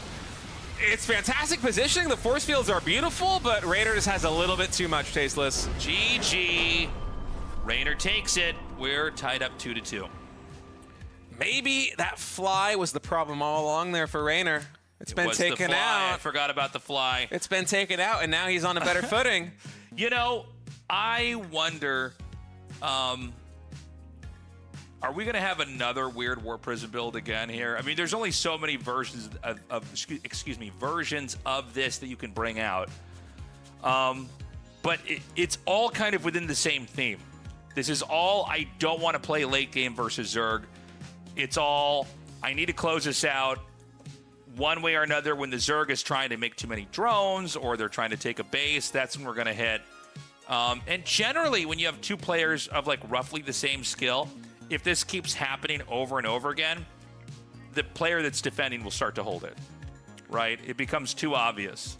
Yeah, I do like the adjustments that Zoun is making from game to game. It's really forcing Reynor to think on his feet. If he overdroned even a little bit in that game number 4, this would have been a 3-1 victory for Zoun. But instead, Reynor with some pretty clutch defense right there, just getting a perfect read on the situation and really respecting the threat that Mass Adepts pose on a map as aggressively positioned as Evil Heart. I mean, the third to third base distance is very short. Taking a fourth base is a Herculean task against some of these aggressive builds. We're going to be going to ley lines, a standard map here for set number 5. Match point on both sides. The winner of this upcoming map is going to be advancing to face Cure in the upper bracket semifinals. The loser is not out of the RSL Season 2, but they will fall into that lower bracket. And Zoun, he has done 3 versions of kind of the same build, just with a little bit of a twist every single time. Right. I like it. I actually think it makes a lot of sense against a player like Reynor, who looks to be absolutely deadly in the mid game and the late game in ZVP right now. I think it makes sense for Zoun to try and knock him off balance early on and just be like, you know what? I have these very specific, unorthodox strategy prepared. You have to deal with this. We're not going to play your game where you get to go up to a maxed army supply, 80, 90 drones, 5, 6 bases, and power up the way that you want to, Reynor. You have to play this down and dirty mud wrestle with me. So far, it has brought him to a 2-2, but can he run it back again here on ley lines? Can he throw another wrench into the works? We're going to find out. Zoun spawning as the blue Protoss here in the top right, Reynor the red Zerg in the bottom left. So we've got the first probe headed out on the map here to block off the hatchery. It's all going to come down to this, guys. This is the last game of the evening. I'm glad we ended up getting a little bit more value, more game time out of this. Welcome back, everybody. We are getting ready to close out the final series of the night. Maru versus MaxPax. Maru looking so good right now, leading this best of 5 2-0. Yeah, and 2 completely different builds as well, right? Like a really macro-focused, quick 3CC into max out late game.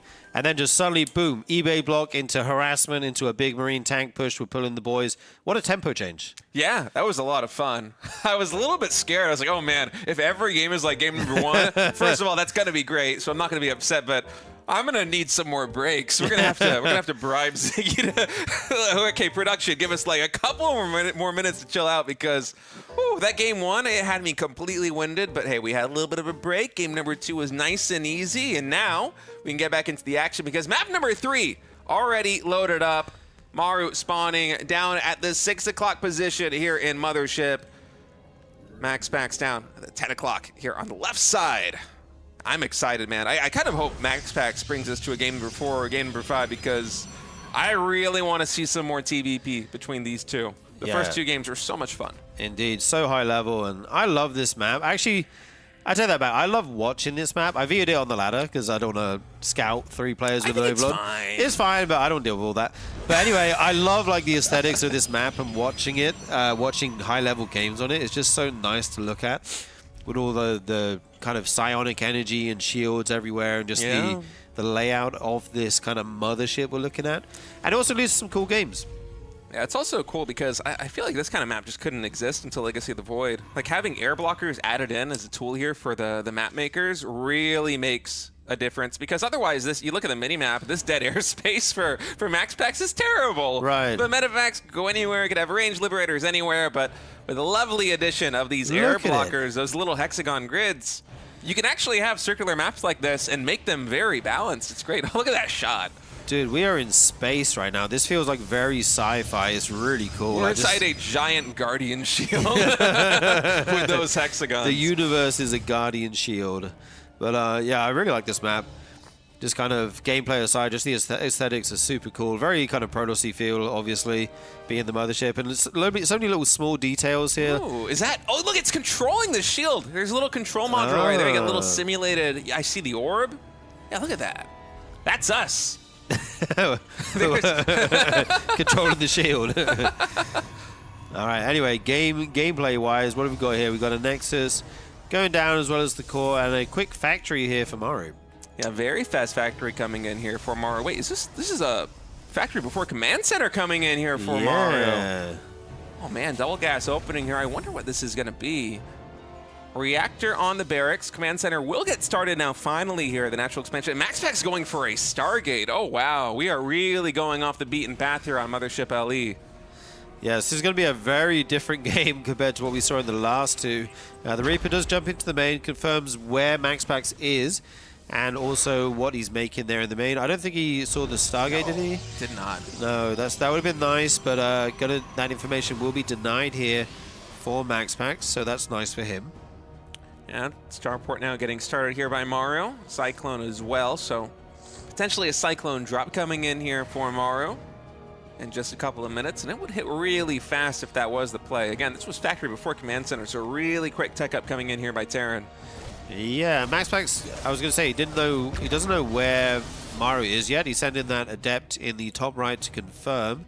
We'll shade in here and probably see there's nothing there and then go back home, or send it down to the Terran's natural to see if he has a natural first of all, and then scout anything else that he can. The CC will finish up here, 2 Marines at a time. With that Cyclone, will allow Maru to have a little push here in the beginning of the game. But, oh, it's going to be Banshee with Cloak. Yeah, I was wondering if it might be the medevac play for a dropship, but no, yeah, never just mind. Going straight into Cloak.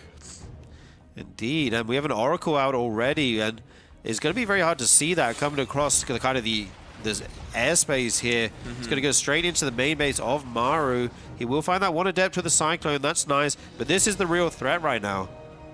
Oh, and MaxPax actually turning around with the Oracle. I think with the Cyclone threat, he doesn't really want to risk it. Wow. I'm surprised that he turns around there with the Oracle. Yeah, all the Marines were down the ramp. I feel like he may have just... it finally got revealed right there. Oh, yeah, it felt like there might have been a window to do something there, but MaxPax's spidey senses were tingling. He turns around, and it's going to keep that Oracle alive for now. Yeah, it's an interesting choice. He's opting to go for Stasis Wards instead. I guess this is the safe thing to do. You might be able to catch that Cyclone. Say the Cyclone gets caught by Stasis Ward. You could probably surround it with a couple of Gateway units and get close to having that kill, right? Oh, yeah. Whereas the Oracle should go into the main base. If there are Marines and a Cyclone waiting for it, you might just lose it straight away. So instead it will be those 2 Stasis Wards dropping back at home to secure the 3rd base. Now he's going to come into the main.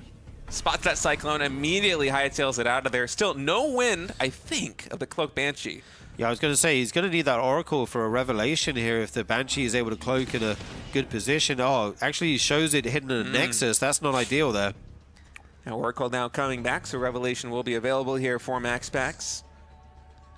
Actually, a Phoenix even being chrono boosted out right now. Wow. And more SCVs getting pulled. Oh, boy, that's a lot of SCVs coming with this army. He's pulling the boys. Here we go. Oh, it makes a lot more sense now why Maru did not go for the initial reveal of the Cloak Banshee. It's because, and he's using it to take out the Stasis Trap. That's so smart coming in by Maru. And now the army is joining forces.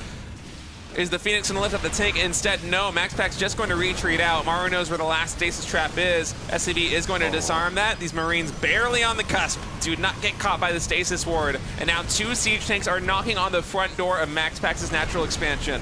The gateway goes down already. Another pylon. This is huge damage. How is MaxPax going to attack into this army right now? He's putting the probes. That's a good start. Going to add a meat shield for him. Picks up the tank. Blinks in. Picks off the other tank as well. The other one falls as the Phoenix dies. And this Banshee is going to town on these Stalkers right now. So much DPS. And so many probes going down. Yeah, 21 probes. The entire natural expansion null and void in terms of mining right now as MaxPax retreating to the safety of the shield battery, but it is finally out of energy. More siege tanks reinforcing across these maps. Man, the Banshees are getting so much damage done. They don't have Cloak anymore. There's no more energy left, but just the DPS is huge. 7 kills on that Banshee there on the left side as now the 3rd base nearly forfeit here for MaxPax, and Maru might soon be meeting Hero in the upper bracket finals.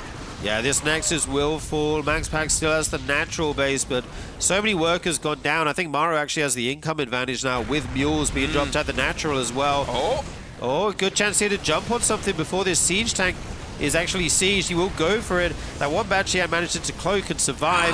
There's so many Stalkers going down here, State. Yeah, just a little bit too much firepower coming in from Maru with the Banshees, with the Marines stutter stepping to glory here in the natural expansion. Those 3 Banshees, they're so low on HP. Finally, with a blink forward by MaxPax, he's able to clean up 2 of them, but there's no income left to muster an army and repel the forces of Maru. And Maru with a 3-0 victory is going to dispatch MaxPax to that lower bracket. He is going to meet Hero in the upper bracket finals. That's going to be an amazing set, by the way. Like this one was, to be honest, we saw 3 very different builds from Maru. Each one kind of executed perfectly, I feel like. It's so nice to see him playing some high-level TVP, man. Such a treat. Maru honestly feels like he's in very good form right now. We've seen him play every individual matchup, TVZ, TBT, and now TVP here in RSL Season 3, and he has just looked superb in every single one. And there's a really big range of styles, too. We're not just seeing a lot of mech play. I know that sometimes Maru, he has issues with his wrist or with his shoulders, and so he has to rely a little bit more on mech, but we're seeing him play bio and high-speed bio and TVZs. And mechanically, he looks rock solid right now. And then you look at strategically in TBT and in TVP. I mean, that was a fantastic series from start to finish against one of the best PBT players in the world in MaxPax. Yeah, such confident play from him, such well-executed build. He will move on to face Hero in the winner's final match. That's going to be excellent. MaxPax, on the other hand, will go down to the loser's bracket, where he will face off against Classic in a PvP. Our other loser's game will be Reynor and Shin for our first ZVZ of the tournament. Yes, we're guaranteed to have one PBZ there in the losers semifinals, and I'm really hoping Maru makes it to the grand finals because I love Protoss, but hey, 2 Protoss is already seeded into the top 4 of the RSL offline finals. Give me some Terrans, give me some Zergs. I'm rooting for the underdog right now, which for a very long time was Protoss, but I would say right now it kind of isn't, at least not in the RSL. Yeah, the game has changed, that's for sure. I would love to see Maru take it. I'd also love to see Reynor make a big losers run here. Yeah. Shin will be a tough opponent, and then so will the following Protoss player, but we know he's capable of doing it, so it's going to be exciting, man. Yeah, it's a great bracket as we take a look here at the Season 3 schedule. And you might be looking at this like, oh, only 8 days of RSL. Is it smaller? No, it is not. We are running double days this entire second week. We're starting at 4:30 p.m. And instead of the normal broadcast where we would have 2 best-of-5s, we are doing 4 best-of-5 series. So if you're watching live on Twitch, it's starting earlier, it's running longer. If you're watching live on, or not live, I would guess. If you're watching the VODs on YouTube. If you're watching the VODs live at home. it might as well be the same thing. But yeah, a lot of action coming to you. We only have 2 days left in this season. As Sunday, we will be crowning a champion, and Tasis also will be joining us again soon, as of course he was receiving the Esports Lifetime Achievement Award in America this past weekend. We want to give a big shout out to our official partner here for the RSL Season 3, Archon Studio. They are making the StarCraft Tabletop Miniatures game the official StarCraft Tabletop Miniatures game. We have a box right here in the studio. It looks fantastic. I'm excited to paint that thing. I'm excited to get some more StarCraft merch in my home. I love collecting it. I already got the Carbot Zergling and got the Probe. I think I got some other memorabilia. I'm sure I do, but I'm about to have a lot more. Yeah, you're going to need to extend your shelf length. Yeah, I got to buy a new shelf, I think. Yeah, get a new one for all these models. They look amazing, by the way. The quality is so good. Very cool stuff. So check them out on the website. Also, check out the Patreon, guys. Patreon.com/ReviveSC2. There's a bunch of different tiers for you guys to join and support what we're doing here at the RSL. You guys are what's keeping our tournament going. A bunch of different tiers. You can also join for free if you just want to get mail updates like when the tournaments are running, when the events are happening, this kind of thing. So go and check it out, and thank you to everyone who signed up so far. Yeah, Patreon supporters also enjoy a 20% discount on all Tasteless TV merch, where you can pick up the RSL Revival hoodie, mug, t-shirt. We even got some pins if you're a punk head. You know, you want to rock out a little bit on the bass guitar, get some pins. There you go. Put them on your backpack, whatever it is you fancy. We also have the tickets for our offline finals, December 13th to 14th at the Big Place Seoul in the Gangnam area, guys. This is going to be so hype. There's 2 different tickets, so you can get whatever you want. If you want those extra perks like meeting the players and casters, you have the premium ticket. If you just want to watch like a regular Joe, you got the regular ticket. Yeah, and it's going to be so much fun having a live offline finals. Here's some information about that tournament. December 13th is going to be the last chance qualifier. And you might be thinking, last chance qualifier, surely that's happening online before the tournament. Oh, no, it's going to be a battle royale at the offline finals. We are going to have basically an entire tournament on December 13th. The winner will advance to join the champions or the runners-up from Season 1, Season 2, and Season 3 in RSL. Of course, Classic won both Season 1 and Season 2, so Zoun was able to book his ticket with his placing in the Season 2 of the RSL, and it's going to be so much fun. I'm so excited to have all of the players there, to have the audience there, to have all of our casters there in the same studio. It's going to be terrific. It would also be terrific if you guys check out the YouTube at Revive SC2. We're really trying to grow this thing on YouTube, get this tournament into the algorithm so it can reach more people. Please check it out. Like the videos, drop us a comment, tell us your favorite ice cream flavor, whatever. We appreciate all of you guys who are interacting over there and helping us grow the RSL. What's your favorite ice cream flavor? Chocolate mint. Chocolate mint? What a good chocolate mint. Yeah, I'm also a mint chocolate chip guy. That's a Dude, very good one. I got it the wrong way around. I just figured that was mint the English way of saying it. No, or something. it's just me being stupid. You put me on the spot. My brain went. Hey, you put yourself on the spot. You can't bring up ice cream I put flavors the viewers and not on the tell spot, us not me, your favorite dude. ice cream. That wasn't one for me. That was for the viewers. What's your favorite ice cream flavor? Mint chocolate. I just said this. You just I was the butchered one it. who corrected you. What's going on? No, you butchered it, dude. All right, we're going crazy over here, guys. That's going to be it for us at the RSL today. We will be back tomorrow again early, so we hope to see you there. We love you. See you again soon.